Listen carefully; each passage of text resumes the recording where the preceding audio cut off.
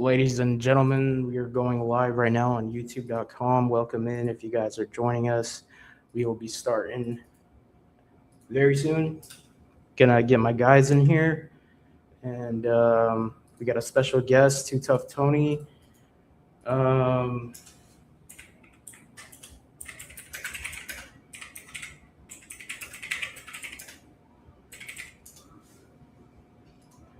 so we'll see how it goes here.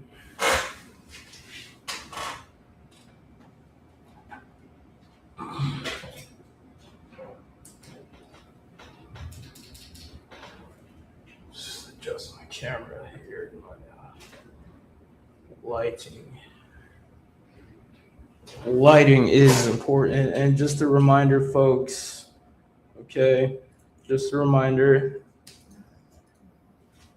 that Warning.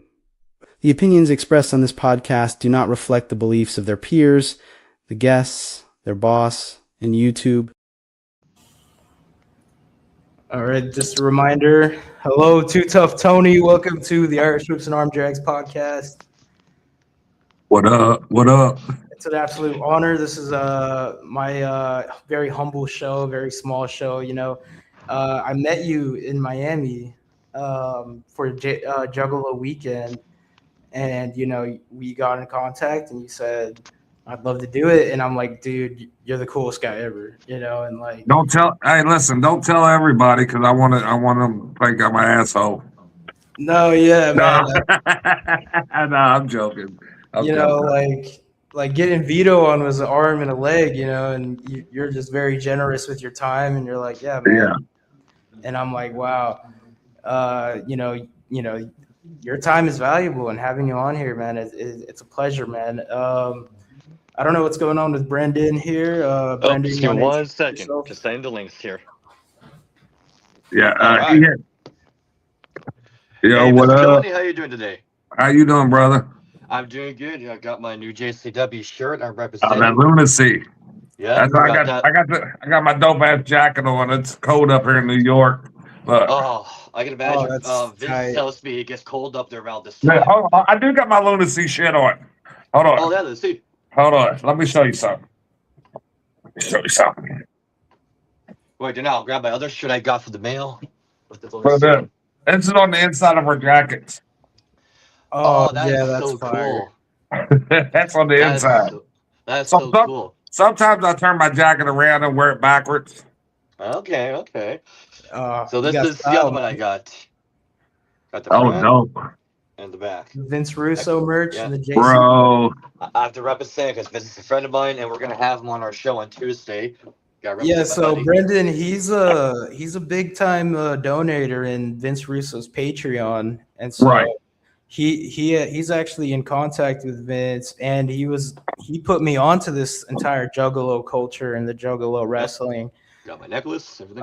Because he's been a Juggalo since he was a baby, pretty much. Yep. Right. 1999. When I was 4 years old. That's when I first Wow. saw ICP on TV. How old was you in 99? I was 4 years old. I saw Damn the it. music video for Damn Another it. Love Song. Damn And then following year in 2000, I saw Let's Go All the Way and Tilt were on TV, but I didn't know they wrestled until I happened to be watching WCW Nitro.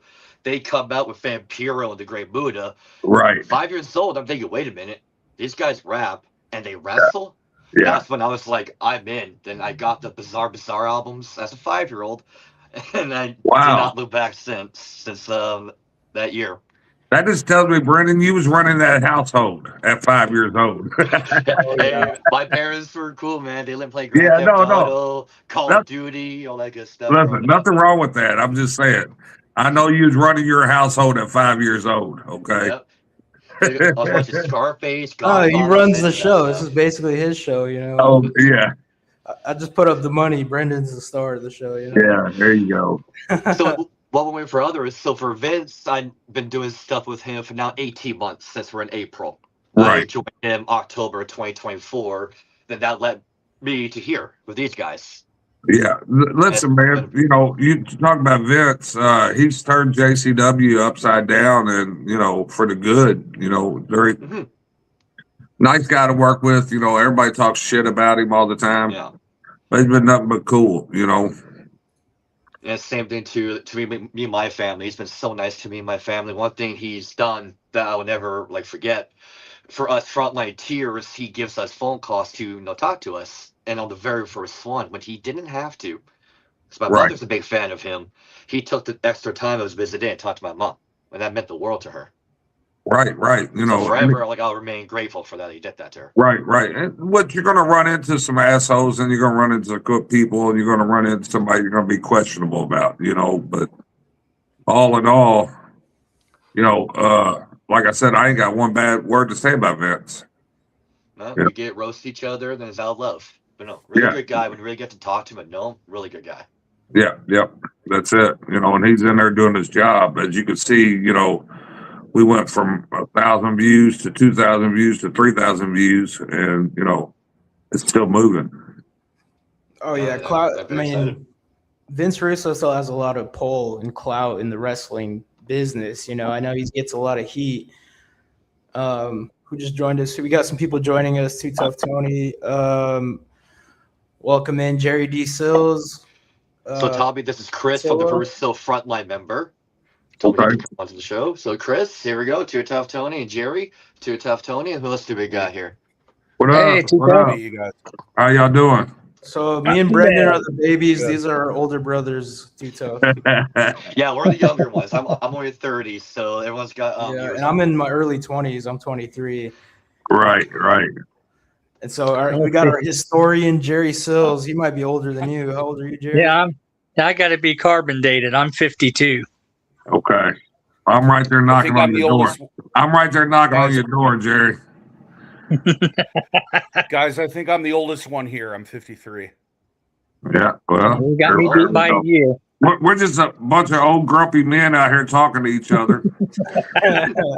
Hey, we all love the wrestling business. That's so we have it. something That's that it. bonds us. That's one thing that wrestling does. It will draw people that you normally wouldn't be able to meet or see. Yeah. If you ever go to a show, you're like, wow. And then you meet people, you're like, damn, I would have never met them if I didn't go to wrestling, Mm-hmm. Exactly. Yeah, same, because without Vince, I would have not met Jerry, because Jerry brought me to this show, and some other friends of ours from another show.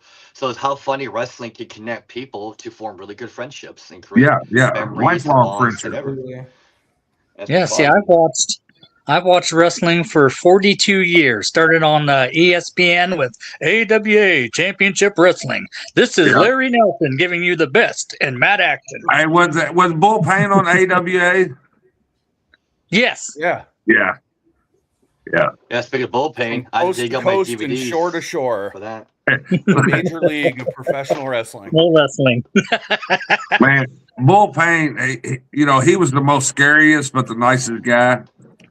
But I trained under his wing for a little bit, and he don't get enough props. And I was the dumb kid in the locker room. They'd be like, "Who wants to work Bull Payne?" I'd stick my hand up every time because I wanted to wrestle. I didn't give a fuck what I was doing.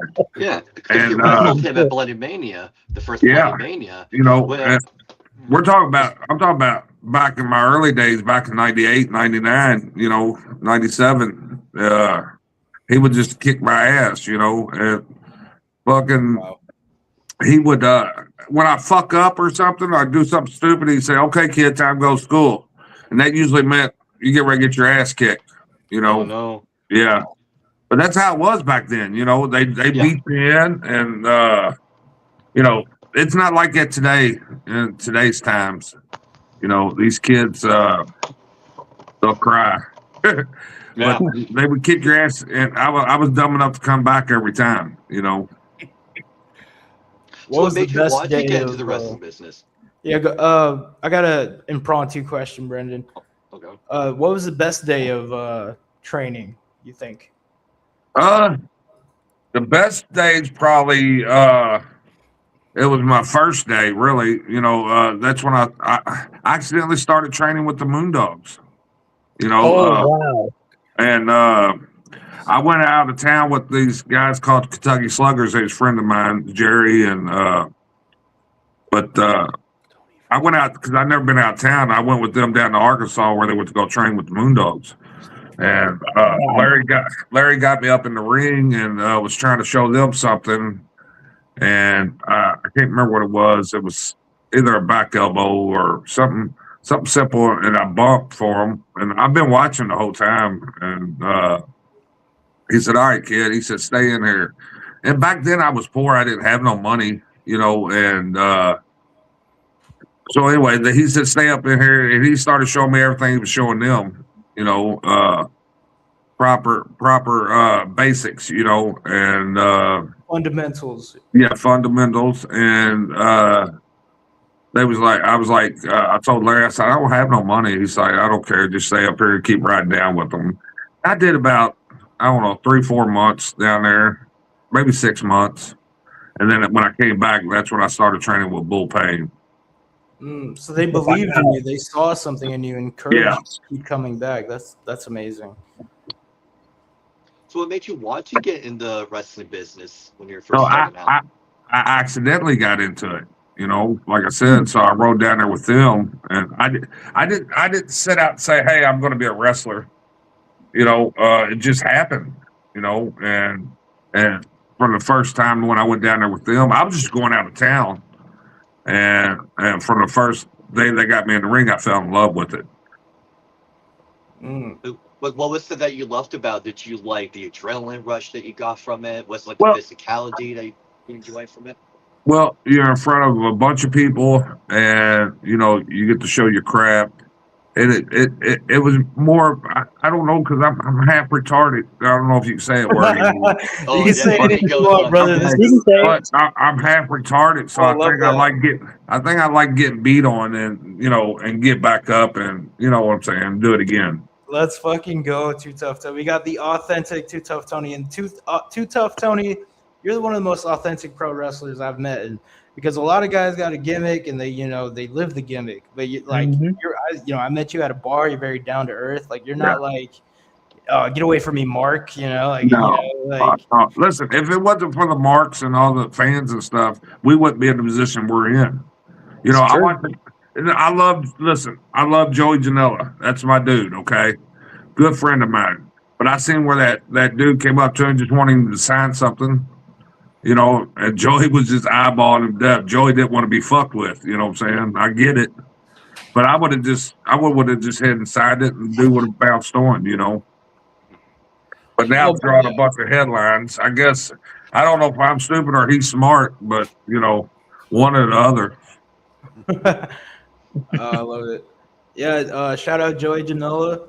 Yeah. Maybe he just has a thing about boundaries. People are Yeah. different, and we saw CM Punk toss that phone out of that dude's hand. What'd you think about that? Yeah. Man? Well, see, I know Phil. I fucking, when I started out and I used to go to Wisconsin, I beat him. I beat the champ. So I beat him up there. I like I said, I know Punk from Carmine Despiritos and IWA Mid South and all that. But anyway, fucking, I think there was more. He was trying to protect AJ than him protecting himself. Yeah, it's his wife. It's a little different, right? It's your family member. Yeah, exactly. Yeah, But she's in the business too. Yeah, She's in the she's a business too. professional wrestler as well, Yeah. so it was a little off-putting. I guess the guy's not going to press charges. He just wants an apology, but, there's a lot of pride when you're world champion. Hey, Yeah. what's up? We got someone in the chat. Tony, what up? How was the experience in the Horseshoe? Do you enjoy the drinks, the casino, and WrestleCon? And favorite place to eat in Vegas with the boys? We got 3 questions there, so. Well, the burger was so your parents. Oh, the Horseshoe was dope. So I got a great story for you. Okay, so it was me, Rob Van Dam, and Willie Mack, and versus the Good Brothers and Kenta. And that's a badass lineup too. That's a dream rotation to smoke a blunt with, bro. Yes, and you know what? I did get to do that, but anyway, fucking. So I run a spot with the smaller of the Good Brothers. Fucking do our spot. The bigger of the Good Brothers come in. Carl Gallows, he comes in. We do a spot. I tag Willie in. Willie runs a spot with the big Gallows, and then Gallows tags in Kenta. Willie Mack tags in Rob Van Dam, right? So where I'm like, oh shit, shit's getting ready to go down. And they get ready to lock up, Kenta ducks under him, and it gives him the bullet fucking deal to the Good Brothers. Fucking Rob Van Dam turns around and looks at me and Willie goes, "Watch this." And soon as fucking kid come in, fucking Rob throws a fucking right hook and busts his fucking nose. Ooh. Yes. I don't think Rob did it. Listen, I He's don't think not known for being stiff, you know. Yeah, but I don't think Rob did it on purpose. I think Rob was going to hit him with something, boom, and then hit him with the Rob Van Dam. But that first lick caught Kenta, bro. Shattered his nose. Time? Is that just like, because Rob Van Dam's one of the GOATs, so I'm like, Yeah. But go ahead, Kenta was Kenta was pouring like a faucet, his nose.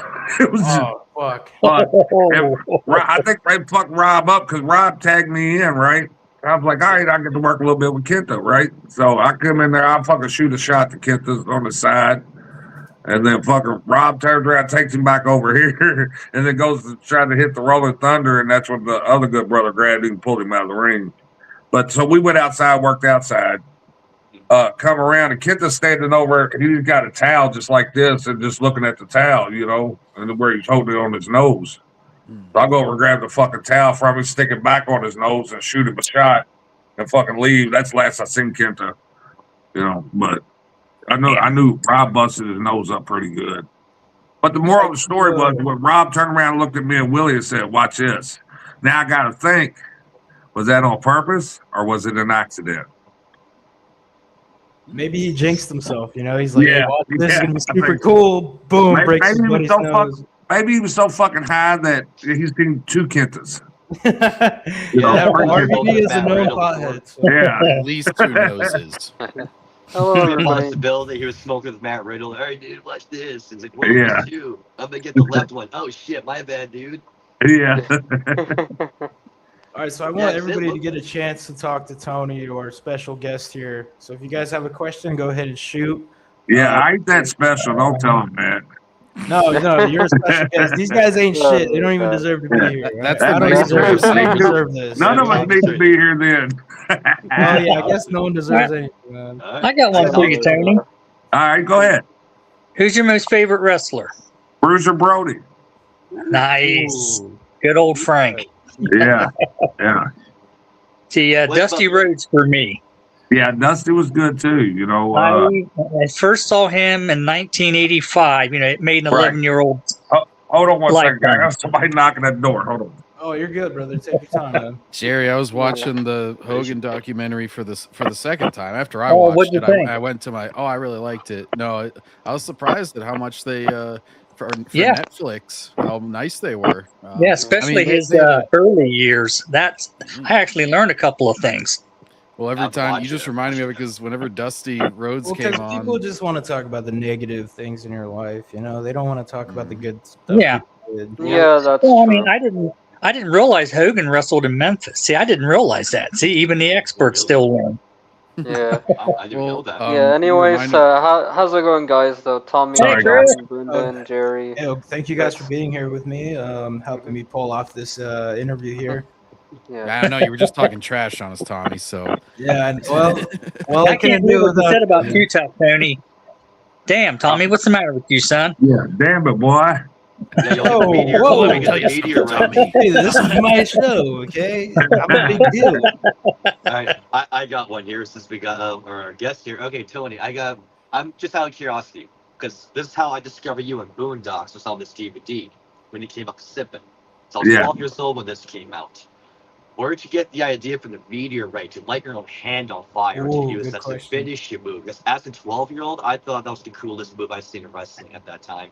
That's where Wow. you did on Zach Gallen first episode. Now, Yeah, well, I took Zach Allen to IHOP to eat too.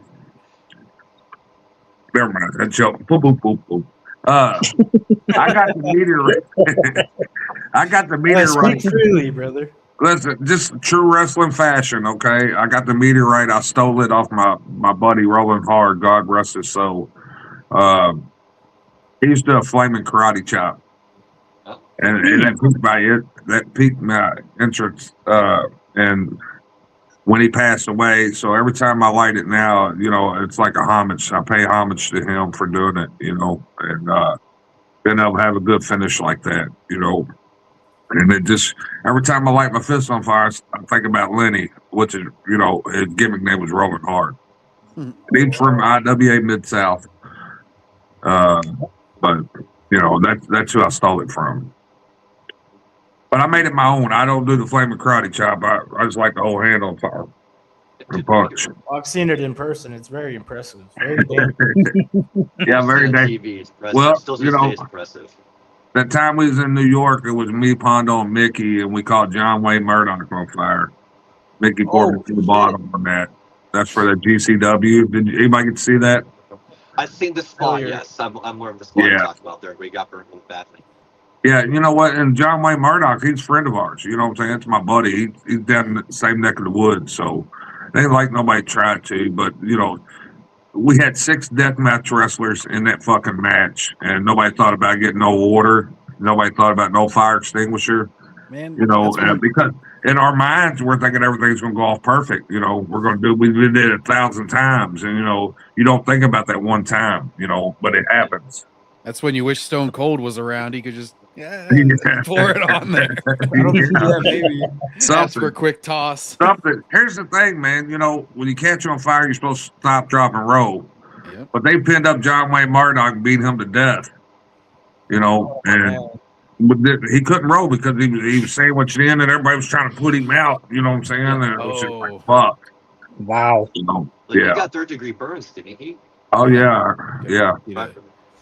Is that a result? Do you think, in your opinion, independent companies are cutting corners with security and with, like having an ambulance there? Because there was an ambulance and a security team at Factory Town here in Miami, but do they do that at these smaller, flyover states? I think some of the commissions make you do more than others. You know what I'm saying? Like where I run my school at, Grindhouse Pro Wrestling Academy down in Jeffersonville, Indiana, and you ain't got to be licensed, and you don't have to buy a promoter's license or anything. That was one of my reasons why I went to Indiana, and it's probably like right across the bridge from Louisville. So I got a lot of family in Indiana, man. Shout out the Hoosiers. That's right. Nice. I'd like to ask Tony a question. Yeah, let's start with John. You got a question for Too Tough Tony? Oh man, I'm trying to think of one. What is, I guess, kind of in the vein of what we were just talking about. What's kind of the most? Is that the most dangerous situation you found yourself in, or like whether it be a stunt that went wrong or anything like that? Just like something. What's the most kind of dangerous situation you found yourself in the wrestling world? That's probably one of them, trying to think what else too. Something's crazy that's happened. I was just thinking of it because I watched Brock Lesnar whenever he was doing his one move and saying how dangerous it was, and ended up trying it one time and kind of landed on his head, and they were like, that's the shooting star press. Press. Yeah, so I was like, I know there's some crazy moves that people will try. Not even something necessarily you did, but like even some of your face or something. Try something really crazy, even if it went off great. Well, I was at IWA Mid-South when that dude jumped out the bleachers and missed the whole table. Oh shit! Oh shit! Yeah. That's a viral video. Oh my gosh. Yeah. Wow. Yeah, Stevie Richards. Everybody on YouTube reacted to that. That was Yeah. Is that the one where he jumped and the guy was on the table and he just missed the guy? Yeah, he missed overshot it. Yeah. Fucked him up. Like that. Yeah, that your hip's gonna be gone after that. Yeah, of course. And So that's not really there's necessary no either. I feel like that's unnecessary. Well, that's the thing. Our wrestlers don't want to get that pop. If he would have hit it, would have been successful. People would have went nuts. He didn't hit it, people still went nuts. Think about all the stuff Mick Foley did that wasn't necessary, but it got a hell of a it made it a hell of a legend. Off the top of the cage, man. How do you top that? Well, that's like the pinnacle. Well, if you ever seen some of his early training footage when he'd dive off his roof. Yeah. Well, the roof is a little bit lower than that cage. You know what I'm saying? And That's true. that's the thing, like deathmatch wrestling. How much deathmatch wrestling can you do? What's the next step up? Is a 9mm on the pole match? Loser gets shot in the leg. Right. That's Vince to do that. Yeah. That's Vince to do that. And you're joking, but you're right. Like, because they go so extreme now. Like, I've seen Schlack and Beastman, but they've talked about, like, they've seen people tear ACLs just locking up or just walking up the ring. Like, sometimes it's the move you don't expect. You ever had a moment like that? Yeah, well, I worked Nate Webb, IWA Mid-South, and I cut a main artery in my wrist. Holy shit. But I don't know if you see it. No.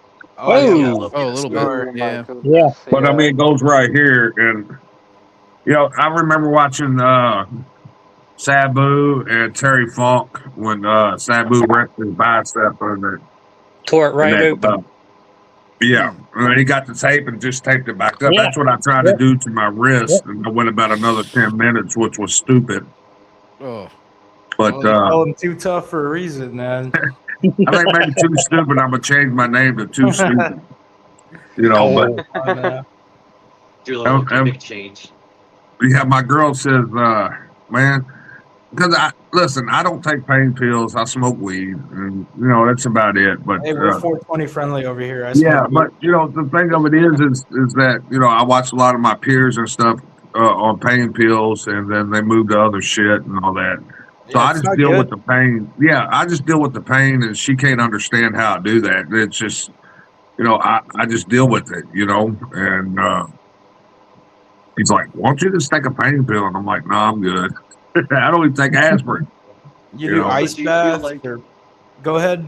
You just get ready. Do you feel like that you have to, like, throughout the years as you're getting older, do you feel like you have to, like, change your style in the ring in order to make sure your body size made up? Listen, here's the way I look at it. I look at it like this. I'm going in to do a job, so I'm going to work. I'm going to do my job and get out. I don't even think about it, really. Somebody asked me the other day, it's like, how long do you think you can do this? So my body tells me I can't, and that's what I'm looking at right now is that, I'm not trying to slow down. I'm not thinking about stopping. I'm just going to keep working until I can, My second run, I quit wrestling.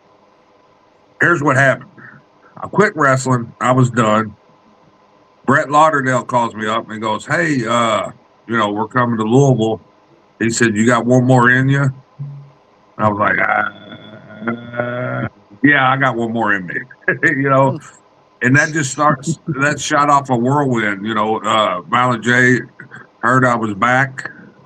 So he calls me up, was like, we're going to start running JCW again. And I'm like, cool. So, JCW is my home, man, from day one. I've been there from day one since they started their wrestling company. I've been there.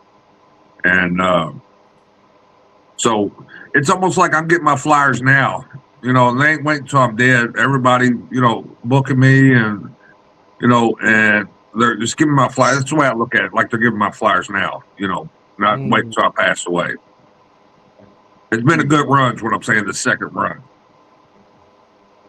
So you think your early career wasn't as, I guess, chaotic, or I don't want to say successful because that feels like, I'm diminishing what you did in the beginning because, what you did in the beginning is the foundation for what sets you up in the future. So I don't want to diminish anyone's Yeah, start. no, 100%. I got to do a lot in Japan, all over the United States, work with ICP, and Whoop, whoop.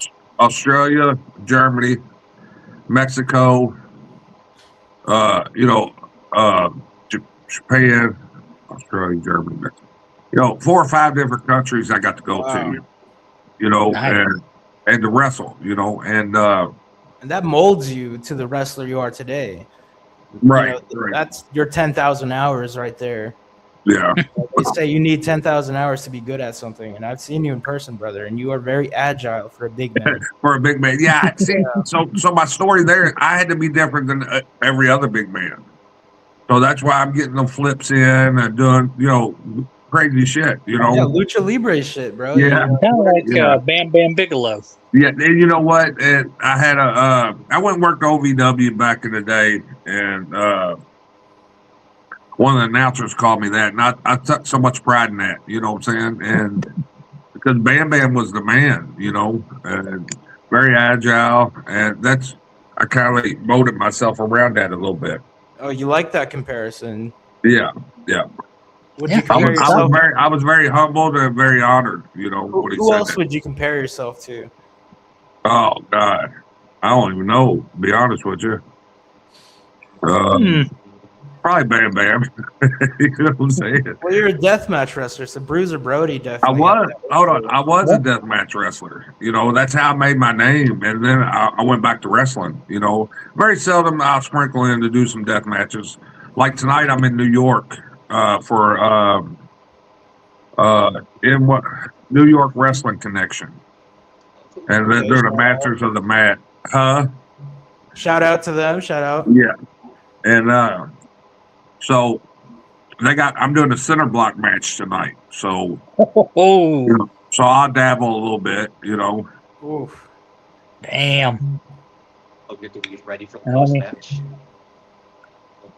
See, I Who thought, else? Yeah, Jerry, go ahead.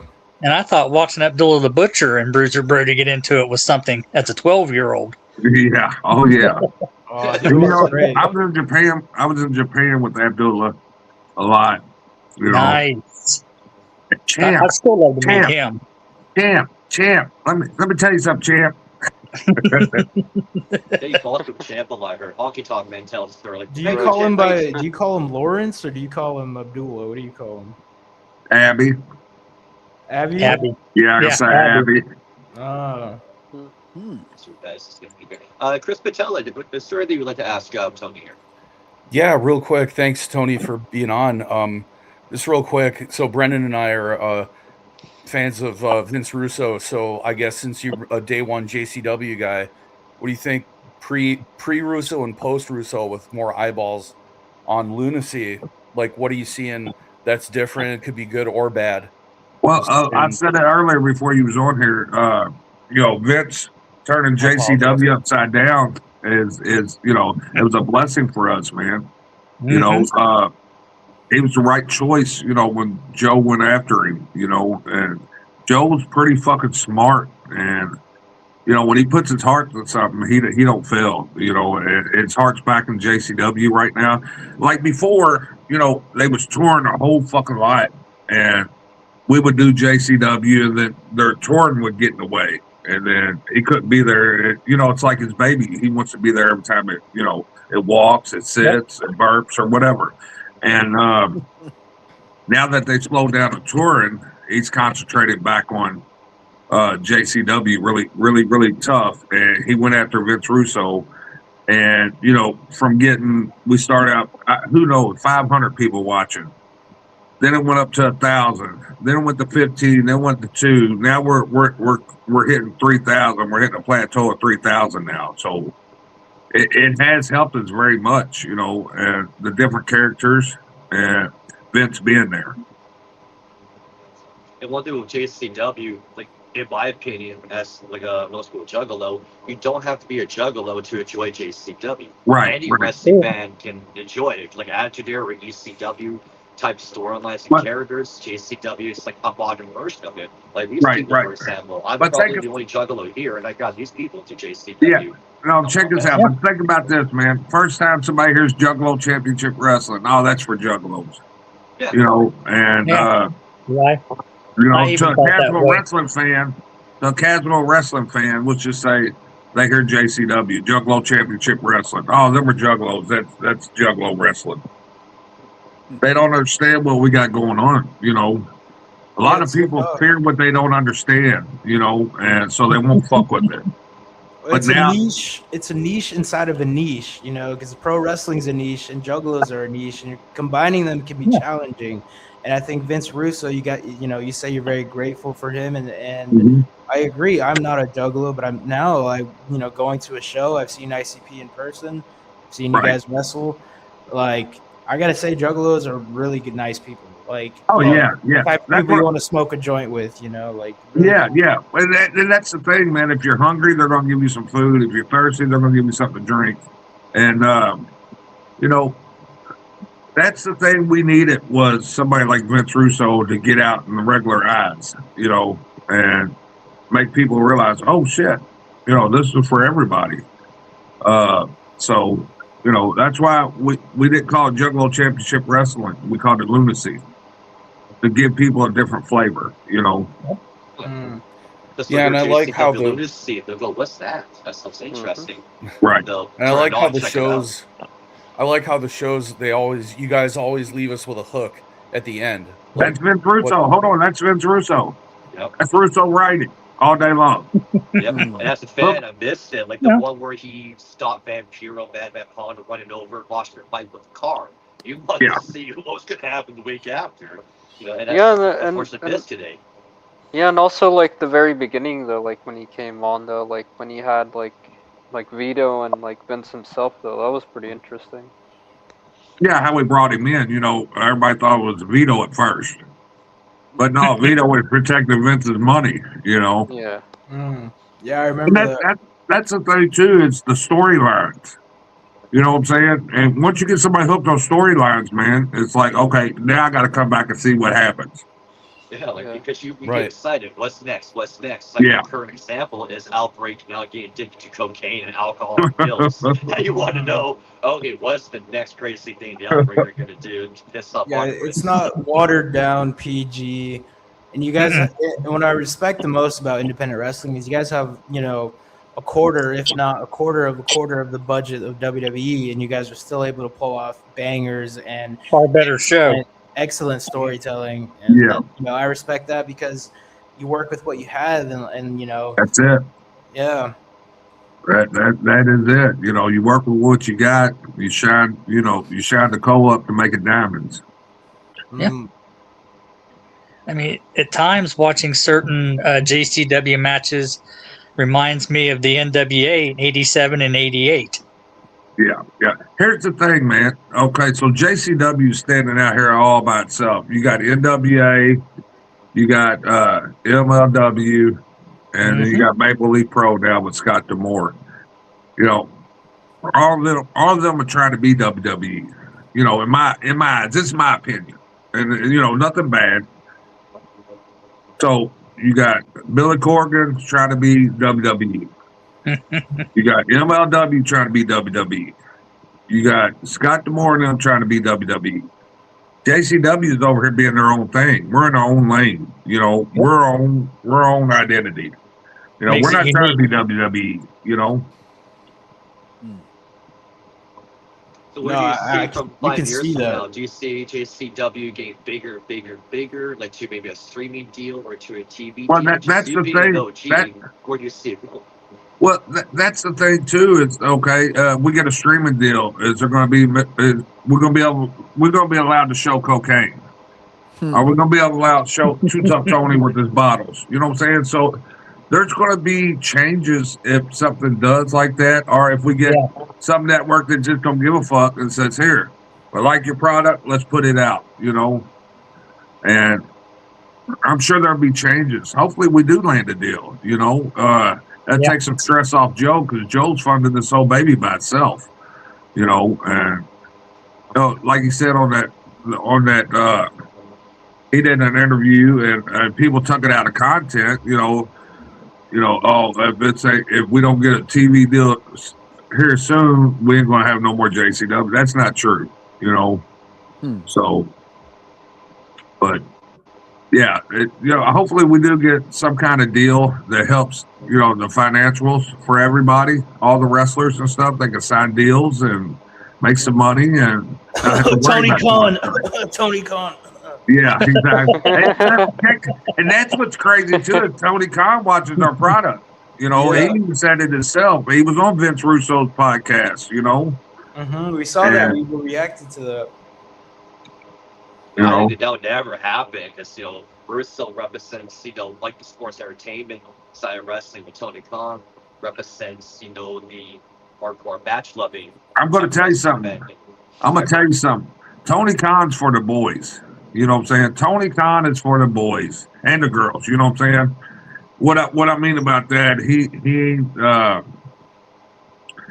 he's not stingy with his money, and you know he hires a lot of people, a lot of these workers. You know, I trained a girl named Billy Starks. I don't know if y'all know who she is. I do. So Grindhouse trained her at 14. By 18, she was signed with AEW. She had a WWE offer on the table, which WWE was offering so much.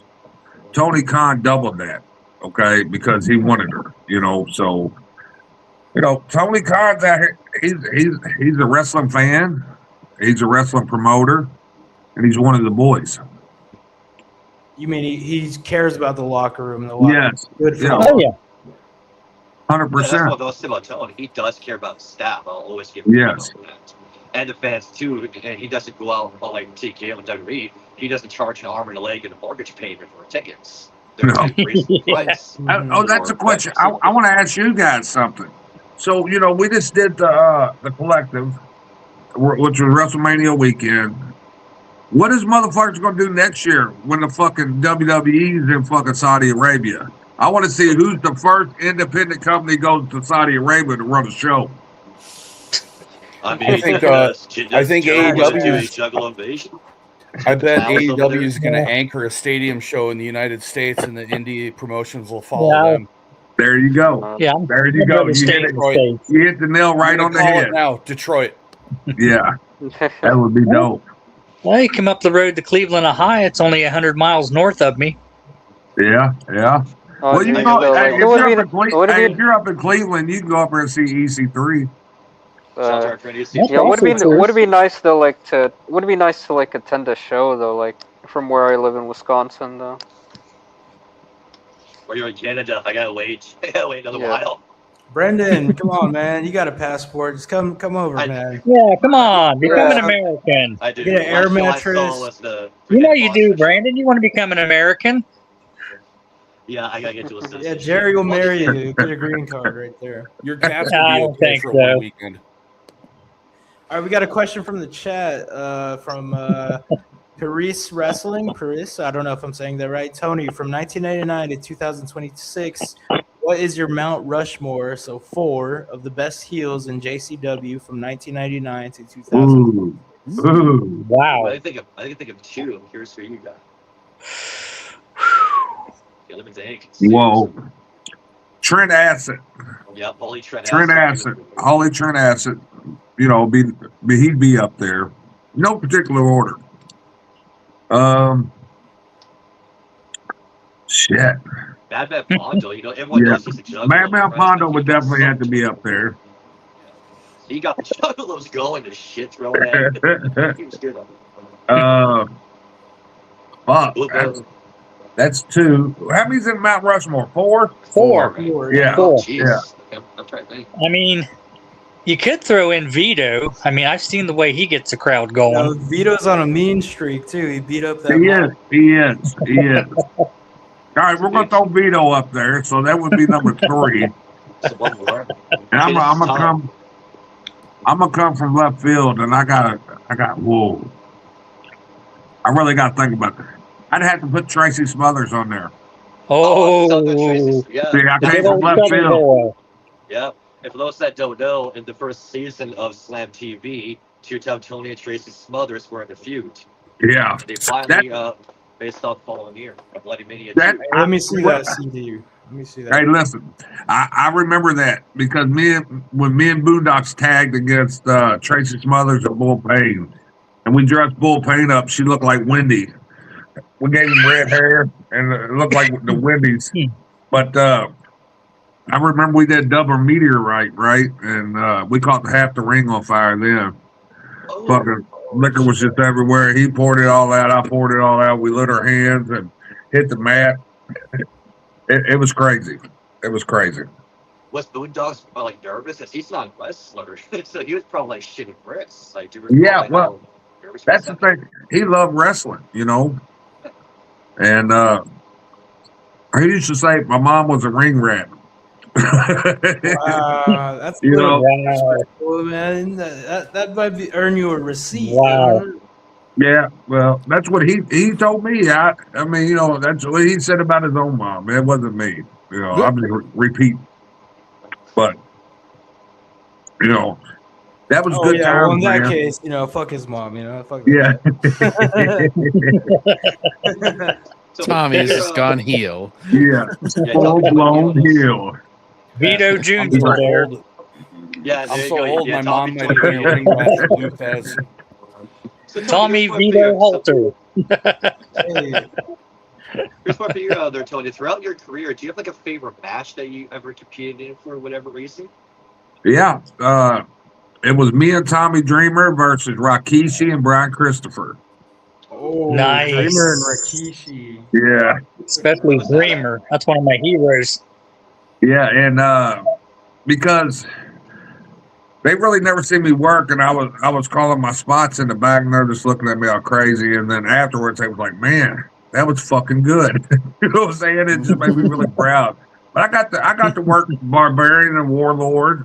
You know, I got to work a lot. I forgot a lot of people that I worked. You know, but Nice. uh, You've forgotten more wrestling than some people know, yeah, Mhm. but I remember in Japan, Kenzo Suzuki just got off his WWE run. We was in Corrigan Hall, me and Pondo. Oh, Corrigan Hall, Yeah. shout out. And you know, he came up to me and Pondo, and that was like our home base was Corrigan Hall. And he comes in, he goes, "Okay, me babyface, me just leave WWE." And I was like, "All right, you know."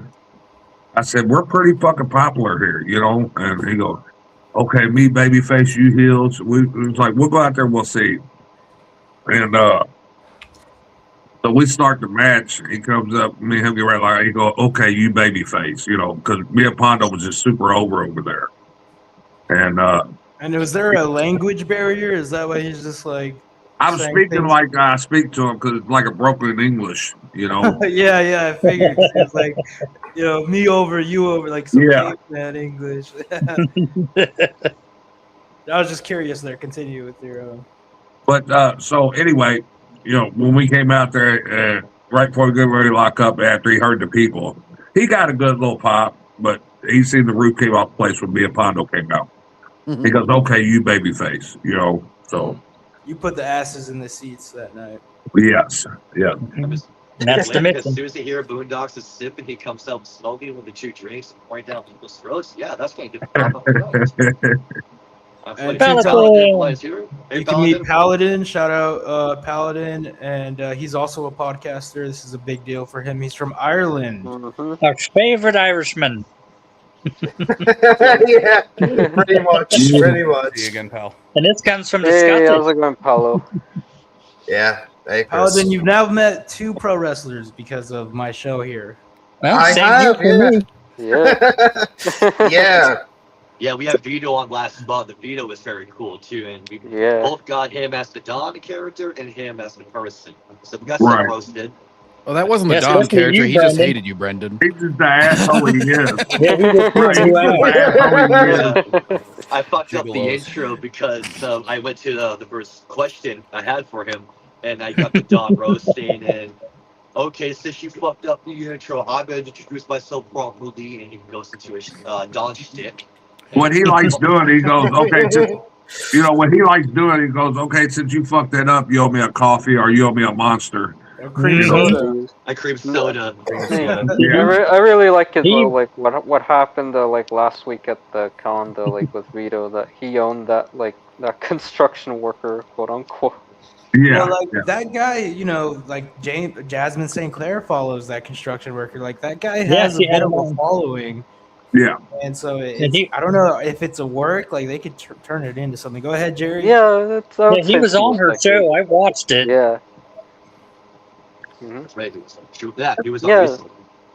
Yeah, I could probably Okay. see that it might be a work of some kind. Well, he got palm struck pretty hard in the face, but it wasn't no punches. See, Yeah. I've been punching, and I don't have that much trouble with nobody. You know what I'm saying? I Yeah. don't fuck around, but they don't want to fuck around either. So you know, I leave it at that. You know. No, I wouldn't fuck with you, Tony. You're a big guy, You bro. know, see these hands? Yeah. No, Yeah, of you're live course I on fire. won't. Well, let me You're show you live something. Look at this. Oh my god. Oh, Oh, wait, let's blow it up. Hold on. and I- Yeesh. That's the price of fame, oh, wow. glory, and pro God wrestling. That they call that the French tickler. And I thought having a kabuki finger was something. She loves it. Wait, what? No, I smashed it about 15 years ago in some metal chairs, and I was going to have it taken off, but the doctor said my finger would have been crooked like that. I would never been able to straighten it again. But Wow. it's fine. Nobody plays me in that game Thump no more. That's an extra advantage with video games, man. You can press 2 buttons at once. That's right. That's right. Yeah, it's a hidden advantage. Yeah. He wins all the fighting games. He gets on That's Street right. Fighter. All Like, the you guys are losers. Yeah, doubles, but it goes pretty good. Paladin, so I'd like to ask Tony here. Oh well. Well, no, I don't know Tough Tony too well because I was up north with the Standard of Excellence, Stanford, Connecticut, the whole time, while Tony was up in the underground because I didn't even know who he was until Brendan here introduced me to him, and it's like, here we are, Too Tough Tony meets Paladin here at last. Yeah, we're here. Yeah, exactly. But things up north have kind of been a bit rough. And when I got introduced to JCW for the first time, I can honestly say, Tony, that for the first time in 10 years since I've been absent, I've actually been having fun with it. It's been a fun time, great fun time. But I suppose the question I have to ask you now is, you have one of the most talented writers in JCW right now. How do you feel about that? Well, like I said, I mean, it's shaking JCW. It's turned it upside down, and it's made everybody work harder. Everybody's excited, and who wouldn't want to work with Vince Russo? A lot of people think he's crazy. Well, listen, a lot of people think he's crazy with these outlandish fucking matches he does, but he fits right in with JCW, our wild fucking goofy characters, and he can write for them. It's been a blessing for us. Oh, that's great.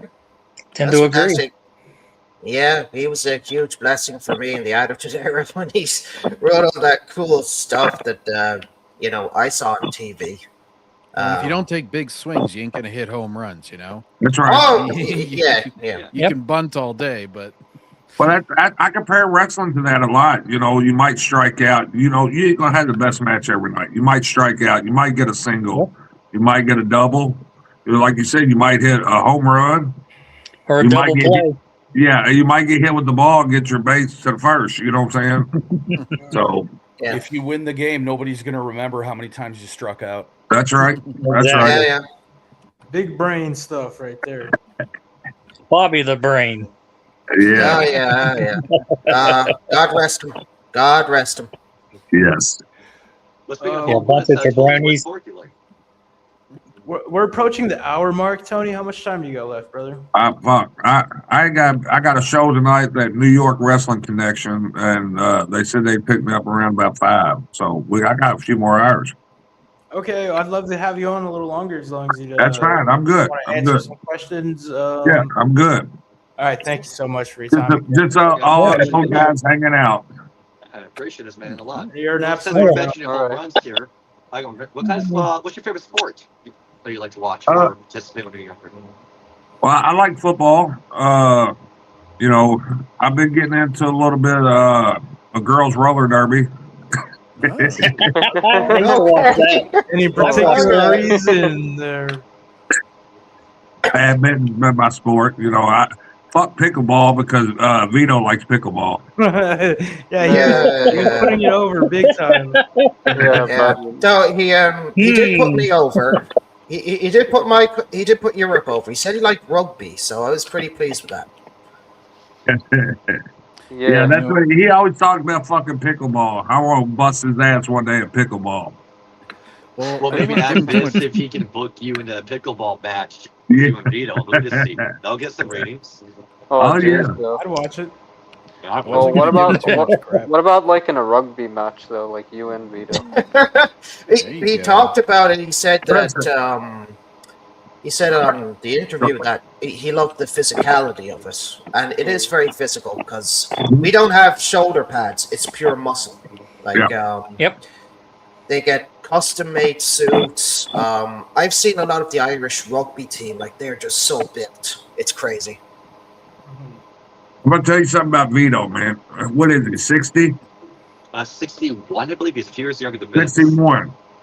He's in the best shape of his life, Yeah. and that guy can still go. Yeah. Yeah. And Yep. base, I he mean- moves Yeah, like he he's in his definitely knows how to 40s. take care of himself. Yeah, former model as well. He talked about his modeling career and like, you know, his skin is like, whoa, I need his skincare routine. You said he used to be a model? Yeah, he Yeah. did Playgirl. Yeah, and, for a gay modeling company. Yep. Vito. Really? Listen, I'm not hating. Listen, I'm not Vito, hating. I have nothing to do with this, Vito. Yeah, I'm not hating. Okay, I'm not hating. That's Don't worry kind about of, it. kind of enterprise. I thought The it free was country. weird. It's a free world. I'm Right, here, right. Vito, Hey, you're listen. busting my ass. I got to cover my tracks. Nothing against the family. Nothing So against. Vito different likes strokes. going Hey, the long way. Different strokes for different folks. I get it. You know what I'm saying? I don't want to talk about those strokes. Yo,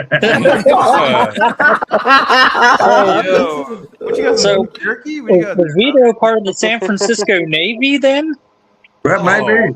The golden, he calls that the Golden Gate Bridge. Oh, you guys gonna get me beat up by them? Oh, you guys suck. Oh, jeez. The redwood forest. I'm expecting Vito to come into the door behind Brandon there and be like, "You're talking crap about me." Fucking Oh, move, you're jeez, so, talking about me? he'll definitely. No, he's going to be captain coming out of one the closet back there behind Brennan. Oh, Let's see, let's hear it. Vito, We got, get there. we got heat. We got a feud starting here. Oh boy. Rainbow Warrior. He's Oh, gonna walk in, geez. Brandon, Setting up wipe their that match. shit off your face, you fucking jugalo. Yeah, you do love. With the You fucking move. I'm gonna call it moves. I'm gonna called everything. Well, to be Listen, fair, what he called Jerry a Oh, lady, man. so I guess he Listen, got the worst. when he Oh dressed yeah, up, I remember that. when he had to dress up in that fucking clown outfit, he really didn't like that. That was great. I could see, yeah, I could see his face. Like he was Yeah. just so embarrassed when he Yeah. did that. Yeah, like Brendan here has kind of got me into Juggalo culture, and I was like, you know what, I wouldn't mind doing that. Like an Irishman in Juggalo face paint. Let's do it. Yeah, Just get some Irish coffee in you. You'll be Oh, all right, geez, Paladin. Looks like you're gonna Just- become like a juggalo convert. Though, Now make sure it's Jameson whiskey. You need some good whiskey in me. Jameson. To get it. Yeah, the actual Irish coffee.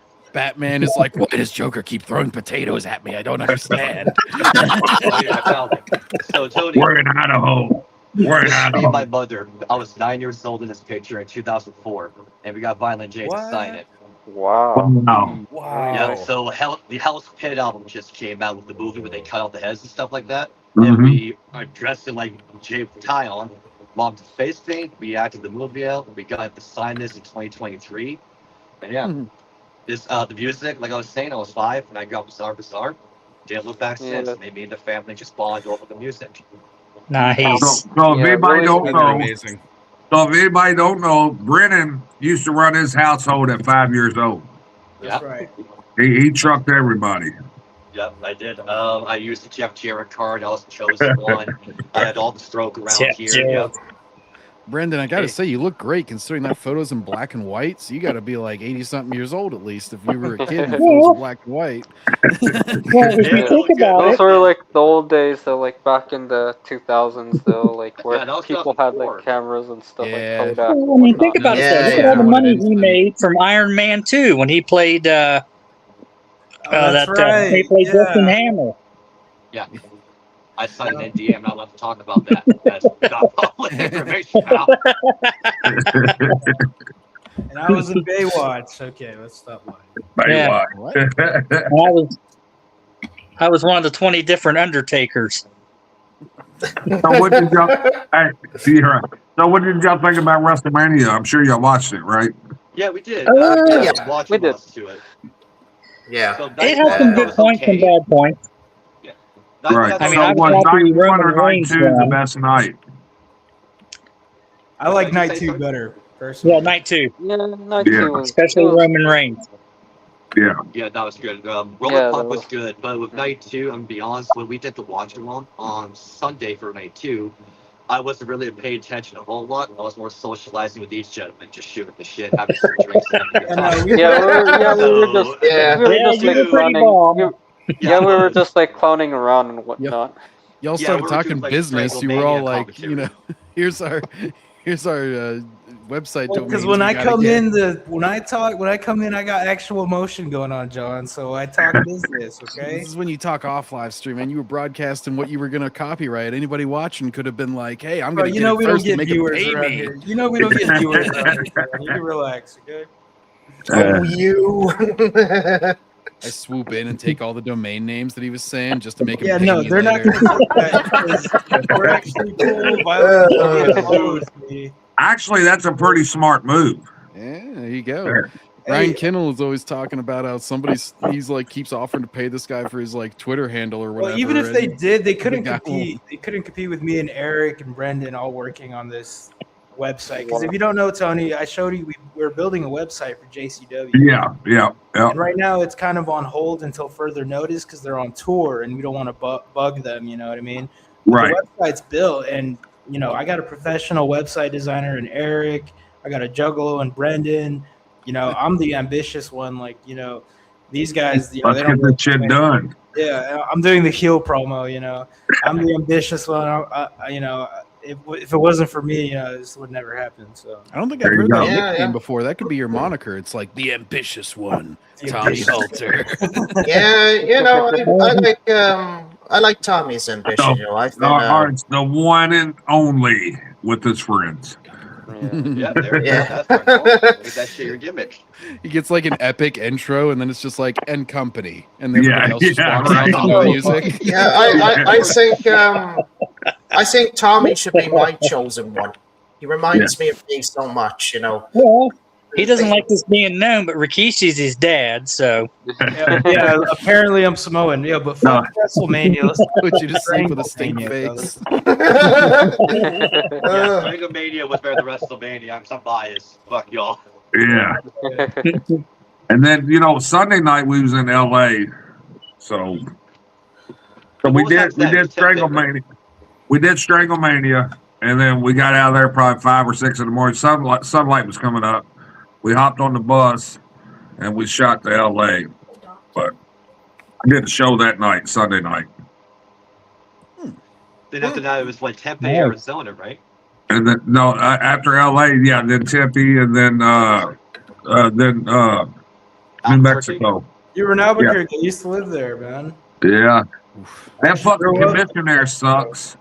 That wrestling commission gave us a bunch of shit, Yeah. Oh, Oh, they got bad commission there. Because I heard, Yeah. I guess Kentucky has a very strict commission. Well, no, listen, Kentucky, now, they have gotten a lot better because they got rid of this guy named Tim Gutterman. And Tim Gutterman, he was the biggest mark, and he'd be the one showing up so he could take the pictures with the stars and all that shit. And if he didn't like you, he'd fuck with you, So, Right. but now they're letting them bleed. GCW came in there not that long ago. I worked Peace Man, and they had their first ever hardcore match, and quite some time since 2000. Wow. Yeah, I've interviewed Beastman on here before. He's a nice guy. Yeah. And we're going to have Vince Russo on Tuesday. I know Yeah, everyone. that's gonna be dope, man. Yeah. That's I'm gonna be chomping a dope. bit for that. Y'all come up with some good shit for him. Yeah, kind of the idea we have him, same thing we did with Vito, like using Speed and Chris Patella have interactions with him. Let everyone here kind of get a question or two. Yeah, Their time yeah. events. Oh, we still I've, have time run some topics with them. Kind of the same thing we did with Vito. That we did like a hybrid show. That's like the idea we got right now. Yeah, it's kind of like what we're doing now on the fly. You know what I'm saying? Just work like that. That's what we're doing right now. Exactly. Yeah.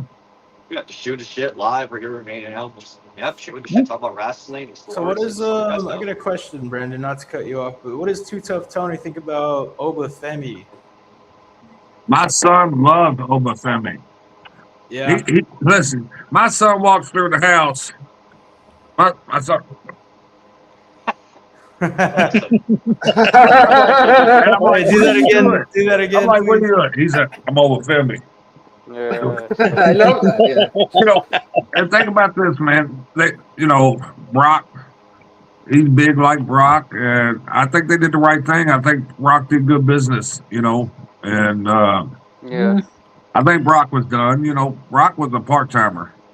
He come and go as he pleased, I have some speculation Triple H is going to give him a big bag of money and say, we want Gunther to actually retire. Yeah, you know what? That part of me thinks that too. Is that maybe they brought that up? Maybe have Gunther retire you, and he's like, "Fuck you, I'm retiring myself." Yeah. You know what I'm saying? It's I'm probably doing not my big way. money, but it Yeah. helps. Yeah, because Brock don't need no money. that's Brock's been in No. the game for fucking how long? He's got plenty of money, 24 and his years. old lady Sable. You know what I'm saying? Yeah, and it makes me glad that he would rather go against Oba though than against Gunther though, because obviously like with Obafemi though, there's like much promise in him though. Like he came Well, from like I'm going to came tell you from- this. He had to like Obafemi to do what he did for him. Nice. Yeah. Absolutely. Yeah, he of won't course work though, with guys and it he makes doesn't me like, right? and it makes me like have like hope though, because there's like promise, like guys like Oba though, they came from the 2.0 era, of NXT, and it kind of makes you glad though that there are those like from that period of NXT that are coming up with promise though, like guys like Oba or Trick Williams and Braun Breaker and whatnot. Right. Well, you got your new stars coming in. You know what I'm saying? You're always going to have your old star, but you can't keep shit moving unless you bring in new stars and build them stars up. Yep. And Yeah. and that's what they're doing. And then getting endorsed by one of the biggest stars. You know what I'm saying? So it seems like yes, here. With Obi, he gives me like he's gonna be like a Black Goldberg. Like he's got like the Yeah. chant already started. He comes in, kiss your ass, and he leaves. Like this kid's got plenty of potential to become, in my opinion, like a big name. They just gotta like, as a fan, treat him right, treat him like a star. Make sure he looks Yeah, good. market him protect this. Yeah, protect Yeah, they got to his be able to best- market him. Just what you said. They got to be able to market him right and put him in the right positions Yeah. to get the right outcomes. And if they don't do that, they can flush him right down the toilet. You know what I'm saying? But if they do it right, they got a big major star in their hands.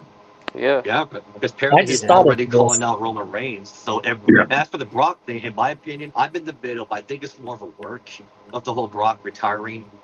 So if it's a shoot, what are they going to do to sell out SummerSlam? Are they going to do Obi or Roman as backup plan if Brock is not going to come back? Or if Brock is legit done, or sorry, if he's not done and this is a work, are they going to do a Brock Obi rematch? They got to do something to sell up both nights. What if they do Obafemi versus Roman? If Brock does the run-in. Well, Oh, that yeah. could be a swerve. Because Oh Brock yeah, even said yeah, that okay. could be like that could be a good idea though. That Brock interferes like in the match though and costs like. But think about this. Think about that. If you're trying to sell tickets, you want Brock's fucking face on that fucking poster. Yeah. You see what I'm saying? You don't want to hide it Yep. and not Yeah. be able to make no money off of him and have him do the running. You know what I'm saying? So I Yeah. think he's done, guys. I think he's done. Or Yeah. I mean, like, you look how at about what, Braun Breaker versus Brock? Yeah, that could Well, work too. when I was, because I had him down on my fantasy WrestleMania card that he would be the one to retire Lesnar. So it would be nice if Braun Breaker was the one, because you look at his pedigree and you look at where he came from. Yeah. Look at He ticks Yeah, all the Steiner. boxes. Yeah, young lion versus old lion. Be like a passing the torch kind of angle. That's the route. I mean, they yeah, wanna you did it, go. but you already did it with Oba, right? So it's Yeah, like if you take it away from Oba, is it that special? Yeah. That's true. Yeah, That's that's- It's true. like beating the Undertaker twice. Like when Roman did it, it wasn't as special as when Brock did it. Hmm. Yeah, especially at WrestleMania, for sure. Because if that was the case, Brock should have never beat Undertaker. Yeah. Well, I heard that was a shoot because Taker was too concussed to finish. Yeah, I don't know. Who knows? We will never know, guys. We will never know. But he had, I don't think he had an issue with Lesnar doing it because he was big into the UFC. Like he was there with Brock to say, "Hey, do you want to come back to, the WWE? Maybe we could do a program together." Well, here's the thing. Y'all was just talking about passing the torch. What if that was Undertaker passing the torch to Brock Lesnar? Giving him his blessings. Here you go, Well, Yeah. and we could That makes figure out sense. we could figure out the truth one day if they Yeah. bring back the lie detector, just like they did with Mr. America. Put Vince back under it. He'll be like, "I am still no pervert." Yeah, but here's the thing. Good shit. Here's the thing. Like back then, that shit was okay. I mean, I'm not saying it's okay. You see what I'm saying? But Yeah. It was people had alligator swept under the skin back rug. then.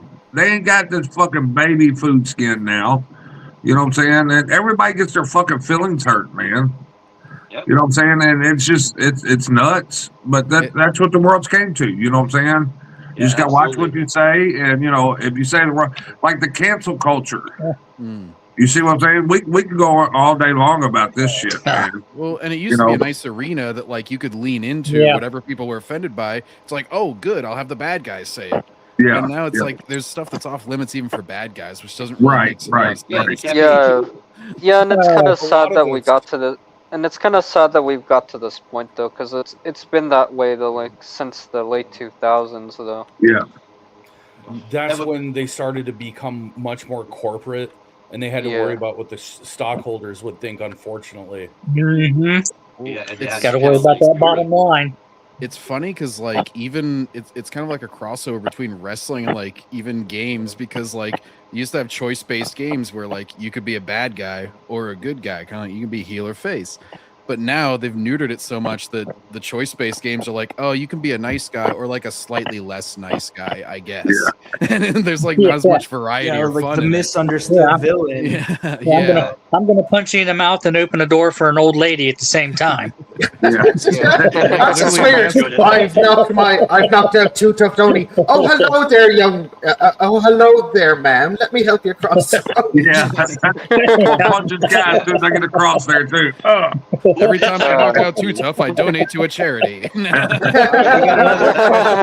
They got big fast up there. Hey, hold on, guys. We got a question. Yeah, from but the chat. here's what I think happened. It went from alligator skin to now it's you pinch me and now it hurts. And like I said about the culture cancel, is like all I gotta do is say, hey, Tommy touched my pecker.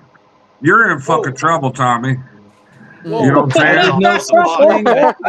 I had no sexual I love how you got him on Right, the show. but that's all I had to do. That's all I had to say is Tommy touched my pecker. Everybody's going to jump on Tommy. Yeah, of course. Good nice, guys. And with Tommy, it's Brendan, you pretty have the believable. rights to this show now. You didn't get canceled now. Tommy went through a whole character arc in this show. He had his heel turn, and now he's had his fall from Tommy in grace. Cuba. Well, speaking of alligators getting there, Tony, here's a question for you since you're one like the boys. Like Cody Rhodes, about a month ago, he was doing like a radio show, and he was talking about one of the major issues in modern wrestling is when a wrestler goes out, does their throw-over match, and then they come back. First thing they do, they go on their phone and check social media response, and that's how that's all they care about. They don't care about what's their paycheck, what's the ratings, nothing. They just care about what the internet says about them. And in my opinion, as a fan, that hurts the rest of the business. Oh yeah, well, yeah, it does for sure. Bull Payne used to keep it all way real. He was a bad guy, and he would go out there and fucking do all his heel shit. And he would stay in the back. He wasn't out there trying to please people. Nowadays, all these wrestlers are trying to please the fans. You know what I'm saying? But he stayed true to the game because that's how they did it back then. Nowadays it ain't. You'll see heels out there selling merch now. You know, before it was only baby faces, you know. And like I said, I always say wrestling new day, new age. But you know, he would stay in the back, he'd wait for everybody to leave, and then he would leave, you know. Shit like that. But nowadays, you know, everybody's got to get out and shake hands. Oh, I'm a bad guy, but I'm your friend. You know, so. It's like Tom circuit. Yeah, Thing. I'm a bad guy, but I'm going to have a Starbucks with you. Yeah. Do you want? Okay. Think about Bull Payne, you'd say, get the fuck out of my fucking face. Get very close, I'm going to punch you in your fucking mouth. Yeah, or Tracy's mother said JCW, you'll tell the Right. shut the fuck up, you'll choke him. I'm just picturing if like $1 Million Man was around nowadays and he could just stay in character all the time, people would be coming up because they paid him to like live like that in real life. So he'd been all over social media, like he literally kicked a basketball out of a kid's. He was making the kid dribble 15 times to win money. Yeah, and he almost got it, and then he kicked it. I remember seeing that. Taking money from kids, like that would get so much crap nowadays. Like, why are they promoting this? Hey, we gotta show love to the Ted chat. DiBiase, Ted DiBiase's definitely a villain, personified. And it's so funny because then he's like a minister and stuff in real life. It's like he's the nicest guy out of everybody. Yo, Brendan, you want to read this question for Tony? Okay, let me go to it here. Let's see here. I'm on the website version of 2 years and try and get to the question here. You might have to do it there, Tom, because I'm on the website version, not the app version. You can see it now? Okay, now how can I zoom in? I was not expecting it, sorry. Now I'm having technical difficulties. Do you remember the JCW event? JCW bring down the house at in Milford, Michigan on December 2020. And that event took place at Violent J's house. Who pitched the ideal? Was it Jay? Yes, it was Violent J, and that was during the COVID. Yeah. And the whole ideal for Psychopathic was content, keep everything rolling. And so, yeah, he pitched that ideal in your house, you know, and I'm trying to remember who was in the kitchen. It was Rhino and somebody else in the kitchen. Wasn't it Matt McConnell wrestle earlier? Because he had the match with the dog and got involved, and Jay had to leave it. Yeah. Get the dog up. Yeah, Jay's dog came out and tried to attack him. I remember me and Teddy Hart. Me and Teddy Hart did the main event, which was all over the house. But I'm trying to remember. Well, let's see if I can find him by the phone here. I never Rhino like did a floor in the kitchen or something. Like Yeah, that. they did it in the kitchen and got all the shit all over the place. I'd hate to have been the guy that had to clean that up afterwards. Right. Oh, that's like the supermarket guy that was working after who was it? Booker T and Stone Cold were in there. Oh yeah, Price Jack on the jackass. It's like who had to clean up that store, man? That was the second actually in somebody's house, because in Corrigan Hall they built a house for us to tear up. BJW and Pondo did a kitchen match with Kobayashi, but they built the whole house in Corrigan Hall, and we got to go in there and tear it up. Wow. That was supposed to be Kojika's house, but that was the first one, and then in the States was that one. Now we got to ask if with that Milford, Michigan show, did the governor find out about it and come down on you guys? I don't know. I never heard nothing about that. You know, she was definitely a hard ass COVID governor at that time. That wasn't was that Kwame or no? What was the dude before her? The one, but yeah, it was Kwame. Was the mayor of Detroit. Yeah. Before her, well, so that was oh my God, what's her name? Whitmer is Gretchen Whitmer. Yeah.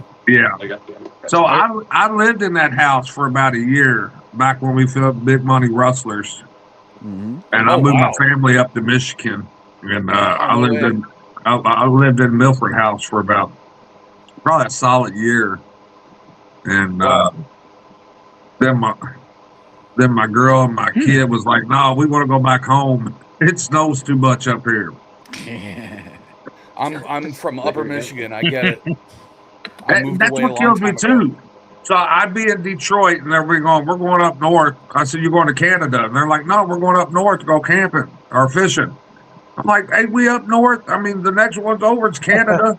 Yeah, ain't we up north enough? Upper Peninsula. Yeah, That's of where course, everybody goes yeah. for camping, isn't it? Yeah. Yeah, of course. it Like, is. the Michigan UP is like really beautiful though. Like I've been there like with my family, like the landscapes and whatnot. It's like really beautiful up there. Yeah, it is. It is beautiful. It's hard to make a living unless you work at the casino or your dad's like the mayor of the town or something. Yeah, Or you open a brewery. Yeah. yeah. Right. And All right, hey, we got Doug, one if more you're question worried- before we move on. Any memories of wrestling Viscera and Boogeyman? Viscera. Viscera. Viscera. Yeah, Viscera. Yeah, and Big Daddy Boogeyman. V was, man. Big Daddy V was the coolest motherfucker, man. I started a little program with him, and I got to do a little shit with Boogeyman. I didn't eat no worms though. I didn't want to do that, but I do a lot of dumb shit. I do a lot of dumb bumps, but I ain't gonna eat no fucking worms. Fucking, he can keep all. That's his gimmick. That's his gimmick. He can eat all the worms he wants. Yeah, he's a wild You know, man. another one that stands out to me, man, is I got to wrestle Kamala. Yep, Oh, West Side Warriors. Nice. Good old Goddamn Sugar Bear giant. Harris. Yeah. And The only James got rest his soul, man. This before he got his legs cut off too, you know. But he took the meteorite, he took the Diabetes. moonsault. He, you know, man, what a great dude. Man. Really the only time I met Kamala was when Randy Orton was doing his Legend Killer gimmick. That's the only time I saw him. That's so bad. Wow. Yeah. I never See, I- belly slap. I saw a video of him body slamming Andre, and I thought that was impressive. Yeah. Well, I'll tell you what. Y'all talking about Viscera? He did a fucking splash on me. I think I shit myself. He was so fucking big, but nice. Yeah. You know, That's a special move, the shitter drop. the Yeah. shitter. The shitter dropped. Actually, I did shark one time. I was at TNA. All right. He put And the I A in don't TNA. mind fucking, I don't mind saying my it. God. You know, we was working It happens. Kid Cash, Glenn Gilberti, and David Young. And it was me, Joey, and Joe. And we was doing Carnival Carnage match or something. And I went and did that big front flip leg drop, and Kid Cash stood up, and where I went past him, and I landed right on my ass, and I just sharted. I mean, there was nothing I could do. Just it came out. I didn't want it to, but it came out. Oh no! And then Oh, I had to put Kid Cash in my Tony driver where his face is down there by my ass. Oh no! Right. Uh, So we finished the match, not seeing him in the back, and I'm like, "Hey man, match okay?" He goes, "Yeah, but your ass smelled like shit." oh, Then I had to tell him, you know, say, if Oh, you you would have told just him? went ahead and took the front flip leg drop, I wouldn't have sharded. You know what I'm saying? But the way I landed, I guess it just fucking. I didn't have no choice. Is that a rite of passage? Just shitting yourself in the It ring? happens. The fucked up thing is I had on all white. Oh no! Oh jeez, that was actually the next thing I was gonna ask because I know like I watched this thing on the Steelers. I'm a Pittsburgh guy, and they Yeah. wear yellow pants. And the one player Steelers. was saying he's because they were talking about having to go to the bathroom when they're playing a game. And he's like, I was so happy we had yellow pants on our team because like, if I ever had to whiz, It I looked didn't like have to sweat, right? It just looked like sweat. Yeah. Yeah. Oh jeez. Oh jeez, and like 2 against 1 though, because like I'm a Ravens fan though, so I'm like 2 against 1 though. Well, Tony, I got the TNA app on my phone, so I know that's the Juggalo Street Fight you guys did. Yeah. See, okay, Wow. I gotta see if I can find Kid Cash. And that's when they brought I can't remember it was that no, it might have been the show before that or show after that where they brought Monty Brown back. I think it was that Ah. match, if I recall. That was your guys' last TNA appearance. Because that's Yeah. when Monty Brown came back, turned heel, played you and ICPL. Yeah, he gave me that power bomb onto the ladder. And he kept on asking, he goes, I said, you got to do something crazy, man. You're back, you know, what you could pounce, you know what I'm saying? Because that used to be his shit. I said, powerbomb me onto that fucking ladder. He's like, really? I said, yeah. Damn. Right. son. Bump. Nice. And how about your former tag team partner, former JCW heavyweight champion, Corporal Robinson? Do you got any good stories with him back in the day? Corp, the difference between Steve and Corp is Corp was around a long time, but Steve never really came out. And I got to know Steve. And once Corp came up, Corp was that worker. If he wanted your shoes, he'd talk you out of your shoes. If he wanted that shirt you had on, he'd talk you out of that shirt. And that was just Corp. He was that good of a worker, and he worked himself right into a shoot. With ICP, and I ain't heard from that guy in a while. I don't know what happened. He was JCW champion. He was like God in 2012. He just disappeared. Well, do you want the truth, or you want me to lie to you? Well, whatever you're comfortable with, my friend. Whatever you're public. I'm asking you. Do you want me to tell you the truth, or you want me to lie to you? Truth. Okay. He got caught stealing some tickets from ICP for the gathering. Wow. And he was supposed to work Rudy that year, Rude Boy. He got caught. He stole some tickets out of the office, was selling them on the side. I did not know that. And then he screwed a lot of the fucking fans, out of money, man. He was just, and like I said, that was Corp. Steve is a totally different person because Steve wouldn't have did that. But Corp did a lot of drugs and all that shit, and it made him do fucked up things. And but he got caught doing that, and they let him go. They kicked him off the grounds, and they ain't fucked with him ever since.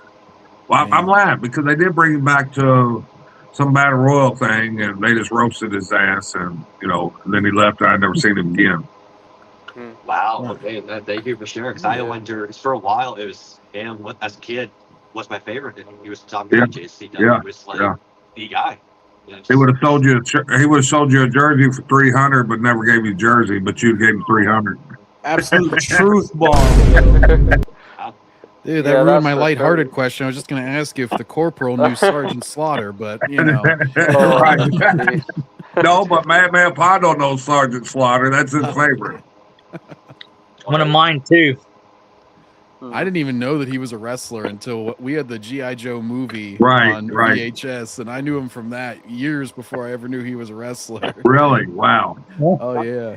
As a kid, we watched that VHS till it wore out. You make me sick as he picks up the Cobra guy and throws him.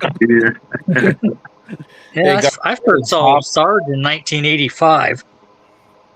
When he wrestled in the AWA, taking on Larry Zbyszko. Yeah, and then he went down to USWA. I'm sure, like territories back then, they would go someplace and get over it. And somebody would be like, oh, I need him. Send him down to me.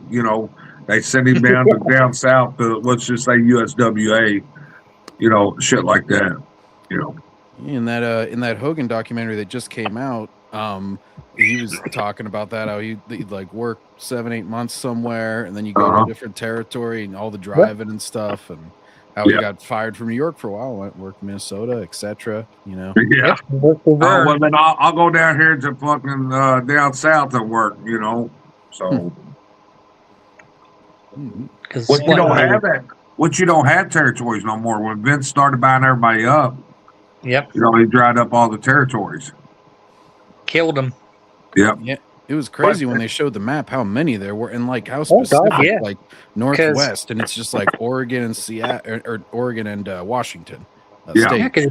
You think about it, in the early history of wrestling, it was nothing but territories until 1948 when we formed the National Wrestling Alliance. Yeah, but if you want to go earlier than that, I mean, think about it. It started with the Carnies. Started with the Carnival. Yeah. So. That they was traveling around all over with the carnival and bringing these wrestling shows in there.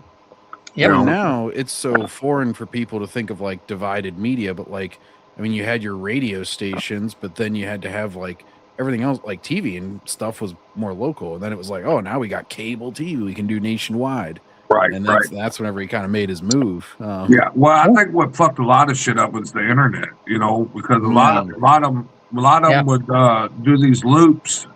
They do the same match on that loop, and then when it comes to TV, they'd have it down pat, and then they'd film it, and now you got to change it up, and.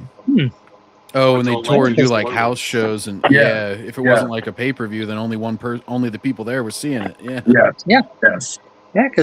Because what, the NWA, they ruled the roost from 48 until 60, and that's when Vern formed the AWA.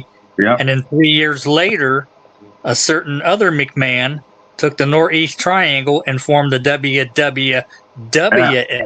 Yeah. And then you had the big three. Yeah. Did you have a favorite when you were growing up watching between the main three at the time?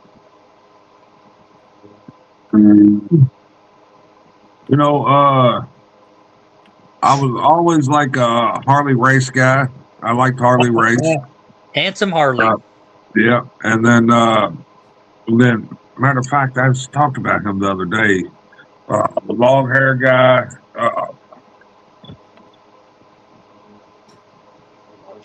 See, kids don't smoke drugs. They'll do this to you. Fucking. Yeah, Tommy. Right, hey, every person he talks about, he's like, "Yeah, I'd like to smoke with him." It's like the first place your mind goes with everybody. Let's see, long hair. Hold on, I'm getting AJ Styles. No, he's the old school wrestler. I know. I'm trying to go through my memory banks here. Color was the series set? Well, that's the too many chair shots, brother. Yeah. I'm trying to think. Obviously, it wasn't Hogan. It was the same time. Woogie. Give me the Boogie Woogie Man, Valiant. Valiant, yeah. Give me Valiant. Give me Valiant. See, this is why we have Jerry Steel here. trap. Thank you, Jerry. That's why Paladin calls me the wrestling encyclopedia. That's right. Yeah, Foreign you've seen it all though, like from the golden era. Yeah. Jerry, he's 42 years. version. I started at 10 years old, and I haven't looked back. And I described Jerry to See, my niece. goal is to be the next Golden Soley, only with much longer hair. So Jerry, I always describe you as the cooler version of Dave Meltzer, but between you and Dave, you get laid. Yeah. Oh, the hell with that hamster fart. But anyway. Dave Meltzer and his 5 stars. Yeah, and that's Dude, another I just problem found with out the recently that he made the Hulk versus Andre the Giant match. He rated it like -4, and then like later he's like, okay, fine, it's just -3. Oh my god. He said, How the hell with him? Yeah, the nerve of that. But that's the thing, man. It might not be somebody's cup of tea, but it's somebody's tea. True. You know what I'm saying? Yeah. But really, if you want classic Andre and Hogan, look at their early 80s matches. Yeah. The Shea Stadium. Listen, where Hogan nobody would busted- beat nobody. Oh my God. Nobody would beat Andre if he didn't want him to beat him. Nope. No. Oh, yeah. No. That motherfucker would fucking sit on motherfuckers and shit on them.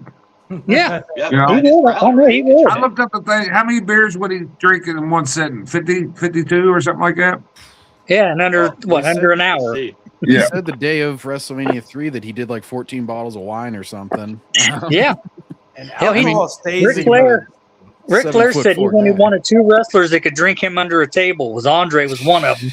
Yeah. Because Flair could put him away. 119 beers. I'm just is picturing 6 hours.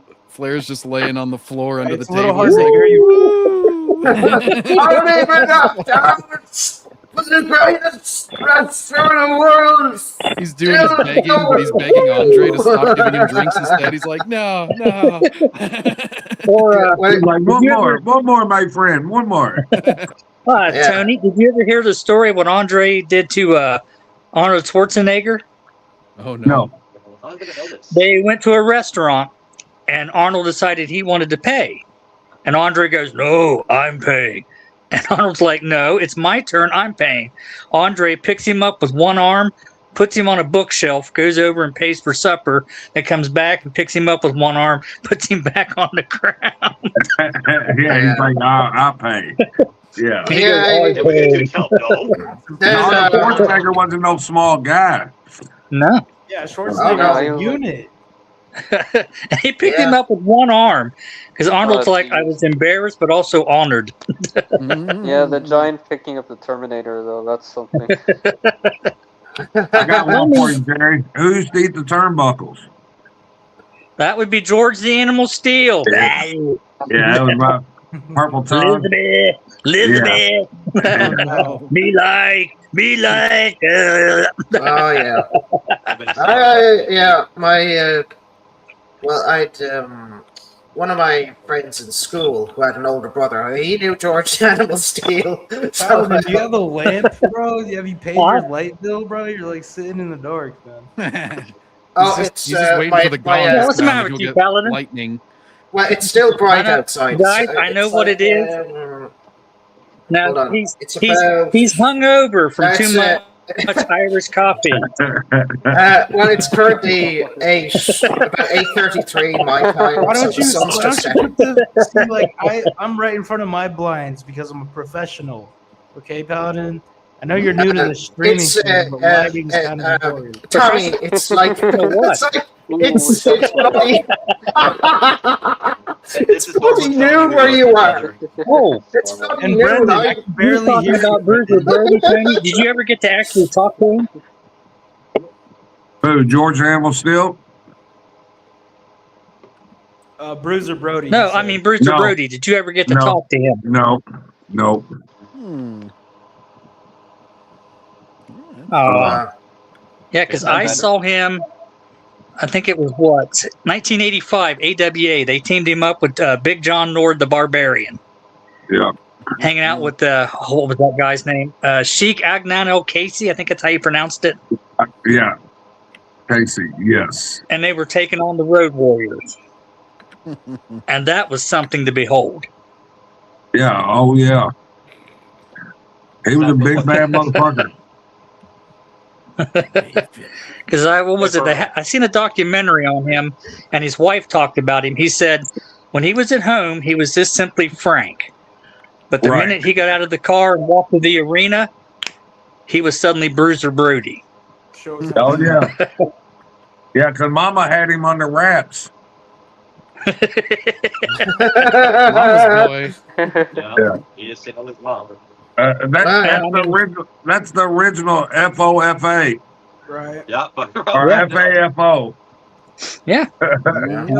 Tony, what do you think of the comparison? And this is just my personal opinion, but you and Willie Mack remind me a lot of the Dudley Boys.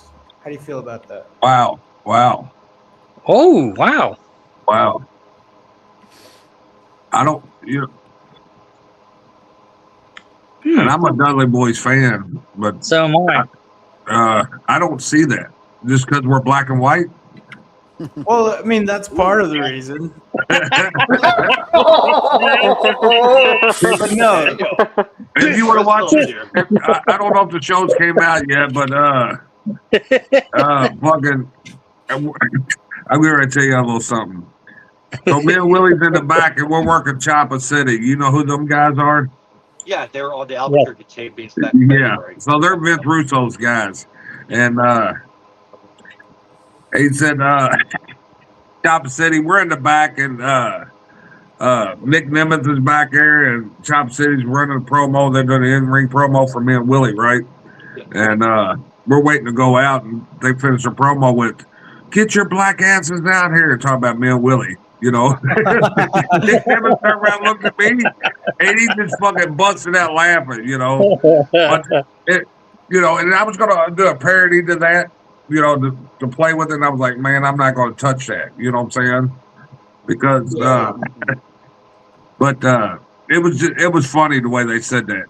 But I was just like, holy shit. Well, my comparison comes from you guys are both heavyweights. You're both heavyweight tag teams. You guys are both interracial. But you guys are brothers from another mother. It's I'm getting ready to smack him in his chest next week. Willie, get the table. I would pop. I would pop for that, man. And make sure you do the 3D. Yeah, exactly. No, we're gonna have to. I'm gonna do that just for you, Tommy. I mean it as a compliment. That's all I meant. Yeah, no, I get it. I'm just joking around, bro. No, yeah. I love you, man. Well, I always call it salt and pepper. That's what Bill always say, salt and pepper. So Tony, in that case, so what would you do? You tell Willie to get the tables. He does not bring out the table. He brings out 2 bottles of vodka. Would that make you happy? That's how I got him in when we was in Stranglemania, and I said, Willie, get my bottle. See, there you go, Tommy. You're starting your ankle there. I gotta drink it first before I break it over your head. Yeah. Can't waste any. No, you know what? Like, let it drop on the waste, man. That's a sin. Never. Have it, you know? I tell you what, I had the funnest time with the Outbreak though, when they did the bottles and all that shit. Oh How did you god. not break? Like, when I was watching that live, the chat was popping. Like, how did you not pop? Because that was so hard to, like, cover your face.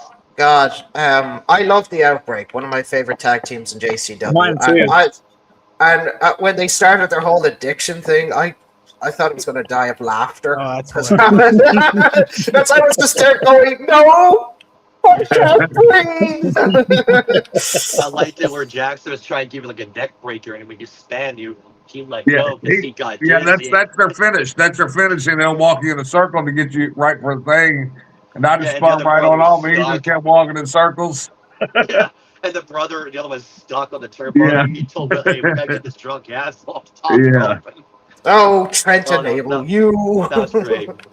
And then I don't know how you fucking guys are great, Barnabas is just going asshole shit crazy down there. Oh, Barnabas is great. Yeah. He's a great manager. It's been a while since it's been a while since I've actually seen a good manager in a long time, because there's not many of them. You know, good managers for me these days are like Not many left MVP now, or Selena Vega was actually a good manager. Not people don't give her credit there. She was a good manager. She was. She was a yeah. good manager. Yeah, see, I grew up on Cornette, James J. Dillon, and of course Bobby the Brain Heenan, and Jimmy Hart. We can never forget Jimmy Hart. I think Coachman too, though. Hey, I almost got in a fight with Jim Cornette. Him and Bobby Eaton. Oh, really? Oh, tell me more, please. We was at a RevelinCon, North Carolina. That's all I'm going to leave it there. You can look it up on YouTube. Oh, jeez. Yeah, jeez. Oh my God. Though. Like, the more and more though, like they learn about Cornette, the more and more I believe though that he's more of like. Well, I mean, I'm a little bit of a Cornette fan. I'm not afraid to admit it. And that's how I heard about Vince Russo. Yeah. I like Cornette. Listen, he's fucking nuts. Okay, for real. But you know, he just believes in what he believes in. Hey, there ain't nothing wrong with that. He believes that shit. Yeah. He goes too far. Yeah, that's true.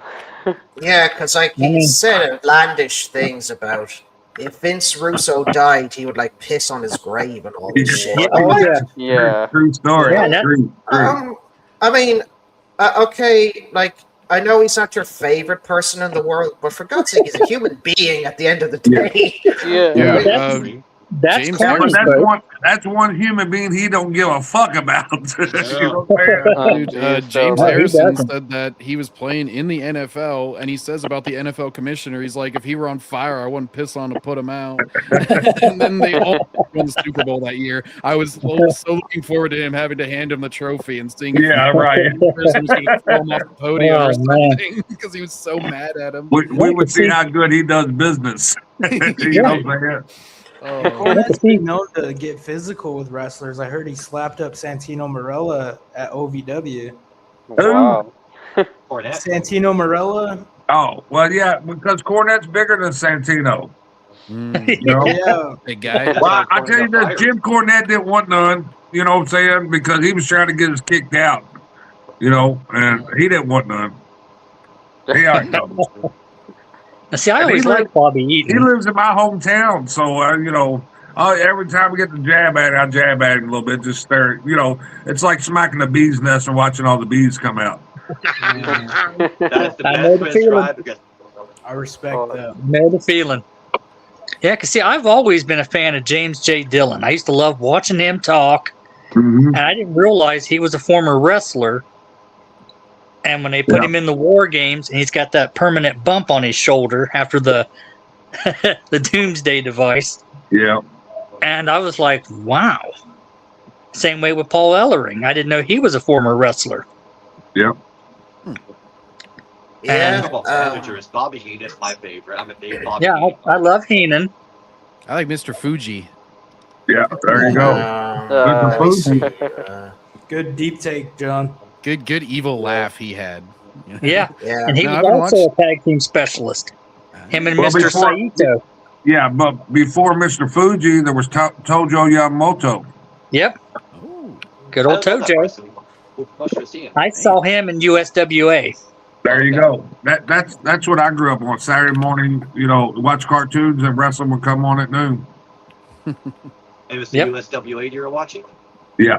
And then, Yep. like he said, Yeah, even you, in Ohio, somehow. you would get AWA sometimes on the weird channels. And then Yep. there was another one that you would get. What was it? Vern Gagne was the AWA. AWA, yeah. Yep. Did you ever get Florida Championship Wrestling?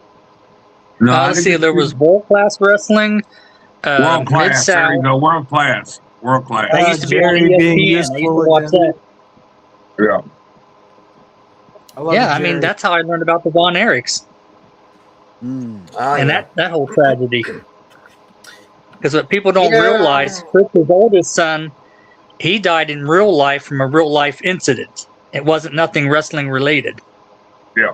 Well, I heard some crazy story recently where like they wouldn't let one of the Von Erichs wrestle because there was some ancient rule against like prosthetic limbs. For the one who was, That'd like, be missing Kerry. Yeah. Kerry Von Erich. He was missing his foot from the ankle down. He had a fake one put on. So I think it was at like a WWF thing or something where they were like trying to let him not like sign a contract or something. I've because never of that. heard that. And Yeah, well, they brought him in. He was Texas Tornado, and they were worried about the foot, so they was trying to figure out a way to get rid of him, and that just added to his depression. Mm. Oh, I didn't know about this. Oh, Paladin, you found your light switch. Thank God. It's evening here. Yeah. It's almost like Now, 9 let's o'clock. see for those God's eyes. sake. Are they bloodshot? He's Are they gotta throw- bloodshot? He's Too got much to throw Irish coffee? potatoes into the converter for power. That's how they do it there.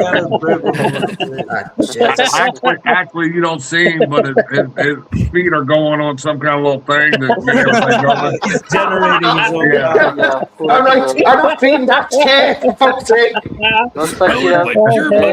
I think he has like an Energizer bunny though beneath his desk though. We're not the Energizer fella, or Seamus, but you keep powering up there. Good man. I got a question for you, Tony. Did you ever watch the UWF in the mid '80s, the old Mid South wrestling? Yes. So I used to love that. You know, seeing Jim Ross, the Freebirds. Mm-hmm. My favorite, Hacksaw Jim Duggan. Yeah. Oh, Well, the Freebirds were my shit. You know. oh I was a huge fan of Terry Gordon. Gordy and Buddy Roberts and Michael P.S. Buddy Hayes. Yep. So Mid-South, what was that, like North South Carolina kind of deal? Nope. Louisiana, Oh, like Arkansas, East I see. Texas, a little bit of Mississippi, and maybe the corner of Tennessee. Gotcha. I was thinking middle, like up and down, but it's middle of the country, and then Because a lot of people gotcha. mistake it with Mid-Southern Wrestling, which was owned by Jerry Lawler and the Jarretts. Wait, so there was Completely a Mid-South and a Mid-Southern. Yeah. That is confusing. One of them should have changed their names. Well, Mid-South became UWF, and then NWA bought them out in '87. We lost Tony. I think maybe Can't believe he got a Tommy phone just call. kicked their guest, but oh well. No, Yeah, Tommy, what the hell's the matter with you? I'm sure I'll be back. Damn, Tommy, what the hell's the matter with you, son? We're trying to I do build wanna- this I do company, wanna not tear it down. Video when he comes back a little bit. This was his recent match. I want to react to that with him. Tommy's like, I didn't like what he was saying. Get him Yeah, out of here. yeah, fuck Get him out of here. Oh my It's god. like, that's you guys for mocking the Irish. Why don't you come over to a bar and I'll show you a fight? Yeah, it was Paladin. Oh, really, dude. he hacked StreamYard. Yeah, you know, It's like, you know what? Yeah, you know the Irish don't fuck around though. Yeah, He's back. never Yay! insult I Ireland don't know again. what the fuck happened. I That's thought all right. y'all We had kicked to, me out. I was like, fuck, we was having a good No, time. Yeah, we just had to said have you a talk left. with I Tommy. figured He something. was really bad mouthing you, Tommy. No, Tommy's bad mouthing you. The cocksucker. He said he's say willing to get nothing. into a match with you. I mean, Tommy was like, he should have talked to that guy, and he just had to let his ego get in the way. Damn it! Yeah, no, I purposely kicked you out. That's what I happened. know it. I was like, look, let me talk shit here. see, Give me Oh the my he's fuck God. secretly you button. jealous of bald people. Yo, Give me the this fuck is you gonna be button. like content that like for lunacy. Like I don't want no this smoke is with gonna be Tony. this is Listen, Yeah, this Tommy, is I the- don't want no smoke, bro. I don't want no smoke, bro. Player, What do you player. mean, bro? They're trying to put Yeah, us this against could- each other, bro. you know this could be like content for JCW like next time on lunacy. Yeah. Nick. Storyline, absolutely. I'll live this out. No, Oh, they need man. people to buy tickets. I buy tickets. I stay in my lane, okay? I'm not getting in the ring with Tony. Top, you say you have a match or a clip you want to show Tony here. What's Yeah, that? so it's a little hard to hear you, Brendan. I think you need to uncover your mic, but we wanted to watch this match with you, bro. All right. I'll come back in. You know, I'll like leave, I'll come we back. could end it here. Doc. This could be our last topic. We'll just I talk like the about this black and match gold for my react to it. Steelers. Thank you. Exactly. The- Pittsburgh. I think Brendan left. He's probably coming back. I'm gonna. He's press- coming back. He's gonna reboot. Whole different strategy for Tony. Now starting from square one, and There's Bill already- Alfonso. Fonzie cheered Tony on. Willie dangling that Picard. What is Yeah, that? I already went in there with Is the little anyone brother. happier to be here? I mean, is than that RVD? Fonzie? That guy is just pure energy and light. drinking in the middle of the match. Sleeps. Unbelievable. Look, I had Willie my Fonzie is bottle somebody back. who loves this business as So what's the much now strategy as behind he the did Lakers? 40 years ago, if not more Fucking so. psych me up. Fucking give me. Tommy, you need him to explain the effects of alcohol to you. Well, you know, That's a big motherfucker right there. How about this? It's a hell of a beard. I have to say, the braided. I like it. Looking like a Viking. Process a guy Yeah. in any way. we'll turn this down. There we go. Talk. Yeah. I will say though, I don't give the likes of Carl Anderson, Luke Gallows credit. I think when they went out to New Japan, they reinvented themselves. You know, like for example, Luke Gallows got over the embarrassing Festus gimmick, and he teamed up with Carl Anderson with the Bullet Club, and they just became a different tag team. He became a different sort of person, and it was nice to see. I remember when Gallows and Anderson came to the WWE years later, I was intrigued. I was like, okay, I like this. Good to see that Luke Gallows has really reinvented himself. Mhm. Oh, Oh, no sell. Oh, No he's sell. no selling. He's like, do that again, bitch. Like, that's not gonna work for me, brother. yeah, of course. So like that's a cardinal sin though when it comes to that. Oh, No, sorry, brother. It just won't work for me. Yeah. This is where they're arguing about whose titties are bigger. No, Yeah. so these are pecs. Yeah, they could be. Oh, I'll accept that big kick. The he's agility. got a unique color scheme on those, on his knees and stuff. Yeah. Never seen- Yo, what's going on? There we Brendan? go. Here's the emphasis. There Boy. he is. There he There, is. yeah. You. Oh, goody. Here That we wasn't a go. tag. We were just high fiving. And the crowd was going nuts. crowd's man. getting They were up. blowing Whistles. Yeah. Mr. Monday Night. I remember when I first met him 25 years ago. Crazy. I saw he was a crazy wrestler when I saw him for the first time, and he was going up against my favorites. I thought this guy was insane. I'm like, I even asked some of my friends, like, who is he? And they tell me a bit about him. I was like, he's that crazy? Yeah, that crazy. Get him. Yeah, he was trained by the original Sheik, Sabu's uncle. Yep. Yeah. Oh, Just geez, toying that's with Rob him. Van Dam, though. Yeah. Yeah, Oh, he was RVD's trained. yeah, I first saw RVD's him like in my the USWA. yeah, RVD. He's my favorite though in terms of the original ECW guys. And Bill Alfonso's another good manager. I think that gets overlooked. Former referee. Yeah. That punch was so fucking quick you didn't see it. Look, now he's all fucked up now. He's like, God damn it. So he tagged me in. Little potato. I come in and shoot a shot, like I told you earlier. Oh. I had a question for Tough Tony here. It was just it's just a quick question.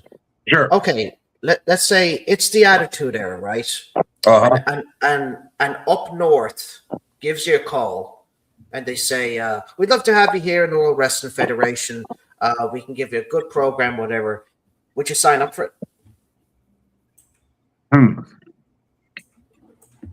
Well, of course, anybody probably would. You know what I'm saying? I probably would. I mean, you know. Yeah, did you catch it? Go back just a little bit. Yeah, I wanted to catch it. Go back just a little bit more. Yeah, so he breaks Right his here. nose. Yeah, he broke his nose. Ouch. Right here. Oh, Yeah, the camera changes right as it comes in. Yeah, I'm sure they cut that. Yeah, let me put it in slow-mo here. Oh, Yeah. That's true. Yeah, They always say I like saw it. edited from a previous live stream. All right, still back. He's got that Owen Wilson going on. Oh, there it was. I think I saw it there, yeah. Oh, lunch. Ooh. Ooh. Yeah. Bam. Oh.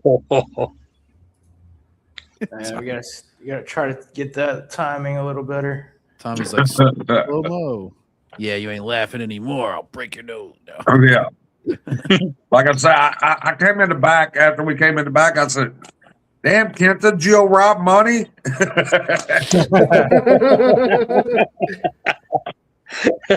Oh yeah. Damn. Oh, That face you damn. make. That's Tommy's face whenever he's like, you know, he gets 3 beers in him. He's like, whoa. Oh, jeez. You're not shit about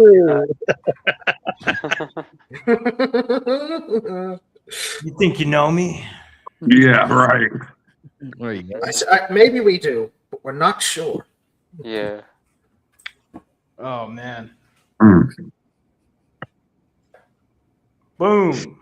Yeah, you see his whole face kind of like He kind of gives the back, squinty yeah. eye for a second. He's just like, what Yeah. the fuck? His eye was busted. Like, yeah, he's already bleeding. Ugh. God damn, that must be Like sore. that. When he came over to tag me, I tag in, I throw the punch, I see he's just pouring blood out of his nose. And then Rob takes him back over to my left. And I was like, all right, I'm getting back out there. I was like, fuck, I'm getting ready to get blood all over his white pants and his baby blue jersey. You Yeah, thought you would have learned your it was lesson about the awesome. white pants after the sharding incident, but No, I wear another like singlet underneath of it now. there you go. Jeez. But I'm just like, what the fuck? You know, he's Let me just get out covering of it here. up. You can see some blood on his thigh get out of there. Yeah, he's Yeah, bleeding it's all over his profusely. legs, where he's trying to hold him. Yeah. Oh yeah. Yeah, look at that on his friggin' thighs. So can you break down what Rob's doing here? Because he's kind of protecting him, right? Because you got Yeah. Well, we're going into another spot right here to go on out. That way he ain't got to touch him no more. Mm. You know. Yeah, there we go. Fucking. And that's when Carl Anderson grabs his leg or whatever, and we go to the outside. Yeah. I'm guessing this part's it starts to get ad-libbed after something like that happens. Yep. Yeah. It broke the whole match down. You know, Yeah. the whole field and everything. Yeah, thinking on your feet. And I was going to ask is I could notice you see Kenta sitting on the apron on the right side here, and he's not touched. So that made me wonder, Tony, like, did this match had to go home early? No, we the whole deal on the outside, we were gonna go home out of the outside anyway. Oh, okay, gotcha. So just improvised. The good brothers, they wasn't trying to do very much, and I'm not saying nothing bad about them. You just had to change the timetable. Yeah. Okay. Yeah, he didn't punch you nearly as good. He could have gotten some payback. I don't know if they show it or not, but like I said, I go over to Kenta and grab that towel from him. Oh, I'll be here in a second. Next you and Gallus, you're biting him like he's a burger. Yeah. Can I have fries with that, please? You forgot fries. Yeah. It doesn't feel right if you don't have fries, you know? at least we have plenty of ketchup. Oh, Yeah. Wait, I see you fucking with Kenta over there just a second ago. Let's see. On the left here. Yeah. I went over. Right there in the I back went over there. I grabbed his towel, punched him, and then walked off. Secure dog, cover your nose. Stunner. Yeah. Damn, son, that's a good stunner. Then got back in the ring, look. Came right back in and finished his spot. That's experience.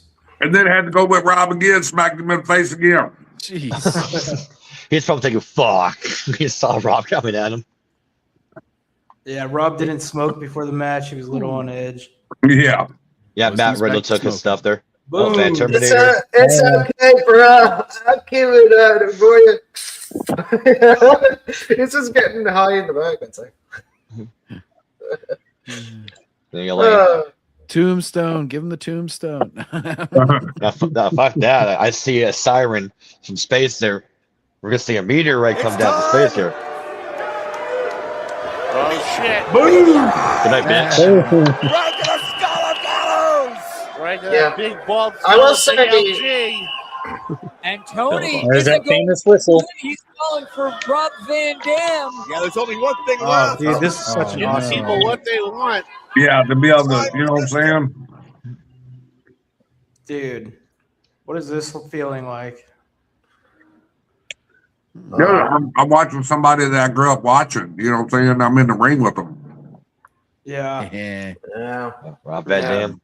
A lot of people can't touch what RVD did in his career. Yeah. Oh, damn chill, Mr. Monday Night, Mr. PPV. And you know, Yeah, he's I mean, co-signing you, allowing you to work with him. Like, that's a major co-sign. Yeah. Yeah. Well, I mean, It's your work. I'm not afraid to Yeah. admit it. I cried when he won the world title off of Cena. Right. And they did That's the right move. They did the right move on that, you know? Because I know he And they never had got to. the chance in ECW when he got hurt. Right. Yes, I yeah. believe Paul was gonna do a program with him. I believe this is what I heard. Like him and Mike Austin were gonna have a feud, and Rob's gonna Yeah. win the belt. That's what I Yep, heard. I don't know if that's true or not. Yo, Tony, you got that belt on you by any chance? The tag belt? Yeah. I left it at the house, man. Oh, Oh, you don't travel with it? Well, it makes your fucking bag heavy. that's true. Yeah, measure it. I would love. You need to walk through the. belt's own seat. You know what I'm saying? You need to gotta go buy through the a big airport. Go through the airport and beware. So whenever you step through the metal detector, they're like, "Do you have anything that could possibly have set that off, sir?" You're just sitting there with the big. Lift the shirt up. You got that belt on. Yes, I do. You're gonna try to step aside, sir. We got checked as for contraband. I mean, think about it though. Imagine when Ric Flair used to walk around with the big gold on his waist, Mhm. going through a metal detector. Oh, Through the $1 Million Championship. Well, Flair likes being Let me through. you know? Yeah. I could only imagine that when he walked through airports with the gold, I can imagine they probably just said, you know what, Mr. Flair, right this way, please. That's all. He's okay. He ain't gonna bomb no plane. Yeah. Just walk into an airplane. Yeah, it's just, yeah. If you know, you know. Oh Yeah. But they see Tony with this boondock straw hat and the liquor, like, all right, step aside, so we gotta make sure there's no explosions. I'm trying to find the bar. Where's the closest bar? They're like, oh, are you Stone Cold Steve Austin? He's like, yes, I am. No, he walks through. Steve Austin walks through the metal detectors, and they just throw him a beer on the other side. He's like, yeah, it's like, damn son, I'm walking through this shit. Yeah. Stuns the female security guard. Yeah. Jim Ross, Stone Cold. Stone Cold. Yeah.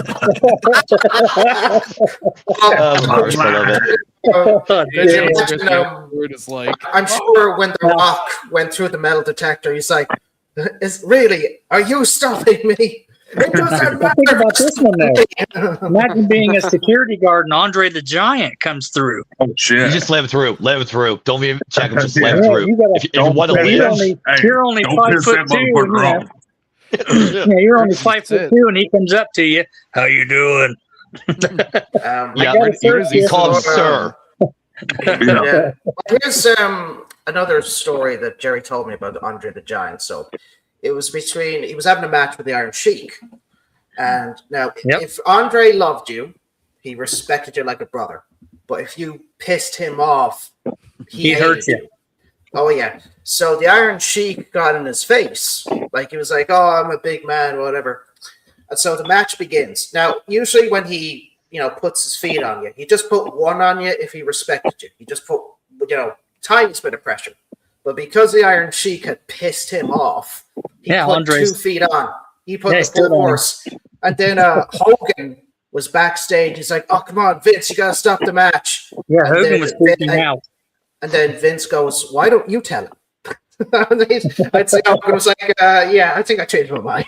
Vince is just like. And see, Andre did the same thing to Macho Man. Because he hated the fact that Macho Man covered himself with tons of baby oil. Oil. And that was his nickname. Hey, baby oil, get out. But I mean, that was Andre, though. Yo, Tony, I think you're frozen, brother. Yeah, it looks like I am. Yep. Tony's frozen. Don't worry about me. I'm just over chilling. I'm just hanging around. See, Paulson, when you've been drinking Irish coffee too much, that's what you need to do. You just freeze frame, and then you can keep drinking. What's fucked up, Garrett, is that I can see you moving, but I can't see myself moving. But I am moving. Hey, I've had issue with streaming over the last 2 weeks. I know what he's seen. I had to use the website version so I can see you guys. That's still stuck. What if I damn! Man, the last two weeks I hated it. Like I can see me moving on the guest app. I can't see what they're seeing on the screen, and all their boxes will be frozen. And so this is my first time using the website version, not the app version, because I gotta wait 3 more weeks for my computer to arrive, and I can finally use a computer instead of my phone for streaming, which I'm excited for. Yeah, that's too bad, man. That is good news. It's really, as long as audio wise, I can still hear everyone. No issues. Yeah, no, 100%. Thanks for my water. Now, speaking since we mentioned Stone Cold and Tony, do you think you can outdrink Stone Cold Steve Austin if you guys had a drinking contest? Probably not. I wouldn't bet against you. But here, he might outdrink me in beer, but who's going to outdrink me in liquor? That's the thing. You drink hard. You don't drink just beer. Not it. Right. That's the loophole. That's the loophole. In my teens and 20s, I could put the liquor away, but now at 52, not it. Hey, Ric Flair, man, you got to do it till you're dying, man. Come on. I'm not Ric Flair. Ric Flair's gonna outlive I mean, us I can do the word, but that's about it. What do you mean you don't want to be shitting yourself in public because you're too drunk? Come on. Speaking of Ric Flair, so they banned him from WrestleMania. Yeah, because he threatened Ludwig Kaiser. Yeah. So he's gonna beat him up. Yeah, or he thought he was trying to date his daughter, even though he completely misunderstood. Because Charlotte Flair was like, "Kaiser's in my DMs," because she was talking in a promo with Tiffany Stratton, and that's when Tiffany Stratton brought up her 4 divorces, and it got personal. And Ric Flair was like taking it out on Ludwig. And so he took it to Triple H, and Ric Flair describes it.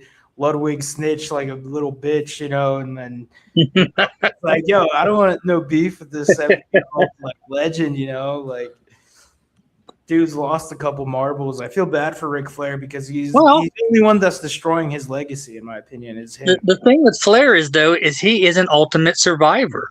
He never knew his actual birth parents. He was put into orphanage right at childbirth, and the people that raised him, he considered his parents. And then when he first got into wrestling through Dusty Rhodes, he tried to look and act like him. If you ever seen early pictures of Flair, you'll know what I'm talking about. And then the plane crash that changed his whole life. Yeah. Whoa, we got Macho Man in the chat. I'll tell you, whenever that giant stood on me, it was 545 pounds, but I lifted him up with the power of macho madness and seeing Miss Elizabeth. Oh, yeah. Mr. Macho Man, it's good that you're here. You have a match with Tony tonight, but you're going to put Tony over. Macho Man. 1, 2, 3, real nice, real docile, yeah. You thought Andre was something, but he's nothing compared to The Undertaker. When I'm done with you, I'll have fun with your wife, and you will. Whoa. Taker. Oh, God. One special attraction against another. Taker versus Andre. There you go. For Miss Elizabeth. Yeah, for Miss Elizabeth. Wow. Did Savage sign up on this so we don't get our ass kicked? You get 5 minutes with her. No, honestly, I think that would be a hell of a match. I mean, two giants, basically. Yeah. You gotta practice that, John. What's that? You gotta practice your spin and point, like Macho. Oh, that's tough to do when you got a wire. Is the only unfortunate thing. I gotta get wireless headphones. Gotcha. Well, here's a fake Macho Man. Well, here's a match that just popped into my head. Which one? What about Steiner versus Savage? Because you know how Steiner was, as the Big Papa Pump. Was that before the arm transplants or before the arm transplants? Fair enough. The arm transplant? Yeah, when he had his little buddy there on his arms. Yeah. Peep. Oh, shit. So I guess pre big pump. Hey, y'all know they got this thing called BBL, right?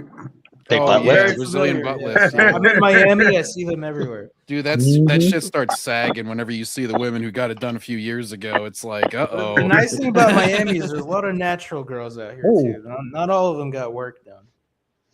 I see it out in Phoenix a lot whenever I visit my brother. you sure the girls coming?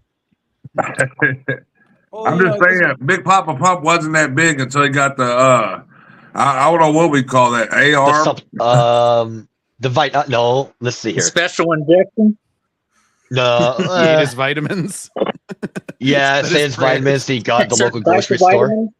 When he got the midgets implanted in his arm. There we go. We'll go with that. That's more safe. So we won't get killed. Money right there. That's money. He's like, put those bitches in me. Yeah. Well, speaking of wrestlers matches, Tony, I got one for you. What's your all-time favorite wrestling match as a fan to watch? Not that you wrestled, but as a fan that you've watched. Let me see here. Let me pick out a good one. Kind of biased since they're in my top 5. Brett versus Steve Austin at WrestleMania 13. That was my favorite. Yeah. Bloody tooth. The Shawn Michaels, the Montreal screw job. Yeah. I'll never forget that. You know what I'm saying? Oh, we were watching the pay-per-view live? too, because Michaels was like a baby face, and Now, do you think he knew about it? I'm sure he had to know about it. Oh yeah, because they were part depending who you believe. Brett was going to WCW anyway. Brett was going to WCW anyway, so it was like a contract thing. They couldn't really have them anymore. Yeah. But Vince, we'll never know because Vince didn't have Unreal. But I told him he wasn't going to lose, right? Yeah, that's what Brett says. Brett says Shawn and Vince were having sex. He said they were gay lovers. Yeah, I can believe that. How you think Shawn got his foot? When Vince was done with it, he passed him down to Pat Patterson. Why did they call him the Heartbreak Kid? I heard I heard some weird rumors about Pat. You know. No, he was a flamer. They said he had like allegedly. This is what I've heard online is that he was into like. Listen, he said my body's straight, but my butthole's gay. It's like the clip you see with like Ice-T where he's like, "I'm not gay. I have relations with women." There was a scandal with Pat Patterson and like some ring boy. I seen the best shirt in Vegas last weekend. It says "Sounds gay, I'm in." Would you wear that T-shirt? Fuck yeah, I would. I'd laugh. Yeah. Fuck yeah, I would. You could sell that T-shirt, man. Yeah. Oh man, I love it. That's what's going on these days. It's like funny T-shirt designs. Paladin, write funny this dialogue. down. We need merch. We need merchandise. Yeah, right away. Tommy's like, Put we that gotta on the steal other website. people's merch. Yeah, send it to psychopaththevault.com. That's where you get your local JCW merch. I might as well get a cheap plug-in. Yeah, we're not affiliated, but whoop whoop. Yeah, I might as well give them props. Because most of my shirts I got are from Psychopath the Vault. So we'll do that. We'll send the shirts there. All right, get the other shirts, and I come to wrestling with this mark. Get an arrow. Keep calling the mark. Keep calling the mark. Yeah, especially if you got Willie Mack with you, stand on his right so the arrow is pointing left. The points right at Willie. Yeah, it was like, man, what the hell are you doing, man? Fuck you, calling me a mark? Yeah. Now, what I like about Willie Mack, he reminds me of the Junkyard Dog. Oh yeah, that's what my son asked me. He said, "Dad, is that the Junkyard Dog son?" Talking about Willie. They do look very similar. Mm-hmm. Oh yeah. Shit, now I'm thinking of it, yeah. Motivated when I say that. Yeah, no, I get it. I mean, they do look similar, built similar. Yeah.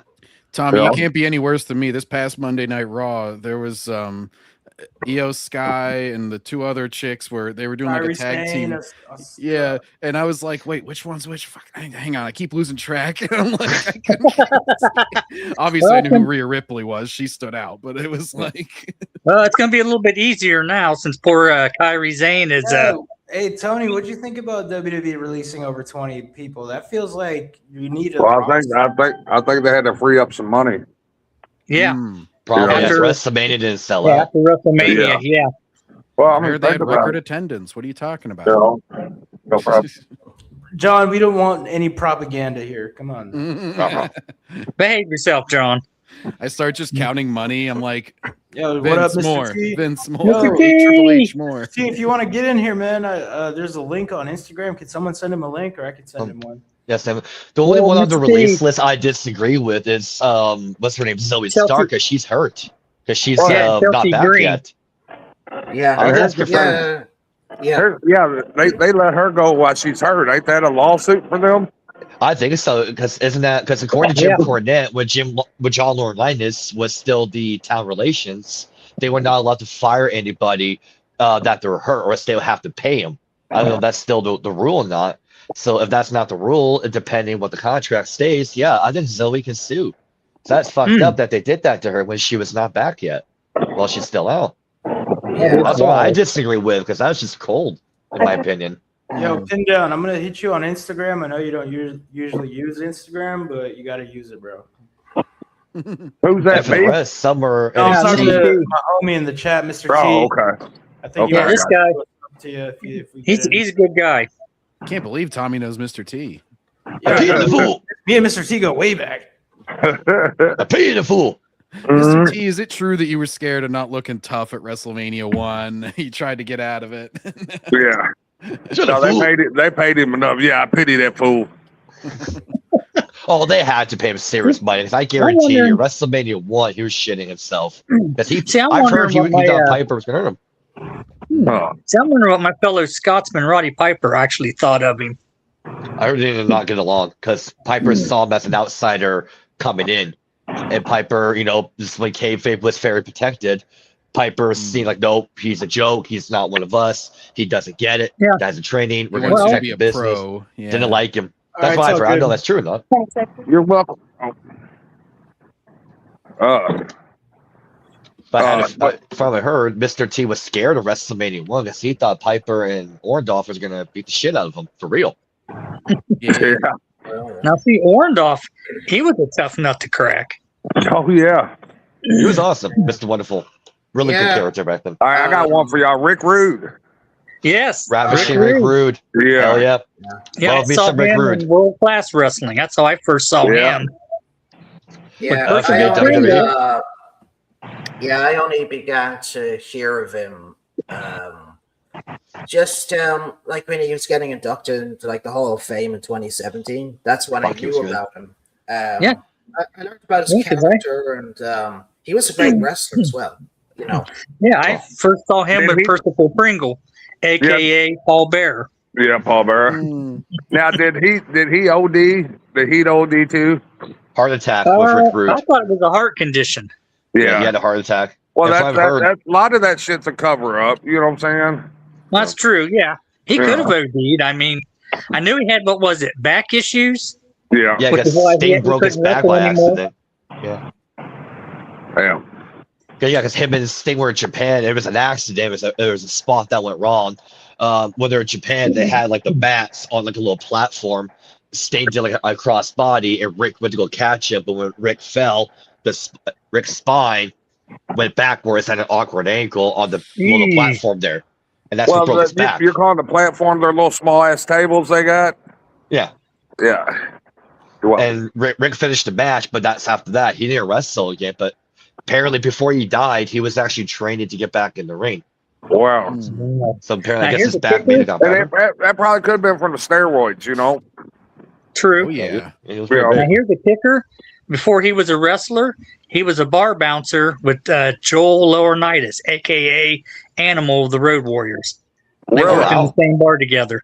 Allegedly, Rick Rude shot Viagra to his penis and shot up to his heart. All right, Mr. T, you're gonna have to clean up that sentence. Hang on. Yeah, it was a little. I think you were rushing to type pity it. your grammar. yeah. But no, as Yeah, a that's kid, I loved Rick Rude. But when I got older, one thing I ever noticed about Rick Rude is he made his opponents look like $1 million. Well, Like whoever he was Oh, working yeah, he with, was a he would make worker. you look great. And he looked like Magnum TA. One of my all-time favorites. Yeah.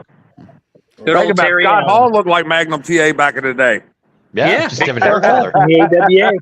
Yeah. Yeah, very similar. Absolutely. Listen, Yeah. here's what's crazy. I got to watch The Wrestler with Scott Hall. We went to the movie theater, and I kept looking at him. And I'd look up at the fucking, screen. I'd look over at him because that reminded me so much of him. Had the world by the ass, Yeah, and then you know what I'm saying, and back to back, But because Big Scott Hall and Kurt Hennig, when they were the World Tag Team Champs in the AWA, I Mhm. thought they were cool as hell. Yeah, Scott was cool. Yeah, because Scott Hall, you were Yeah. part of the JWO with yeah, him. Any members JWO, working yeah, with Scott Hall? Juggalo World Order, yep. Yeah. So what did Hey, professional yo. wrestlers think about that movie, The Wrestler, with Mickey Rourke? Yeah. Was that received well in the community since you are an insider I here? think so. She didn't drop nothing. Y'all didn't drop nothing right there, did you? Right there, you stepping on it. Oh, okay. Oh, that reminds me. Did any of you guys ever seen the movie The Iron Claw? The Von I Erich have not. movie. I still need to watch that. I have not seen that one. I know it's Zach Efron, right? Efron, he did a good job. I've seen some of it. Yeah, I watched it. They could have found a better guy to do Ric Flair. That's one of the Yeah. few problems I had with it. And then Rick's I like, noticed no, the don't. title Rick's belt. like, no. Rick was like, no, don't get nobody. I'll play myself. Yeah, he would. Yeah. But sir, you're always saying, I don't give a He shit. would. Give me booze. I'll do it. You can Woo! use AI. Yeah. You can de-age him with AI. Yeah. That's true. Yeah, They but could. then he's gonna have the old man walk, even though Yeah. he's like Sam Jackson and They got special Ooh, effects for that my too. hip. where he's like trying to Ooh, run my down the knee. hallway and he's like, "Ugh," and then he was like trying to type in the one scene and they have his CGI young face, but he's like, Uh, it's like in Sam yeah, I love Jackson him. whenever he's like 70 something. Mr. T That's hated it. Yeah. Iron Claw. You think? Hey, you think the Sheik? What about the Sheik? I'm talking about Sheiky Baby. Sheiky Baby. You mean the original Sheik? No, I'm talking about yes or no. Would he be the original? No, the original. No, he was Sheik second. Yeah, he's the second. Yeah, because we're talking about Iron Sheik. We're talking about Sheiky Baby. Iron Sheik, okay. Yeah, Sheiky Baby. Yeah. Well, here's the kicker with Iron Sheik. He used to be a bodyguard for the Shah of Iran, right as the Ayatollah took over. Yeah, he was about that life, bro. He's a trained mercenary, pretty much. So yeah, he was actually a legit ass kicker. So was that belly button. Yeah. Oh my. Tony, did you ever hear Violent J on JCW Volume 1 talking about the belly button? What did you say? Did you ever hear on the JCW Volume 1? Oh, yep. I can hear it. We can hear you. Can you hear me? All right. Yeah, I can hear you now. Go ahead. I was like, did you ever hear what Violent J said about Iron Sheik's belly button on JCW Volume 1? I remember, but I ain't seen it so long that it's it was classic. So Mad Drops, when he was with them, he was like, "What is that pus bubble?" At first, Jay was like, "It's a fish tank." Then after the match, he goes, "Wait a minute, that's a nightlight," because he has trouble locating his penis. So he puts the nightlight in, pushes it in, and it gives a warm glow, so he cannot piss over the seat, which is white. What was that? The glow worm? They talking about the glow worm? Yeah, it was a glow. It was a light glow, so you can see his penis. So he cannot piss on the seat. Violent J's words, not mine. It's classic. It's on YouTube. Yeah. The Iron Sheik, I heard he was offered $100K to break Hogan's leg by the one other promoter. For Gagne, yeah. Yeah, apparently. Vern Gagne, yeah. Mr. Vern T was pissed at Hogan for leaving. Other promoters offered large sums to Piper to hurt T and ruin WrestleMania and WWF. Yeah. So it seems like other promoters were trying to take him out. Yeah. Because Hogan was that star that was drawing everybody. Yeah. And that was the problem. When he worked in the AWA, Vern wanted all of his money, and Hogan said, "No, go F yourself." Yeah. And Vern's like, "Well, I'm not going to make you my champ." And Hogan went back up north, and the rest is history. Yeah. I agree, Mr. T. Sheiky made Hogan made him, like he put him on. He did. That's what it takes. America gimmick. It takes a good heel to make a good baby, and a good baby to make a good heel. Absolutely. Exactly. Yeah. USA. Yeah, she was awesome. Let's pick another good wrestler that you worked for, Tony. Since we're talking about JW Elder for a second, any members with Scott Hall? Since he was around you guys for a while. Yeah, but that's what I'm saying. We did that movie together, Big Money Rustlers, and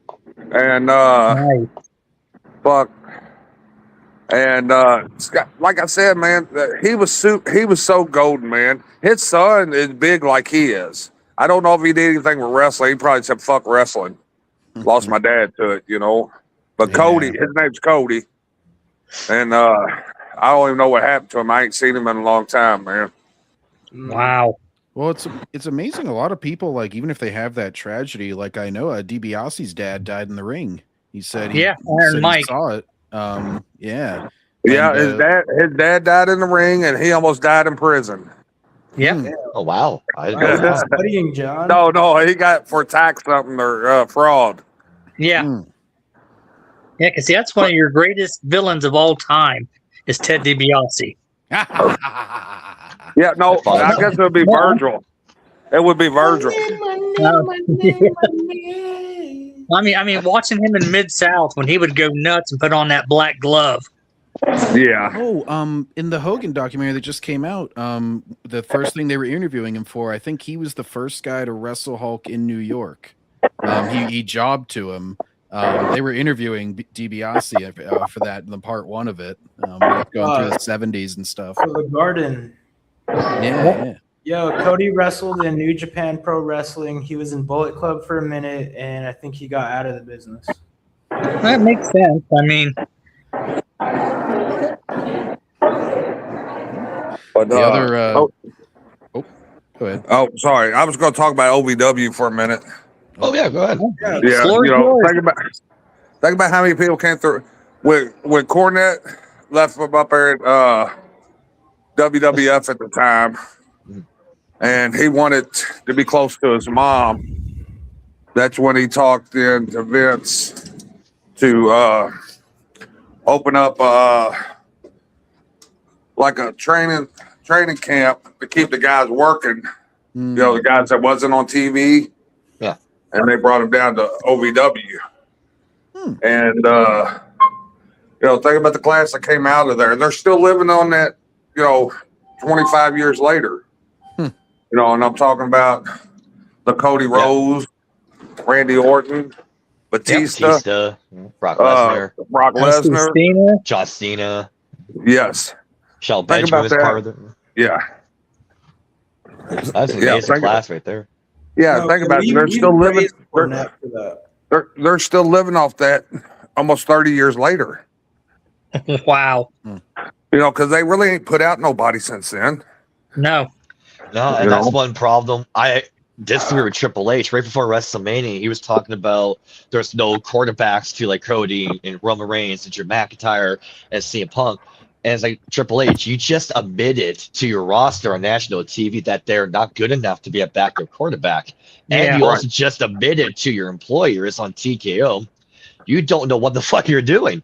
Like, why is there no backups? That's where I don't get as a fan. Like, for example, in late 1999, when Stone Cold had to leave to get neck surgery, the WWE had Rock, Mick Foley, Taker, Kane, and Triple H to, like, as backup quarterbacks. They were to keep the company, you know, afloat. They keep business up.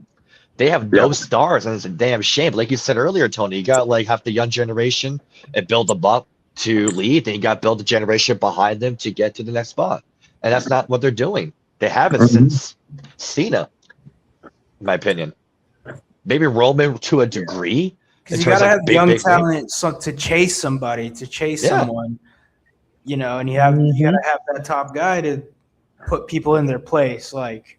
So, and or give them that rub. You see what I'm saying? Yeah. And they could either make them or break them. Yep. One hand shakes the other. Yep. Yeah. Yep. And you don't want to just. Javon Evans was an OVW for a minute. That was. He was. Yeah, I saw him in the Netflix documentary for OVW. Javon Evans he made like a small. Hold on a second, guys. Oh, take your time, man. Yeah, take your time, man. Yeah, I didn't know. Let us know when you got to go because we've taken a lot of your time here. Had a blast though. Yeah. Yeah, I had fun. That's a fun day. Like he's frozen on my ends. I can't really see him. I don't know if he's frozen on your guys. Yeah, no, he's frozen on us too. Frozen today. Yeah, on my phone, all I see is a little black square where he is. Yeah. Gotcha. Yeah, that's what it is for all of us. Yeah, I see him sitting, but I don't see him like moving. It's good talking to you again, there, Mr. Rockwell. I mean, I'm hoping to get your autograph someday. He's right. Oh no! Tony got kicked, so he may come back. Tommy kicked him again. Unbelievable. Tommy. Well, I kind of wanted him to get kicked because his camera wasn't working. All right. There he is. Tommy, stop being a mook. Yeah. Now talk some more shit, Tommy. Tony, I have a confession. He's on veto. You're in trouble, bro. Tony? He's running away with the fucking pussy. I heard what you said. Now, son, you kicked me once and I let it go. You kicked me twice. Now I'm gonna go. He's on Vito's payroll, damn it. He's on Vito's payroll. Motherfucker. You don't talk about family business, Brendan. Right. Yeah. Sorry, my bad. So yeah, you're saying, Tony, you're talking about OVW there. Yeah. So you know, they've been living off fucking all them old school wrestlers, and they ain't old school, but I mean they are now. You know, the Viper and fucking Batista, Randy Orton, and all. They've been living off them for over 25 years, and they survived off because they was there. And they use that for a crutch. Randy Orton was here, or Batista was here, or Brock Lesnar was here, for 5 minutes. Yeah, they like OVW has made like a lot of big names, like the class of 2002. Now, to my understanding, when Paul Heyman took it over, Mr. Kennedy, now Mr. Anderson, was there. Beth Phoenix, I guess CM Punk went through there. He got called up. Well, there's a lot of people in the South that come through there because OVW had that nostalgia with them names, and OVW fucked up really big because they put out that the Netflix thing, the wrestlers. I actually enjoyed that Netflix documentary, but tell me how they messed up. So they didn't have a tour lined up right behind it. They waited for a year and a half to put out a tour. Oh, you got to strike on the iron spot. Oh, you see what I'm saying? And a little tidbit for that: most of my arena was filmed, like Hollywood Haley J. All her scenes were filmed at my place. Oh, you know what I'm saying? And it's ass backwards, man. I feel some type of way right now about OVW because I trained a guy, Dallas, that got hurt over at OVW. Did y'all see that with the referee? Oh, Dallas Edwards, the referee. So that was a kid that we trained. He can wrestle, but he's gonna make more money reffing because he's so small and he's good, Yeah. And when I watch that thing back, and I'm thinking, how many other motherfuckers were watching it and didn't know that he was out? You see what I'm saying? And went into that fucking seizure. Yeah. It's crazy, man. Yeah, that was scary, like shit. Like at the end, I was glad Dallas was okay, that he was okay, and they got him at least out of there into the hospital. Yeah, but that was scary. Like, it's one of those with wrestling, and it's another topic with the crazy fan incidents in Las Vegas. Unfortunately, bad events, I guess, need to occur in order for it to not happen again. So now Al Snow came out like on Russo's brand with Vince and Jeff, talk about now he's himself and his class are taking seizure training, so they're more they can learn the symptoms. That way if it happens again, God forbid, they're now better trained and equipped to handle the situation. Is that damage control or is that legitimate? You see what I'm saying? Yeah, that's damage control. Here's the problem. I think with Al's good. Here's the problem. When that kid got hurt, you know who was at the fucking hospital? Me and Ronnie. Me and my business partner. Oh, we was at there. Al Snow never showed up once. Wow. Really? Yes. And then he didn't call the kid until after Al made that fucking Waffle House joke. You know what I'm saying? That people started getting on him. Ooh. That's not good. And here's the fucked up thing. I like Al. Al gets mad at me all the time. I'm his only competition around him. But we're still friends, but people make mistakes, man. We all make mistakes, you know what I'm saying? Yeah. And and the thing of it is, somebody had to be in Dallas's ear because they wear earpieces. You see what I'm saying? Over a minute for that is too fucking long. You know what I'm saying? And exactly. Who was in his ear saying, "Hey, Dallas, you okay?" And he's not answering. He's not okay. You know what I'm saying? Yeah. Yep. One of the things I know we talked about before, like the 2 days after it happened, the week after we got more information, like there was always questions that are out there, like when there was no response, how come wasn't it stopped there? Paladin. Or all right, sorry. Like what Alice said, they barely have a. Y'all be quiet, Tommy's here. We're talking about. And another one I always wonder, Al said that the medical profession they have there, she couldn't see Dallas's face from where she was sitting. And that was like the delay to. You know the fucked up thing about that is, so I know a lot of the wrestlers that go over there. We send a lot of our kids over to there. And that lady said, roll him over to me. Ooh. Roll him over. Yeah. Like, I don't deal with seizures personally, but to my understanding, you don't move or do that when they're having a seizure. Right. And that was just like Tony Evans kid picking him up by his britches and fucking rolling him over and kicking him out of the way so he gets spotted. Yeah, that when I saw this, the one, because I'm not a wrestler. None of us, besides you, are wrestlers. The one that I kind of scratch my head, because when a referee takes a bump, for example, the majority of the time they don't do the Devon Dudley convulsion, sell. And that should be the sign. Okay, he's in the middle of the ring. He's not moving. Here's the sign. If he's in your way for that next spot, something's fucked up because Dallas is that good. He would have been out of your way. Yeah. You see what I'm saying? Yeah.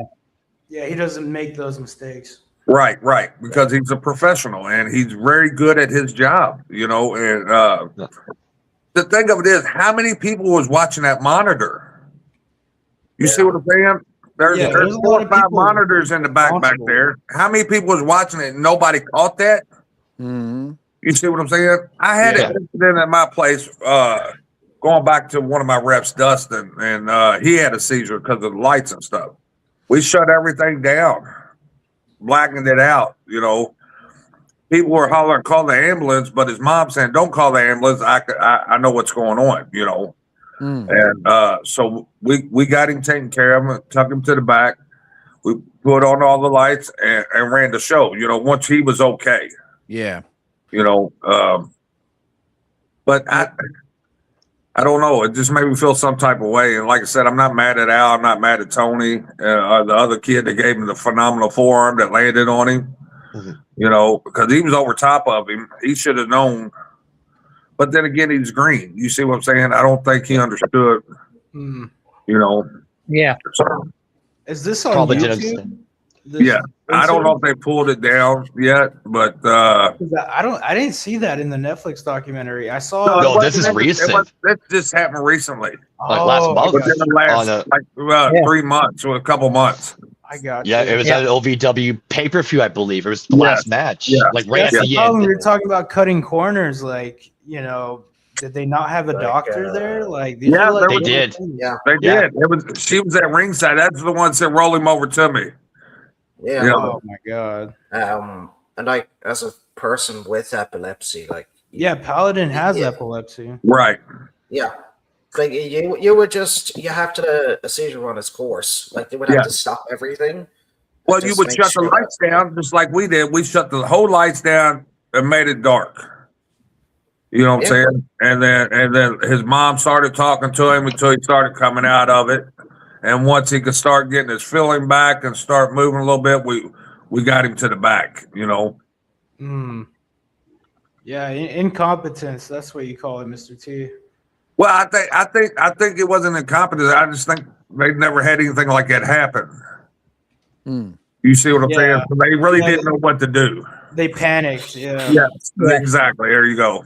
Yeah, they get like it was kind of go back to when Brian Pillman passed away, and then the Owen Hart accident happened, like in front of everybody. Like you're not really. I remember watching. They've been in that spot before. I remember watching that pay-per-view, and then they shot it all black. Yeah, they cut on the live fever some. Yeah. So like at the time, like this stuff has never happened before until it happened. So when you got million eyes looking at you, what do we do? What do we do? You're in the heat of the moment. You're panicking.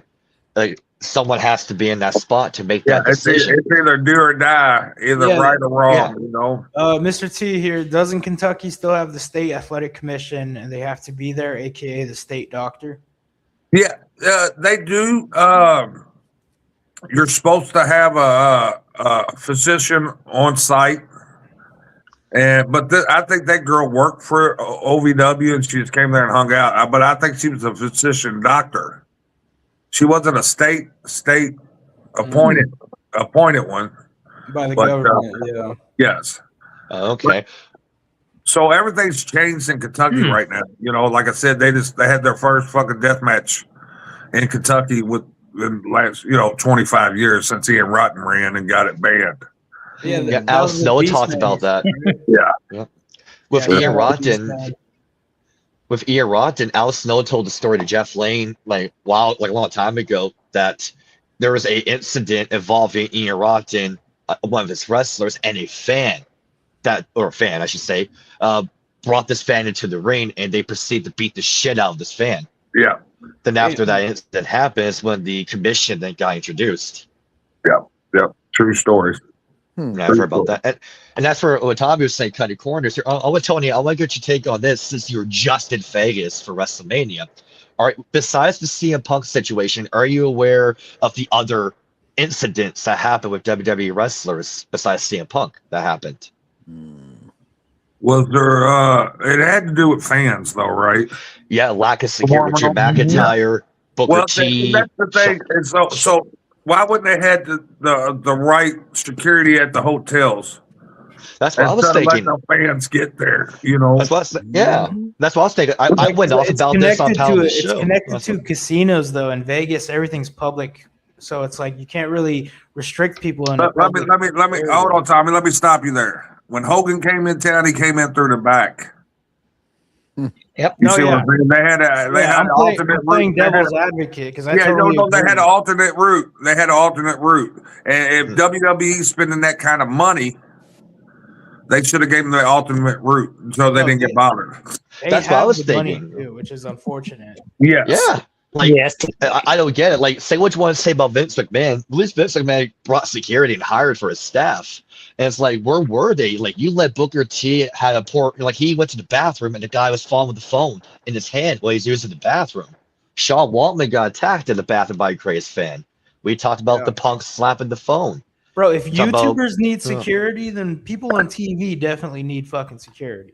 Yeah, I just don't understand. Where was the security? This is, as a wrestling fan, I've been sounding like Mark here, and I stressed this about this on Pal of the Show last night. Unfortunately, it's going to take one crazy fan to get through to hurt a wrestler. Then all the meet and greets are done, and God forbid, someone's going to get seriously hurt. Stevie Richards says it too. Well, let's get there. What about Dimebag Darrell? You see what I'm saying? Yeah, the guy just walked off stage. One of the fans, you know what I'm saying? Yeah. And something like that's liable to happen. You never know, you know. You put somebody off. This happens at much venues that should be much more secured. I mean, like the TwitchCon had it happen. Yeah, where everybody's understaffed. I feel and, like everybody's super understaffed after What was that venue in the Rhode Island that burnt down and that burnt all them people up? Y'all remember that? Let's see here. Let's see here. What was his I know name what you're here? talking about. What was his name here? I'll look it up here. It was in Rhode Island, and it was a venue that had a concert, and the venue caught on fire, and then everybody tried to rush out, got stuck in there. And holy shit! In West Warwick, Rhode Island, February 20th, 2003. Yeah. And the venue was called The Station. I was a baby when that happened. Yeah. Yep. So The Station nightclub in West Warwick, Rhode Island. What February band was 20th. in there? Did it say have a band in there? Did it say? Let's see here. Great White. Great White. Yeah, Great White. Great White's not the Who. And a small pyrotechnic display caused the walls of the club to catch fire. Yeah. Wow. That's what it was. The pyrotechnic. Yeah, the pyro. Yeah, I guess it misfired and caught the wall. What was the other one? Oh yeah, the freaking Game Awards. A guy walked right up on stage, and whenever they the winners were making their speeches, and this random dude came up and grabbed the mic and was able to say some because he said this weird thing about Bill Clinton or something. And then it wasn't the guy that said "fuck her right in the pussy." Well, that was all staged. You know, he made that own video. He wasn't even on the news. It was like a fake video. Yeah, I know. I'm joking. No, but I think I love that meme. It's I haven't seen that in a while. I forgot about that. That was good. But Tommy, you'll like this. We were looking up because the Civic Arena in Pittsburgh had one of the first retractable roofs for a stadium, and it started breaking. That was in the 60s that they built it, and then the 90s they weren't doing it anymore. But then all these people were posting about in the 70s when they went there, and they're like, yeah, they opened the roof and it let the entire hot box out at our Who concert. Got all of downtown high. There you go. A big smoke cloud came out as soon as they put the roof back. Oh dear. Hey, when I was in high school, I worked a Rolling Stones concert. Oh, nice. What tour was that? Do you recall? The 36 farewell tour. I don't probably so. One of them. I just know it was just the lips. Okay. Quick question, Tony. What's your favorite band? That's the only one I care about. What's my favorite band? Black Sabbath. I'm still old school. I like Guns N' Roses. I like Warrant. Okay. How about Black Sabbath? Yeah, Black Sabbath. I listen to Black Sabbath. I'm a all genres kind of guy. You know. Okay. For me, I am a fanatical Led Zeppelin. Led Zeppelin, yeah. So I'm Boston and Chicago, too. You know. Ooh, Boston, LA, Chicago. I'm not too familiar with their music. You like Boston, you like Chicago. Oh yeah. I'll have to check Chicago. Different cities. And different bands. For sure. How about Van Halen? Yeah, Van Halen jump. I'm a Sammy Hagar guy. I gotta remain loyal to Van Hagar. Yeah. Fuck. Yeah, Pink Floyd. I love Floyd. My dad's favorites. Oh yeah, like Queensryche, Kiss, Metallica. Like the music was so good back in the day for the rock stuff. Anthrax, Megadeth, Slayer, Wasp. Pantera. Yeah. Faith No More. I've listened to. Jerry just gonna name every band. Aerosmith, that's I'm cool. a musician. I mean, I play drums and I sing. That's don't why play I drums have the bass. hair. I had to cut my hair off. It was time. Working on the farm, I couldn't take it Yeah. anymore. Come at me with a pair of scissors and see what happens to you. So, You're gonna get Jerry. who was it with the hedge trimmers? I got scissors right here, Jerry. Friggin', Bruce Beefcake. Yeah, Beefcake. He just comes at Jerry with his. He's like, Jerry, I'm gonna beat you. I don't know. If I see Tony with scissors, I'm running. I'm gonna send Brutus the barber beefcake to you. Yeah. There he is. Just pay him in weed, he'll do it. Yes. No, if apparently I Doug heard- St. Clair wanted to cut my hair, I'll just say, okay. That's the whole idea, right? Pin me, pay me. Right? Yeah. Look, I Totally done for a got good paid cause. for my hair. I done got paid for my hair. Go ahead, I'll Jerry. lend you some. Your turn, I'll lend Jerry. you some. Listen. I got more than enough to go. Damn, son, I think you got plenty of hair. Here, have a beer. Yeah. Well, my shit's receding, but I'm putting some medication on it. It's getting better. It's not as bad as it used to. Rogaine. Yeah. I'm getting that. I got the Ryan Kittle thing where I have a big ass forehead, so everybody thinks you're balding. You ain't going full LeBron yet, Tommy. Yeah, no, I'm not there yet. I'm not getting the hair transplant. Every time he gets hit, he's checking his head to see if his plugs came out. He's like, Oh, shit. Yeah, I got to get my hair cut before up, farming brother? season starts. What's a haircut? Exactly. Real quick, is that okay? some of us have to look presentable, Jerry. What? I'm an old-fashioned country Scottish. That's how it is. Yeah, you look like John Lennon when he had a crack addiction. Oh, God. no. Oh my God. I don't know what you're talking about. Fellas, I hate to leave good company, man, but my ride's here. All right. Thanks for joining us there, Tony. No, I Give us a appreciate quick you having me plug. on here, man. Maybe we'll do Give it us a quick- again. Chop it up. Absolutely. Again, Tony. Give us a you're plug. Take care, man. Very nice meeting you, Tony. No, pleasure's all mine, fellas, and I hope to see you again. Go ahead and plug your Excellent. social media. Where can people Yeah. follow you? Give us a quick plug. Let's see. Tony Borgidine on Facebook. Good luck trying to spell it. Too Tough Tony for real on Instagram. That's all I'll fuck with. Very nice. Well, Tony, Okay. have a good match tonight. Safe travels. It was an honor. We would love to have you in the Yeah, future. I'm in New York Wrestling Connection tonight. Doing Massacres of the Bat. And then I don't know what else I got. I have to wait till I get home. I know next weekend I'm not doing nothing because of the Kentucky Derby. And I live like 2 blocks from there. That's right. Oh, nice. So, Nice. Nice, man. Well, it was an honor to have you, sir. It no, was it's an fun, honor man. for me to be on here, man. Great, And Tommy- great meeting you. Yeah, no, pleasure's all mine, guys. Y'all have a good one. Yeah, safe Tony. travels, my friend. Please. Safe travels. You Hell too. yeah, dude. All right. Be so. All right, now Tommy, say everything that you wanted to say. Yeah, I'm still on here. I can hear Oh, it. yeah. wait, Now, Tommy, oh, say everything shit. you wanted Yeah, to wait, say. wait, Tommy. Put that finger down. I ain't figured out how to take y'all off yet. Oh, if you're on the Say it guest anyway. version, it'll be like Red X if you're on the guest version.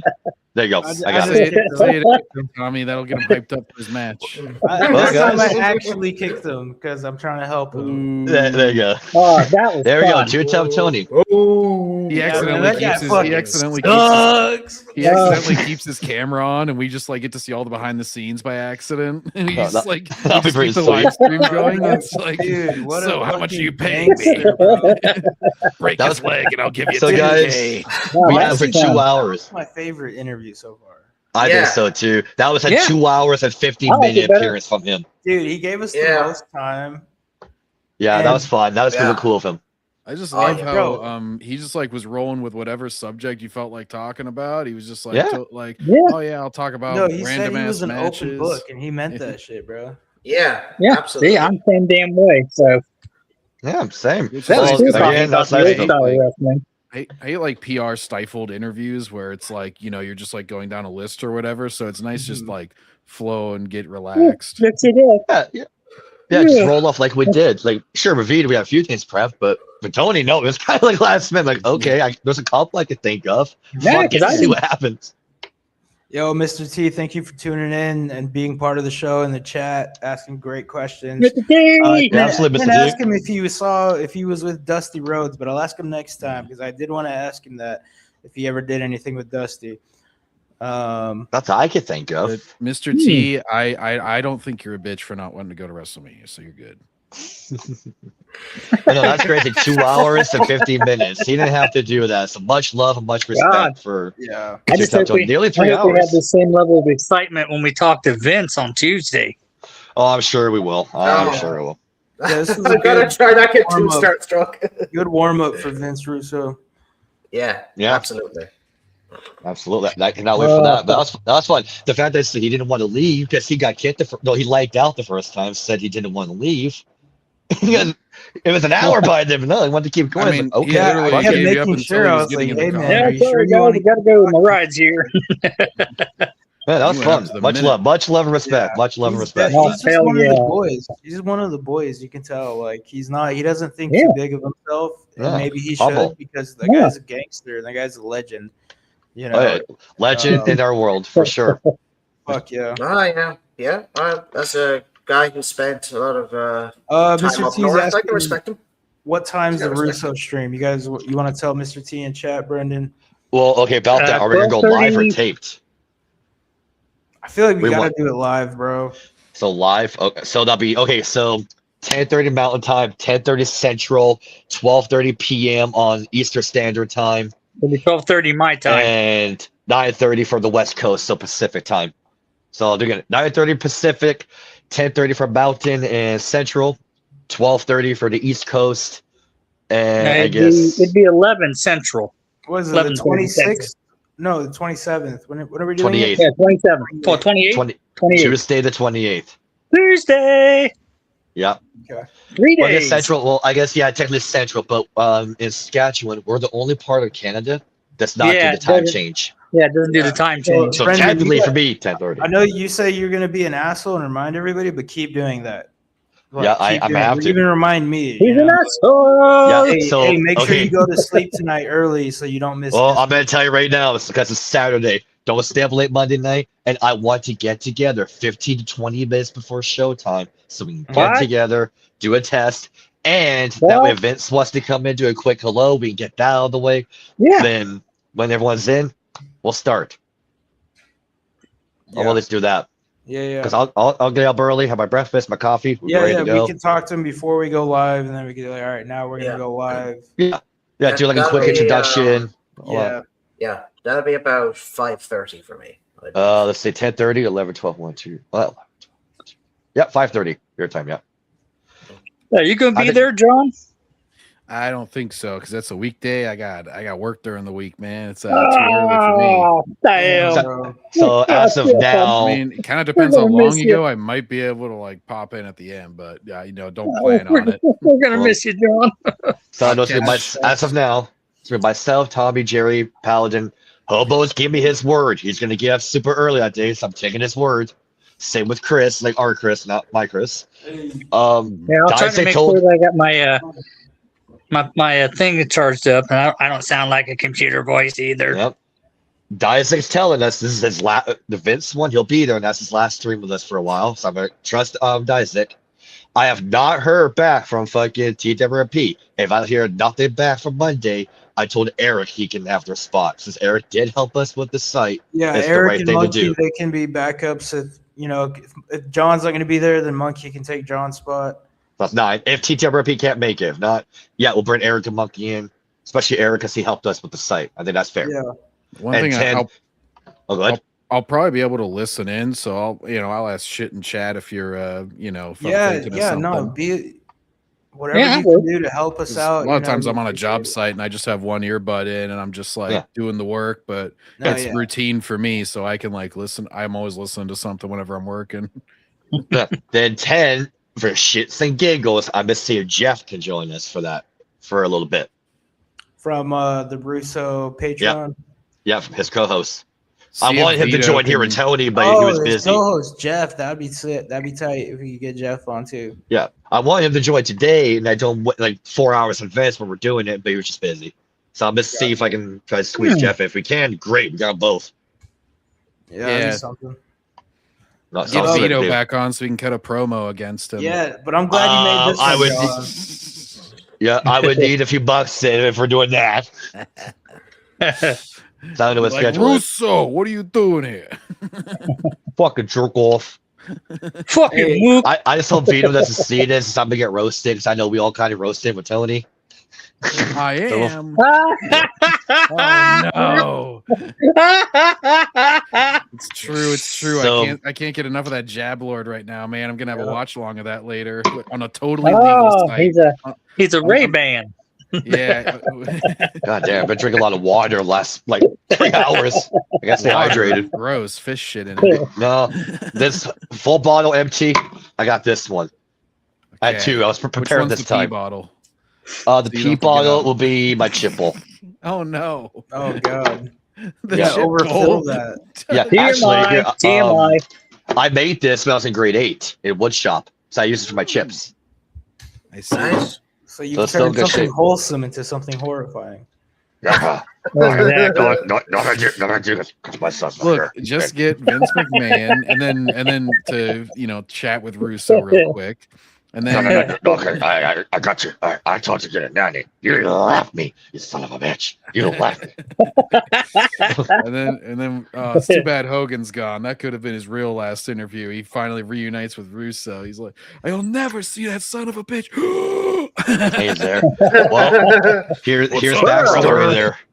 Some backstory here by the scenes. So when Bischoff and Hogan went to TNA, Hogan and Russo, they were able to kind of talk and patch things up from Bash at the Beach. And Hogan, it was in the past. He moved on. To him, it wasn't. It was done. It was like 10 years ago at that point. So it wasn't even on his mind.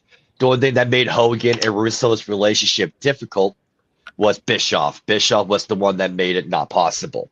Because if Bischoff wasn't in the way, Vince feels like him and Hogan would have been really good friends. So Bischoff was more like what? He was more like wanting to be with, hang out with Hogan, and so he was keeping Russo away. That because Bischoff's like his number 2, and Eric, the Vince, they never really got along. They're all in the water just from working together in WCW and their shit in TNA. And he's an asshole. He being an Eric. Well,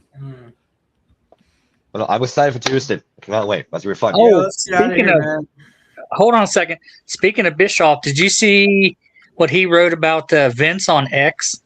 Uh-oh. For Bischoff? Oh, I didn't. I didn't even know. All right, let's hear it. Yeah. Okay, keep in mind when Eric Bischoff's viewership gets low, what you gotta do? Shit talk Russo, your viewership will get back up. Okay, so his views must be low. Let's hear it. What do you got for me? He's challenging Vince to a fight. He goes, "Bring your whole team." So I actually commented on it because Jasmine commented on it, and I even wrote and I said, "Hell, let me have Eric Piss Pants Bischoff." Yeah, let's do it. We'll fly there. Dude, they start bringing in everybody. All of a sudden, you just hear, psh, dun, dun, dun, dun. Oh shit! Bischoff's like, ah. We're all there. It's like, okay, Eric. Do you want to see it coming or do you want to be surprised? They just start surrounding him. You just hear all the themes of the guys. You even hear, what's his face, DiBiase come out. He starts paying people to beat him up. I mean, it would be content for our channels. Now? He's in his 60s, isn't he? Who, Eric? Yeah, Pissy Pants. See. Let me check. I would think so, but I think Vince might be older. Let's see. Eric Bischoff. I thought Bischoff was like 63. Because Vince is 65. Hey, okay, Bischoff, Eric is you gotta older. give Bischoff credit though. He did have WCW being WWE in ratings for a while. Yeah, like a long time. For 80-something weeks. 83. For God's sake. I mean, do I have to keep Hold on, Tick Tick. So Eric is But I 70. will He's say, 5 years very, older. very elementary when it comes to like 90s stuff. So I'm going to take your word. See, I think that new Hogan documentary, the one part where they kind of skimped or I think misrepresented a little bit, and I wasn't paying close attention to them, but everything else I've heard, you know, as far as like PPV numbers and everything, like whenever he first appeared in WCW, it did get a big like boost. Yeah, Bash at the Beach 94. Even before he like turned heel or anything, and they tried to frame it in that documentary like they're filming unexcited people in the crowd like real close up, and they're like, oh, it didn't really have any pop. Like that was the one part I was like, oh, that's not what I've heard from anything else. That's Okay, this. there's some truth to that. There's some truth because around late 95 to early 96, depending the town they're in, Hogan was getting more boos than cheers. Because around that time, even the WCW fans, they were getting tired of the red and yellow, say your prayers, take your vitamins, babyface Hogan. Like, same with WWE. Fans were getting tired of it. WCW briefly for the first year, yes, but around 95, towards the end of 95, people were starting to get sick of it. Yeah, that was Ultimate Warriors come up too, and Hogan started to die out. Yeah, they kind of badmouth him a little bit in that new doc. Did they? Not like severely because he's not mentioned too much, but they just mention him as far as like whenever it was kind of dying off, and they have him as the replacement. They're like, they realize it was a mistake. I mean, some of it's just fact. They're like, the numbers were going down, and but stuff he didn't last 10 years either. Warrior was there for what, a year? Right. He started in 87, tail end of 87. They gave him the IC title in 88, gave it back to him in 89, and then finally pushed him to win the world belt April of 1990, and he was champ until January of 91. And he lost a goddamn good match. Him and Hogan, fucking great match. I love that match at WrestleMania 6. That's good shit. One of my favorite WrestleManias. Basically, yeah, 6 was good. 6 was good. I like that show quite a bit. Fun show. I think one of the main things that was like probably the worst like bad mouthing was actually from like Brett. I know buried him. Brett buried him. Surprising. Hogan was talking about the match and at WrestleMania, and he was saying like basically that he was kind of getting gassed early, and he was like, oh, you know, I had to kind of like drag him along and stuff. So I'm like, I don't know how much of that is true, but if you watch the match, I think they both were gassed. And that slow it down. Then again, whatever they did, it worked. They worked their style. Yeah, they made it work. So like they told a good story. But that's just the main thing that I remember. The best part was the very ending when Hogan handed him the belt. I thought that was classic. Passed the torch. That was what was supposed to be. Then Warrior. I'm not talking about him as a person. I'm talking about the character. Ultimate Warrior as a character. Yeah, he was a big name. He was one of the top guys. But when he was on top, business went down. Compared to Hogan and Randy Savage. When Randy Savage was the champion, business stayed afloat. It did not go down. Warrior did. Yeah. He did. And that's not opinion, that's fact. There's numbers you can look and see. Obviously, Hogan's skyrocketed. Savage did respectively well too. And that's what you call needle movers, man. Like Roman Reigns is a needle mover because he was that only guy besides Cena where the stock market went up when they were absolutely, without a doubt. That's for Bischoff there, Jerry Sharafsky. He's 70 years old. He's 5 years older than Vince. Okay, so I knew he was an older guy. Okay, so I'm 52, so I guess it's not beating up an elder then if he wants to go one-on-one. With the great one. I was listening to something recently during work where they're talking about whenever Warrior came to WCW, and they were like, apparently, like whenever he first came in and Hogan's greeting him, he's just like, "I thought you were dead." I remember that. Like that's just a funny intro. I mean, even Sting had trouble dealing with Warrior when they were a tag team back in the 80s. I wonder why. Yeah, Sting was happy when, at that time, he was called Rock. He jumped ship to world-class wrestling and became the Dingo Warrior, which I could never understand the name. I enjoyed the face paint and the little tags on his arms, but this Dingo Warrior? I'm like, he's not even fucking Australian. He's going to eat your baby, man. He's a fucking cannibal. Baby. And he had a hellacious match with Rick Rude. Oh, yep.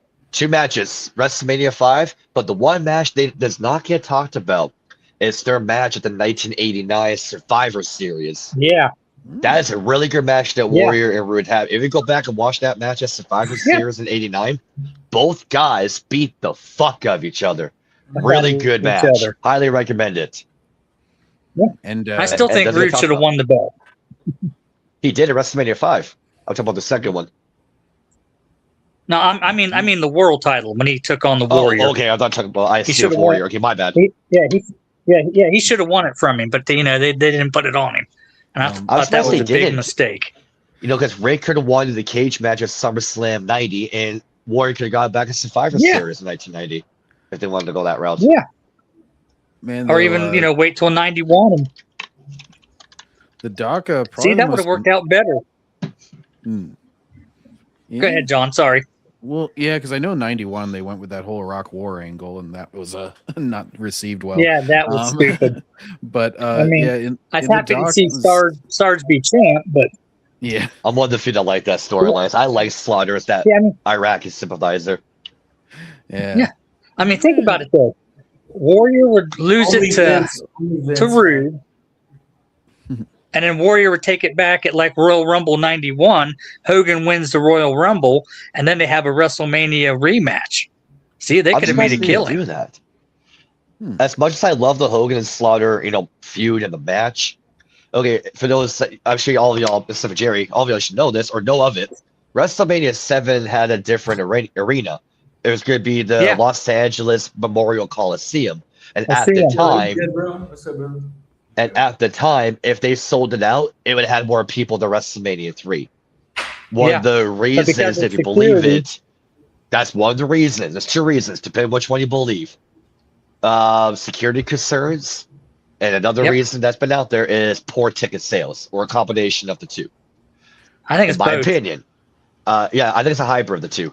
In my opinion, if they're going to try to run the Memorial Coliseum, and they did Hogan Warrior 2, I think they would have sold out that Coliseum, and it would have been bigger than WrestleMania 3.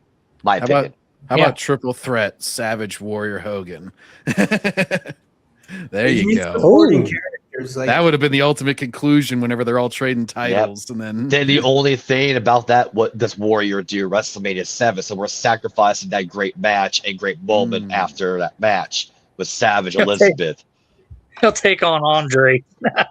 Oh no! Andre barely walked to the ring after Big Boss Man Mr. Perfect. I was watching his last couple matches in Japan on YouTube recently. Andre the Giant's where he could barely do anything. He was he literally had to hold on to the ropes and slowly sit down on somebody, and you could see in his face the friggin' pain. But he loved to do it. He went until he absolutely. John, you could send me those. Maybe we could watch those. Cool. John, do you know the story? It's about Andre in Japan. He was wrestling Bad News Brown, and they had a rocky relationship in the past. So on this one match they did in Japan, Bad News Brown was. Yes, he was. Yeah. So Andre does that sitting down move where he grabs the ropes and sit down. He shat on Bad News Brown when he sat down on him. Oh shit! And Bad News Brown rolled out of the ring. He's covering Andre's shit. And the match is done. He ran to the back. He didn't finish it. Oh, well, Tony was just saying he shit himself in the ring. I was just gonna say you should have mentioned that when Tony was telling that story. I'd be like, hey, don't feel too bad. Even one of the great ones. It's happened. It's because CM Punk. It's on that Netflix on show. SmackDown. It happened to him even. Yeah, it happened on SmackDown. I can't remember what female wrestler was it he was talking to about that. Vince McMahon. This is when he had the fucking. This is kind of turning me on. This is when he had that staph infection and he was CPAC to death, and he shot himself on the tape SmackDown. And that's before he quit the WWE. Yeah. Well, probably my favorite parts of that whole of the new documentary was definitely the end of episode, because it's 4 episodes. So it's Rise, Hulkamania era, NWO kind of era, and then after retiring, basically. Yeah. Is how it's divided up. And the last episode, I think, is the longest because it goes through his whole reality show and the political stuff and everything. Yep. I can't wait to watch. I've not seen it yet. That's for Hogan. We'll go in order here. I can't say too much. Let's go in order here. I saw it on the homepage of Netflix, but I don't have Netflix anymore.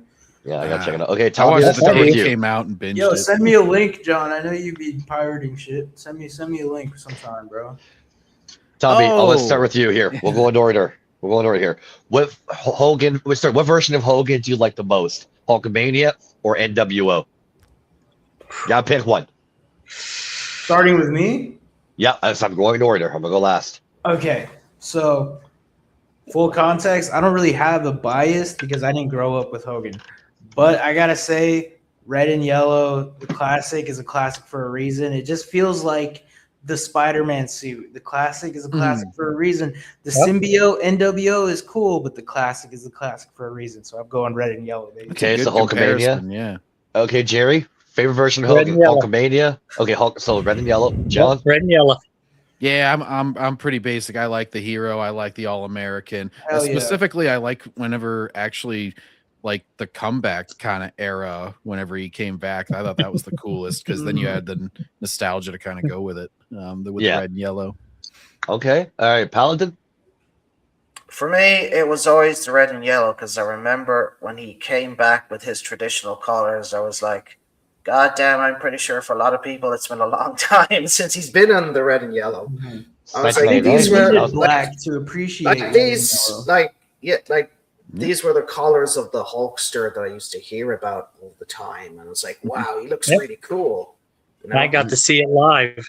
And of course, I was doing the whole thing on TV. Like, Brendan, are you the black like that. sheep? Brendan, are you the black sheep? You going? I am, because when you're NWO, man, you're NWO for life. I'm sorry, I gotta go with my childhood. I respect it. I'm NW. And then again, I have this poster from 2000. Let me grab it. Oh yeah, that's a badass poster.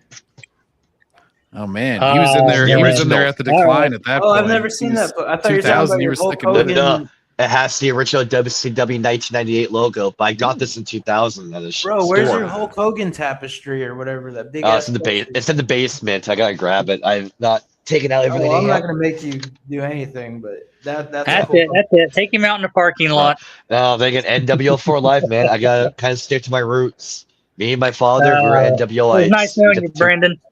Yep. Do I have the original NWO? Oh, no, I don't have the case for it. Fuck. I still have the WCW NWO VHS they did, but I don't think I have the case for it. Let's see. Even I joined NWO and got Elizabeth back. I like that. I gotta go through. No, I don't have the original case anymore. I gotta say though, here's my controversial take where I'll be a WCW shill. I think Elizabeth was hotter in WCW than in WWF. Yes, with the leather coats. I've seen some clips of her whenever she came back. She was smoking in the 90s, man. I was like, whoa. Yep. Yeah. Oh yeah, that tight leather coat. Probably gave Randy extra rage whenever he was wrestling. He's like, I can't believe I lost it. Yeah, it's tough when your ex gets hotter. It's like, oh my god. What did I do? But we can all agree that she was and is will always will be the first lady of professional wrestling. Like no one can really replace hands her. down. Yeah, not a fucking debate. Not a fucking debate. Well, aside from Nikki Bella, of course. No. Okay, John, you're fired. Okay, everybody, let's go meet John out in the parking lot. Yeah, let's do it. We'll pretend he's air pissed off. I picked one that was so late that nobody could take it seriously. Like some idiot would be like, "No, Trish Stratus" or something, you know. And yeah, she's awesome, we'll just have to mail in your fisticuffs. We can throw at John out in the parking lot. Well, John, here we grab Okay, with fisticuffs and wash. All right. Go. Oh, This is how Jerry fights. From the like it'd be something like this. Hoya, league, So John, I'm a collector. I'm not really happy I have this in my collection. Oh no! Do you know what happened on this one? What's the 1995 Halloween Havoc. Halloween Havoc. 1995. You know, the monster truck battle of Hogan Giant. Oh, I actually don't know that one. And you have one of the shittiest moments in WCW wrestling history by Tony Schiavone saved it.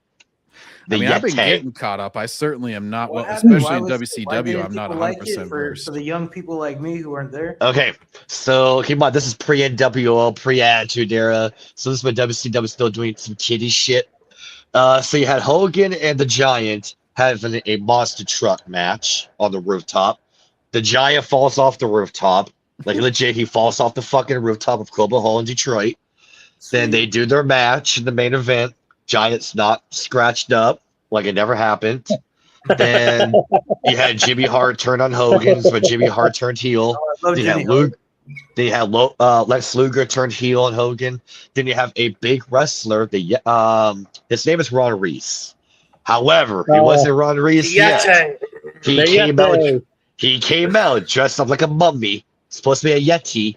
Tony Schiavone looked at it and he called the Yeti as the insider. Yo, this shit sucked.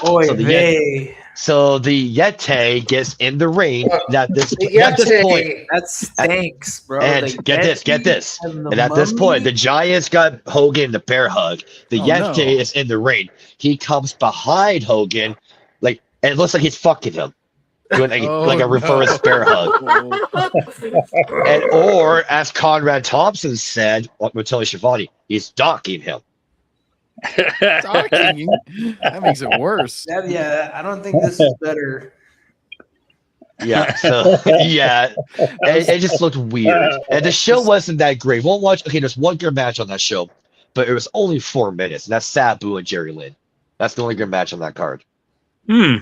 Well, yeah, I feel like after Andre the Giant, because we've been watching the early Raws and stuff, and it's like, they really wanted more Giant characters. Like they have that guy face Undertaker at WrestleMania 9, where that sucked. Giant Gonzalez. Yeah, fucking Sasquatch suit that he's got. Yeah, he's got onesie on. It's like, what the hell is that? That always made me uncomfortable when I was younger. Just put him in tights. Like, why do you need a fake muscle suit? Hell, you should have seen him in WCW when he was Elegante. Oh no, and that was after Giant Gonzalez. No, that was he left to go to WCW. I know he got fired from WWF really quick. I didn't know that they picked him up.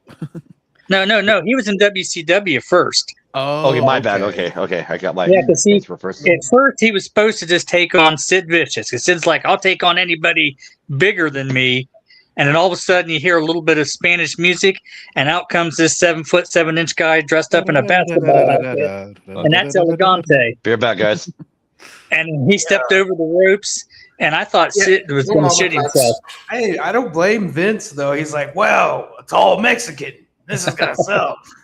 You know, there's lots of Mexicans. Reagan just gave them all amnesty. The WrestleMania match was not bad. It was the ending.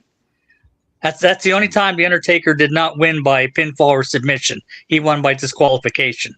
Because Gonzalez came out with a towel and he put it over Undertaker's mouth, trying to knock him out, and the referee called for the bell. Yes, I remember this.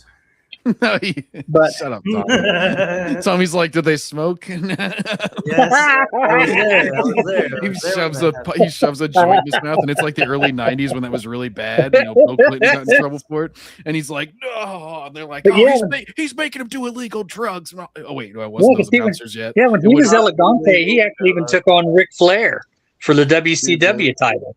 I love the golden era of the announcers whenever they still had Jesse Ventura before he tried to make the union and got pissed off. Oh God, he's so fucking funny with Gorilla. They're just like, well, I'm not surprised that you would endorse that. Well, the ref didn't see it, Gorilla. It's fair play. You do a pretty good Jesse Ventura, man. You do. I fucking love. I do it all the time. Whenever we're watching the Raws, I'll start ref's knocked out. He's not seeing the end of the match. You can't pin him whenever there's no ref, Gorilla. It's like, I can't believe that you're not calling out the end of this match. And watching Gorilla and Bobby Heenan, that was a hell of a team. Oh yeah. Well, the first few Raws, Bobby is trying to get into the building, and they keep denying him entry. He keeps coming back dressed as women, dressed as all this other shit to try and disguise himself and get in. And then they have the Repo Man steal Macho's hat, and that was whenever they're trying to get Macho to be an announcer, and he does one match out of all the shows we've watched so far, and he's still jumping around. I'm like, he's better than 100% of your guys that you have doing matches. Why are you making him be an announcer? But same way with Heenan's feud with Hogan. People thought it started in the WWF. It started in the AWA. Because when Hogan was the hero in the AWA, Bobby Heenan was the manager of Nick Bockwinkel, who was the world champ. Bowinkle. Yep. Man, I remember Bockwinkel. Tommy. But I actually do, because what Jerry introduced okay. me to Bockwinkel when he faced Mr. Perfect, but he was going as a different name at the time. Yeah, he was going by Kurt Hennig. That's where Hennig won the world title off of Bockwinkel, and then Bockwinkel retired, and then he went to WCW and became a commissioner. The commish. But it's a shame how lackluster the product is now. Yeah, it was so much better back then, and like I enjoy watching the older shit, because today's a hard watch. Like yeah. I think they're afraid of seeming too silly, and so that's why they're kind of like more generic with their characters and stuff. It's always just like, I'm the best. I'm also the best. I'm also the best. Like, What I think they do a little bit of care. Was when Vince McMahon came out and said, "Yeah, it's all fake. It's all scripted." I think that's what really hurt him. Because, like I said, when AWA made the deal with ESPN, they showed it like it was a legitimate sport. I mean, I bought into it. Of course, I was 10 years old. Well, and you can, even though people obviously know at this point, especially with internet and everything, I feel like that was always going to be a hard secret to keep after a certain point. But like, you can still play it like it is. Like fucking actors do method acting, and they just act like they're characters all the time for movies. Some people call wrestling a male soap opera, Yeah, like Randy Vegas, Savage, they were on like talk shows and shit, and they acted in character, Yeah. Well, like John, you're talking about actors. Like Vegas does these shows where they're like medieval knights, and they like fight in like an arena, and they put on a gladiator match, and they sell it as legit, but everybody knows it's no one's actually getting stabbed off a horse. No, I go to Ren fairs, and they'll fucking. I mean, there's obviously stunt work involved because you are falling off a horse and shit. But like, but you're not getting stabbed.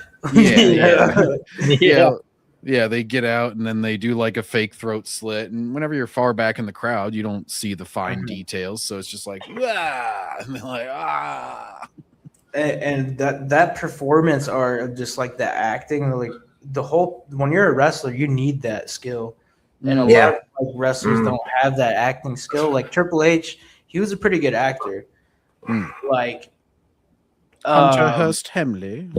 But like during the Evolution days, when he would like try to recruit young talent, like he'd try to recruit Maven, and like Maven, he'd even tell you he couldn't act for shit, and Triple H carried him because he was just so good at acting. Like, obviously this isn't a Hollywood movie. Like, we're not going to win an Oscar here, but Triple H, he's so convincing and good at helping young talent like Maven, to carry them, Yeah.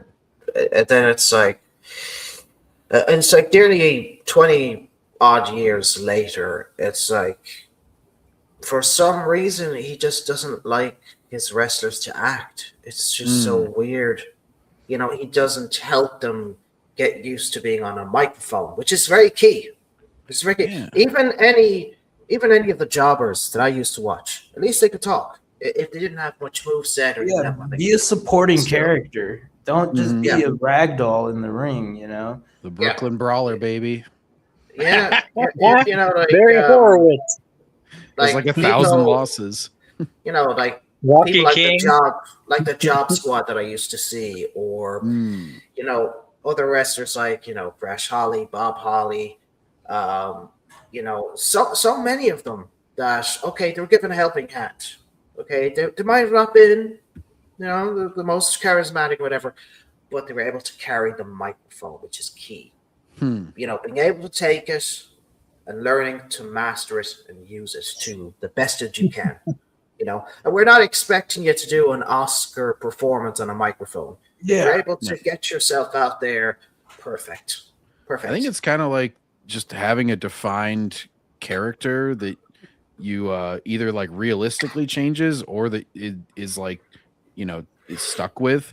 Because it's like too many of them. Like I always say that, like I mentioned this one time whenever we were doing the show with like Tiffany Stratton, it's like, because she was saying that like her character got dull, and I'm like, well, you could make it like more of a character, like rather than just like a little, like a couple phrases to say, like go full, like you're a cheerleader, you're bullying, you're like doing like the pig blood on Carrie, like you're like the bully girl in school, like Mean Girls, basically. I feel like she wants to, and then WWE just holds her talent back. And But so of it's just course like, she well, can do you do anything she some. wants.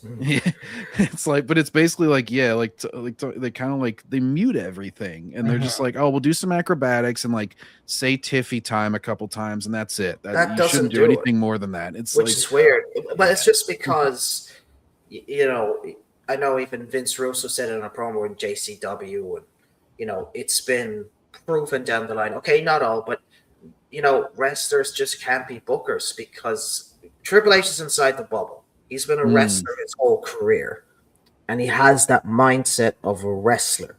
That's his mindset. He doesn't think how to use a mic. He doesn't think characters. He doesn't think, okay, what will I do? It's just not his forte, and that's fine. That's fine. You could at least teach them, you know, how did you make the best of a segment, or what would you do in this situation? They could ask them some questions like that. Or what do I do when I pull my hamstring 7 times in my career? Yeah. You know? And then, Exactly. Pulled a hammy. But like I know I've done drama for 25 years. All right. I'm not I do my best every time when I'm on stage. You know, so let's just say anybody's watching me do a performance, I give it 110%.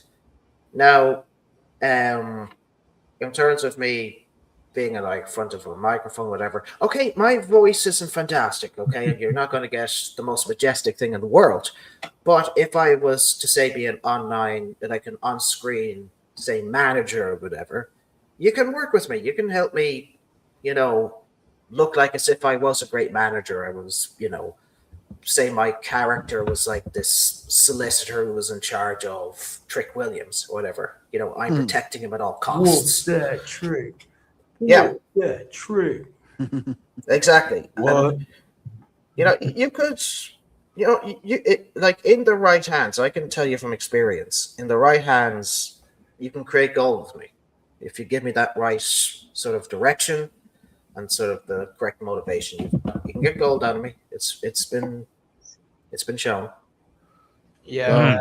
And you say you don't have a majestic voice, and I know this doesn't help in Ireland, but anywhere else, people love the Irish accent, so that always helps. No, in America, that Irish accent is hot, and it's, you know, it's gonna get you lots of pussy. Now- Wow, Now, gay there is- Tommy. there is I'm glad one you- I said pussy. I didn't Yeah. say dick. Now, guys, there is one exception, and that's Becky Lynch. Yeah, her That's accent. your opinion. I think Seth Rollins has a hot wife. Okay, and you do too, Jerry. Don't deny it.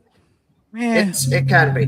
No, It's just very. I have footage of you saying Becky Lynch is hot, so don't fuck with me, Jerry. There was a time she was. Don't fuck with me, bro. The redhead Irish. No, chick is there was a badass. time she was. I know. Yeah, the bitch is True, true. Tommy. Us redheads. No. are pretty, I can tell you. Damn Okay. it, John, you're making me flustered, man. I actually I do agree. I do agree with Jerry that 10 years ago Becky was a catch. I won't lie. Oh, yeah. If you- I agree. yeah. I fuck her. She's still hot, bro. Yeah. I Yeah, fucking But like now, she, yeah. 2K, Yeah. bro, she's fucking hot. Okay. Not now. Like, not now. not no. now. Like there's some really old there's some really old photos of her from like 10 years ago doing like a beach shoot, and she looked great. Like Yeah. You know, and nowadays, talking- if I seen her, Yes, and Seth Rollins tapped that ass. I'm good.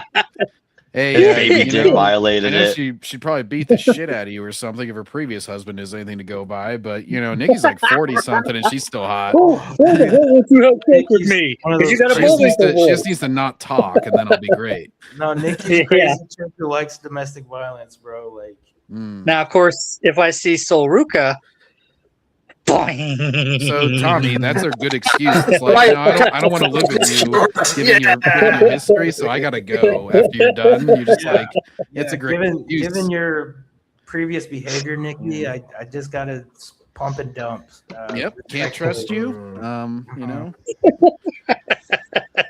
You know. I'd be just slowly walking out the door, just going. They got that twin magic. Hey, you can look but you can't touch. Slowly back up. Jerry was saying something, but we were talking about Nikki. I don't even Paladin is just the Homer Simpson and the Bush Jerry meme. was He getting just a slowly boner. backs up. And That's why I'm concerned bring Jasmine on here. as soon as he's done, he's just like ninja vanish and throws down a smoke bomb. Yeah. They make it a work shoot. Nikki goes into the smoke. She's like, "Where are you going? Where are you?" Fox, I'm on the moon, dude. It'd be more like, oh, where are you going? Where are you? Oh, see, They have such I put on the interesting Infinity thoughts on Gauntlet, and I've activated the Space Stone, and my ass is going across the cosmos. doing the Thanos, just like Snap. Hey, man, you want to go to the cosmos? I got something that'll take you to the cosmos, man. Oh no! Oh my Maybe she needs God. that, Tommy. Then she wouldn't be beating people so much. And calm her Oh the my fuck God. down. Yeah. Locked in a phone booth with Nikki Bella and Becky Lynch. Ah. I mean, She I'll just let probably them gets wail on each fun. other. She probably gets sick of me. And Should be fun. Yeah, that'd be fun. Yeah. Why not? It'd be work rate. No, if Becky Lynch is doing that Bullwinkle voice, why won't you have sex with me? Because you sound like fucking Bullwinkle. Okay, and so every time on current Becky, I probably might just have to just push her out of the booth. Like, no, bitch. We know that Suffer. Tommy couldn't handle Liv Morgan because she'd dress up as Harley Quinn and he'd be like, So? "Oh, Oh, clown, dude, clown." I'd nut. I That's would okay. nut 8 times, but You gonna pound the clown. I'd recover quickly. Trust me. For Liv Morgan, That, I'm yeah, busting different story. quick, but I'm recovering quicker. Bro. Oh, he's gonna pound the clown, huh? I mean, Yeah. would you Now guys we know fuck why a he hot likes to bitch with play clown CW makeup? shows. Hey, I mean, I'm not gonna complain. If a hot chick is gonna dress like a clown, I might do clown work. Nothing wrong with that. Oh my God. Oh, damn. Brendan's already got his makeup on. He's like, "We have so much in common." Yeah. I'm like, all right, bitch, what the fuck? Yeah, let's do it. Oh, I'm gonna go damn. pussy hunting. Squeeze my nose. What? I'm like, okay. Beep, use the whoopee cushion. Watch my party favor rise. No, that's how. Oh, That is sounds that like a a fun water time. balloon? Don't mind if I do. Yeah, no, that sounds like a fun time. I'm not complaining about this. What's the issue? You're gonna hit her with a cream pie. Of course, I just thought about this. In more ways than one. Clever. That I wrote it that one. That one wrote What is itself. this show Classic. turned into, bro? Of course, I wouldn't mind Oh, being sex locked in life, a apparently. phone booth You with just, like, You can just like Danny Moe clearly, and Soroka. you just like clearly hint at it, but then you just always disguise it with clown stuff. You're like, "Would you like a cream pie?" She's like, "What?" And then you just pull out an actual one. You're like, "What?" Throw it in your face. What? And then you're just like, "Yeah, I'm gonna make you squirt." And she's like, "What?" And you're like, "The flower on your The flower, you pervert. You gotta get your head out of the gutter, lady." That'll be a good segment for JCW. Have like a comedian clown character and a Oh, God. stuck up female, and they're partnered up. Yeah, that'll be irritating shit. It's just all double entendres. So, Tommy, I had over many topics there. Should we do the topic show tomorrow since we had a 3-hour show with Tony? A 3-hour show. Yeah, we'll do them another time. 3-hour show. Yeah, I gotta go inside a half hour anyway, so. I'll let you know about tomorrow, bro. Yeah, because I still have them saved to my phone. We can do that tomorrow if you want. Topics. Psh, what a prude. I'm sorry. I'm still thinking about being locked in a phone booth with Soroka and Danny Moe. Is it Yeah, Tommy, we need to cut it here because he's to go have solo work. Yeah, is it a lot? Is it a lot of post WrestleMania kind of topics and stuff? Is that what we're? Yeah, Yeah, gonna find all the still we'll do that on frames. Sunday. You guys want to do the same time, 2 p.m. on Sunday? That'd work for Yep. me. So Sure, that Paladin, works for me, 9 p.m. for brother. you, 2 for you guys on the East Coast, 12 for me. Okay. Yeah, and we'll do the topics tomorrow. I still got them saved. No, then I can do the last 2 for the fan incidents on that with my other phone there. Okay. For sure. And I'm gonna go live or tape. Okay, so this is I'm asking. This is my first time using the website version of StreamYard. I can't see comments. I can only see you guys how I have it set up. You don't have the app anymore? I do, but I've been having those issues, man. Last 2 weeks on the app, I hear the audio, but I can't see you guys because all the video boxes are frozen. Are you and on I your can't phone? see. Yeah, for the last 18 months, I've been using my phone. Okay, no, I was just making sure because I have the desktop brought up, and I'm like, oh, you can see comments, but then I'm on the website version. Yeah, so- I'm on the phone, a desktop version on my phone, so I can't read comments if we're going live. Do you have any sort of second screen you could have set up? Because like sometimes whenever I'm like game streaming, if I can't have like if I'm looking at a guide or something and I can't have comments up, I'll just like literally just bring up the YouTube video as if it's a live stream. I just bring. That'll it be up my as old a- phone. And That'll be my old phone here. Turn down the volume all the way, have it propped up somehow, and just have it right next to whatever screen I'm looking at.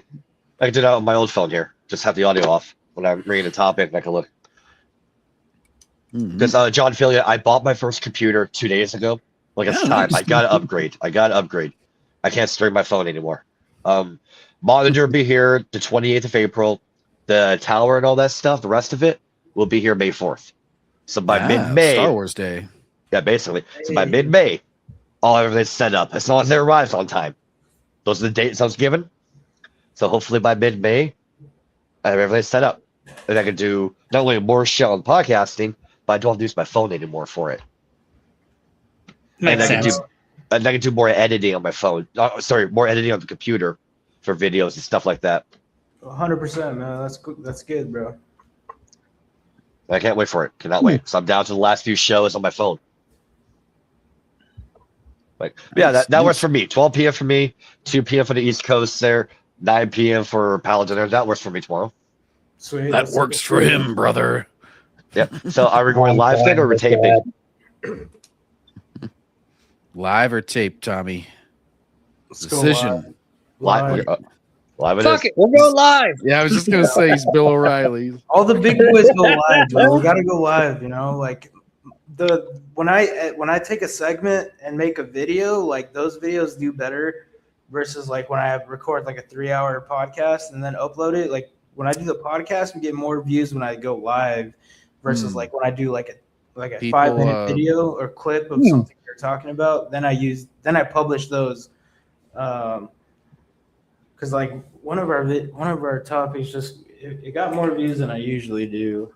Well, Like, people they get intimidated by long length. Yeah, if it's a pre-recorded video. I mean, a live stream you can kind of jump in at any point, so you don't have. And then that go back and watch it. apprehension. Yeah. So Yeah. like check this out. We got like 118 views on this like 3-minute video. It's like 2-minute 57. It's just us talking about. Is the guaranteed money hurting WWE's creative? Oh, I remember this. Money, from networks, streaming deals, advertisements. Like they get the guarantee money from all the my people gosh, that they're it's in business with, Brendanception and they right just now. don't care because, as our friend Feeder Rue It's meta. says, the check's been cashed. Yeah. Paladin, we guarantee an extra 200,000 as a little bonus. Then I wouldn't work as hard because they're giving me a big bonus. I'd be just like, yeah, Deshaun work Watson. hard, sure. Literally, there's I'd be a just fine line of incentivizing someone to work hard, and you pay them for their time. I mean, let's be honest. Soldiers get paid. First responders get paid. Doctors get paid. Nobody's doing anything for free out of the kindness of their heart. But there is a certain balance to where you don't want to create a money-hungry person. My bills are kind of overwhelming me at the moment, and it'd be nice to have a little extra cash should things go wrong. I can understand that. But if it's solely for the money, it's like, is work for you? I don't know. Like motivation to be the top guy if you're all pretty much being paid in a similar way. Yeah. It's just there's no hunger. Just I'm getting paid anyways. I don't really need to like improve my promos or work out more. No pride. Like, where's the pride? Unless Businesses now, because the illusion is destroyed in psychology, nobody has it, nobody sells, and everything is at a pace of a video game, and it sucks. Both WWE and AEW, in my opinion. Yeah, the guaranteed money is gonna cause complacency. What does pace of a video game even mean? Getting paid is like, oh, I'll explain after. Improve on this and that.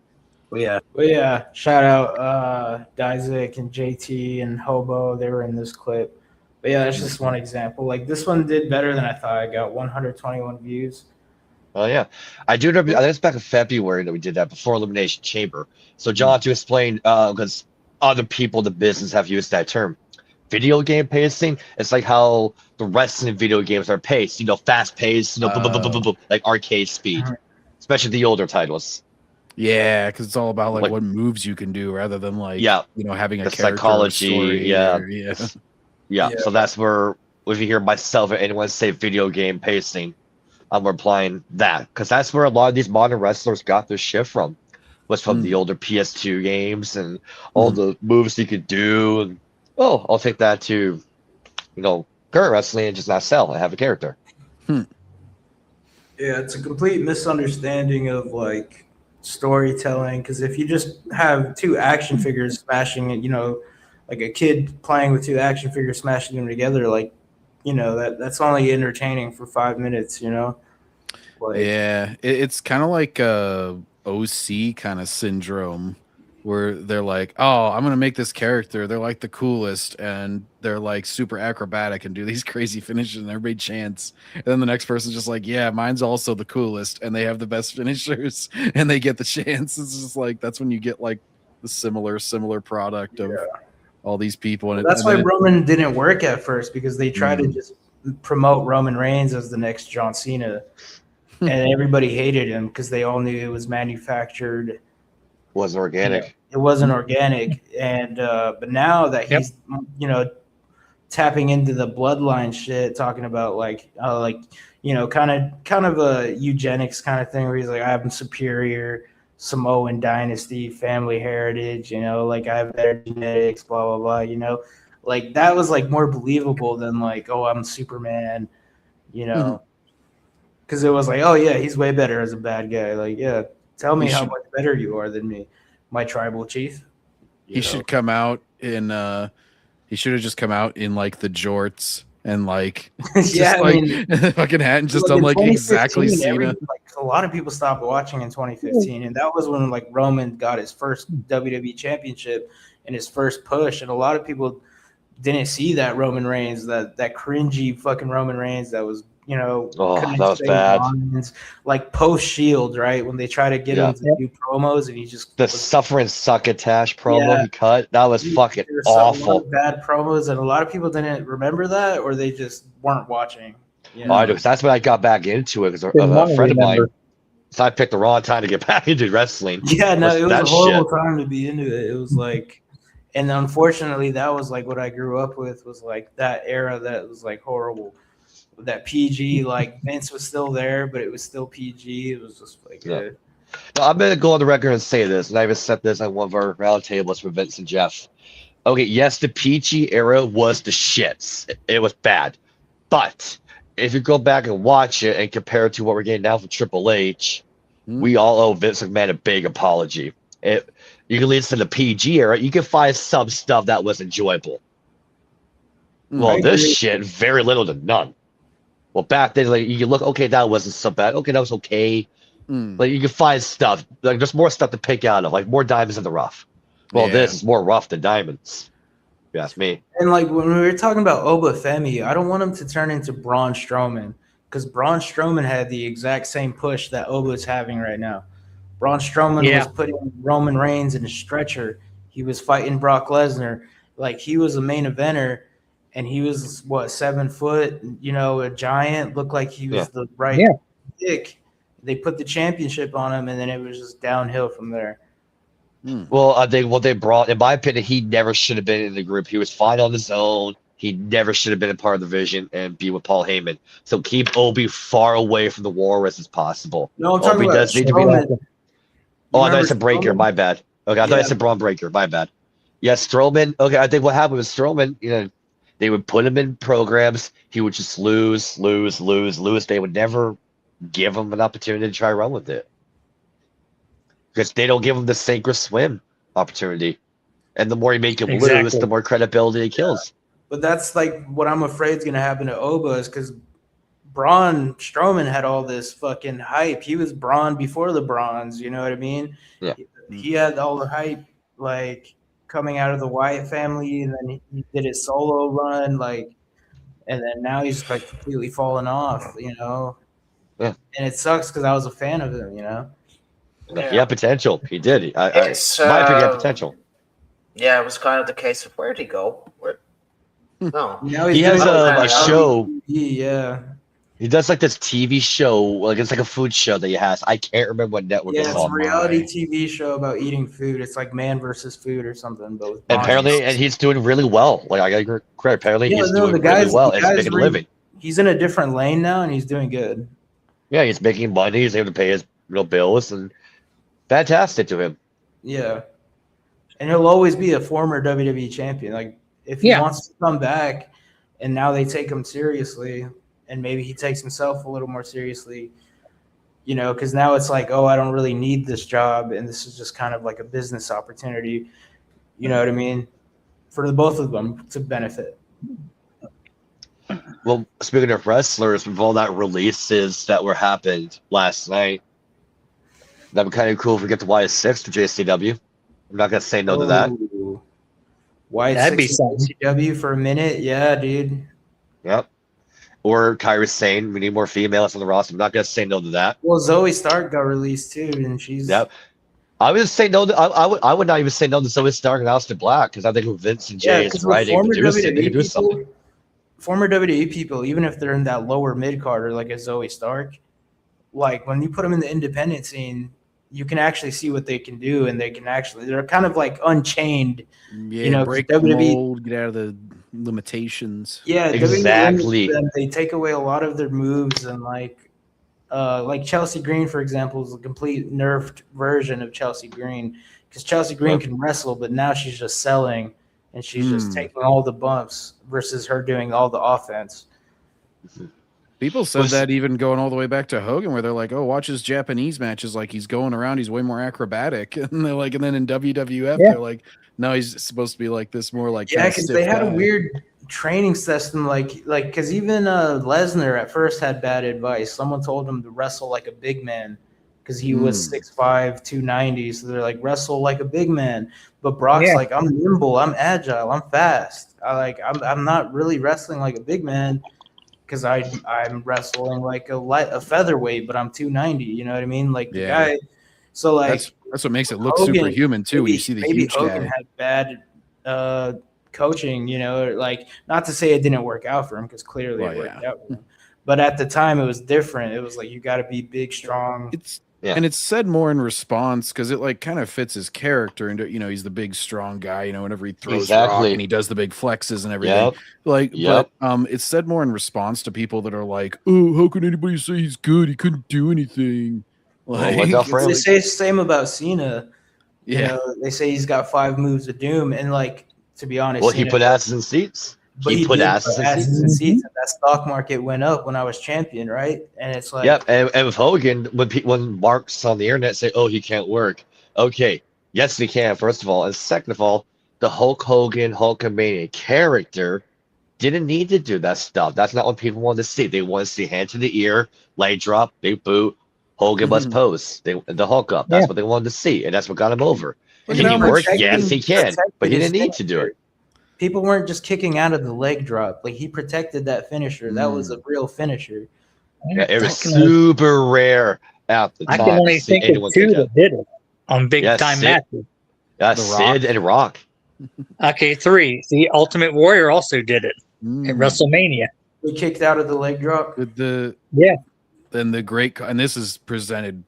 They do WrestleMania 18 great in that doc, but whenever they are playing the fucking audio and it's like, he beat Andre the Giant with that move. That's my favorite part of the match. The Hulk up, the crowd of Toronto are losing their mind and they're getting louder and louder. Even the initial couple lockups where he just throws him and then he does like one flex and you see everybody in the back just jump out of their fucking seats like, well, John, as I said before, Hogan here in Canada, he was like Jesus Christ.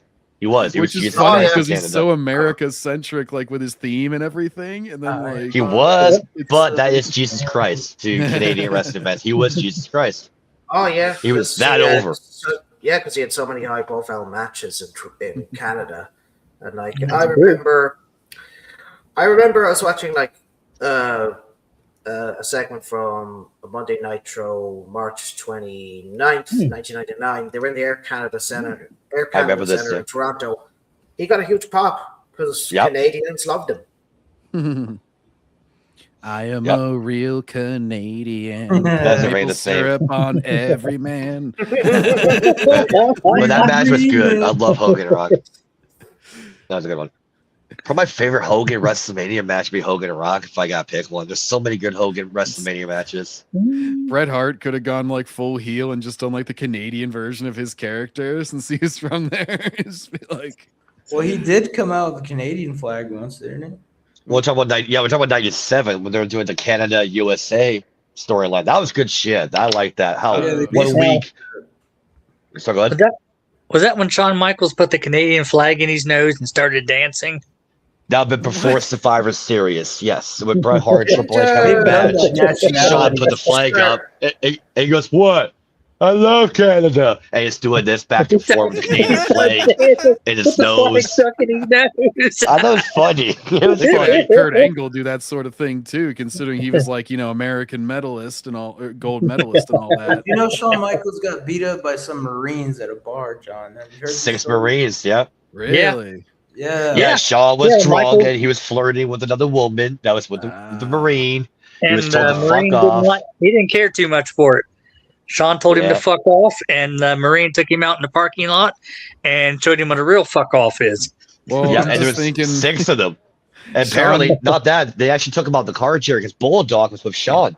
They took him out of the car, and Bulldog tried to get his seatbelt out to help Shawn, and all these 6 Marines are beating the piss out of Shawn. Dude, much better. I would've Shawn was a stayed- douchebag, though. He was like so full of himself because he was Back like, then he was. Yeah, No, back and he then. was on drugs too. Well, Oh, God, he could have big done time. his like crazy oversell. Like they punched him the first time, and he just like flips on his back. But look, and, like, nobody's does a perfect. headstand. I've had my share of episodes, so I'm not going to judge Shawn Michaels over one episode. You know what I mean? Because we're all human. Like Tony was saying about cancel culture. Like we got to stop that shit because we're all human. You know what I mean? It's like, Shawn's matured a lot, and I think the man he is today is like you got to go through those character flaws and those I just bring it up because it was an interesting story. I'm not trying to dunk on Shawn Michaels. Yeah. I said I like him better when he came back, when he won the world title at the Elimination Chamber. It's nothing Because when he's sitting there crying, he told a camera guy later, he goes, "That was the old me disappearing, and this is the new me," because he was so grateful to be back. Yeah, he's really changed. Yeah, For the different better. person. Yeah, absolutely. Yeah. Same with Luger, Lex Luger, because Yeah, back then his Luger eyes- was an his asshole. eyes got closer and closer as his heart got bigger. Now he's cross-eyed. Hey man, party days will catch up. True. Because he was a party boy back then. Like I said, a big scumbag back Yeah. then, but never be denied. One of the best performers of all time. No, Russo calls him the Michael Jordan of wrestling.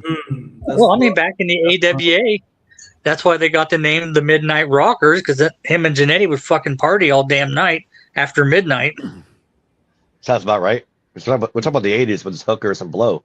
Everywhere you go. That's why like people get mad at Savage because they're like, oh, he was like locking up his wife and stuff. I'm like, well, let's put it in context. He was locking up his wife in a wrestling locker room in the 80s with all these jacked up steroid cocaine dudes.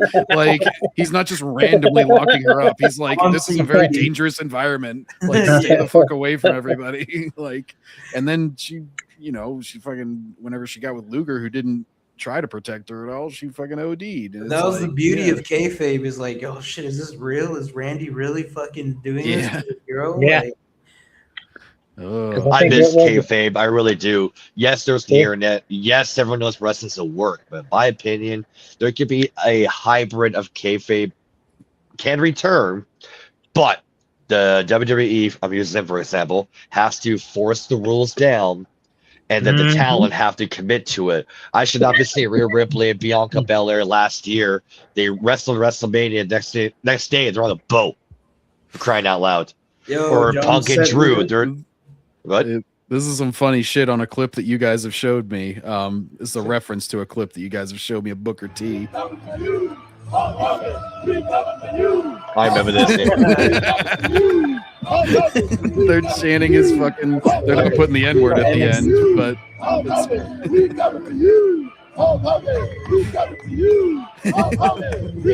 Referencing his fucking, Yeah, fucking Sprint clip where he Stampede. said the N-word. Yep. John, do you know the story of the following night on Nitro when Booker saw Hogan?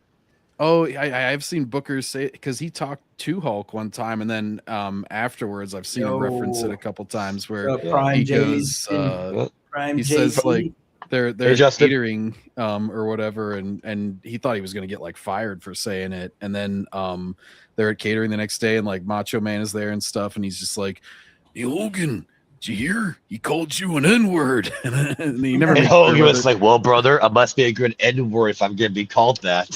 He thought it was funny. Of course, and he he's thought like, it was funny. because Booker was like super thankful for him. He's like, you could have got me fired easy for that. And it was like, I'm not mad at that. It was funny. I'm sure like Bischoff was like, that was fun. Just don't say that again. Because it's fun. When Booker said that, he takes the glasses. He goes, oh, fuck. Like, you can tell he's thinking, I'm out of a job. I'm not going to go to ECW. I don't think they work. Who is his partner? His brother is Stevie Ray. And you can see Sherry, she was like, it's okay. It's okay. Try not to laugh. But she was smiling, rubbing his shoulder. Just trying to comfort him. But Stevie Ray is sitting there stone-faced, and apparently he didn't even hear it. He was so concentrated on like remembering his lines and everything that he Booker's like, this is the WCW. We take on the gold. Yo, Jerry, there goes Jerry. Yeah, I saw his message there in the chat. Yeah. Then I actually got to go pretty soon as well. Thanks What was for the coming, other? guys. Yeah, let's wrap it here. Yeah, let's wrap it here. So thank you for you guys for watching. We'll be back tomorrow. Same bat time, same bat channel. Hell yeah. Yep. Take care, guys. These guys, you know where to find them. That's lit. We'll do a plus later, I guess. So take care, guys. Yeah. Put it in the description. I'm too lazy to do that, bro. Damn it, Tommy.